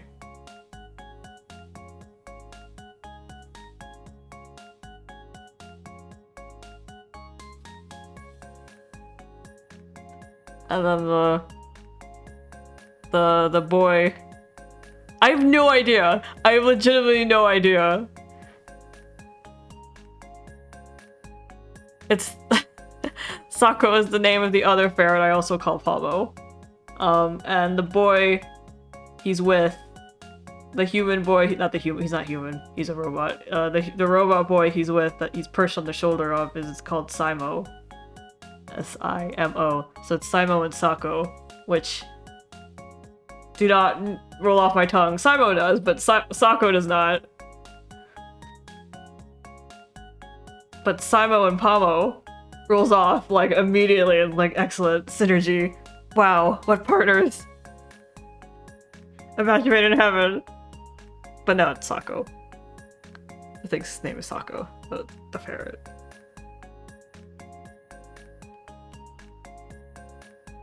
We made it to 9 hours? Excellent. Now we can close off.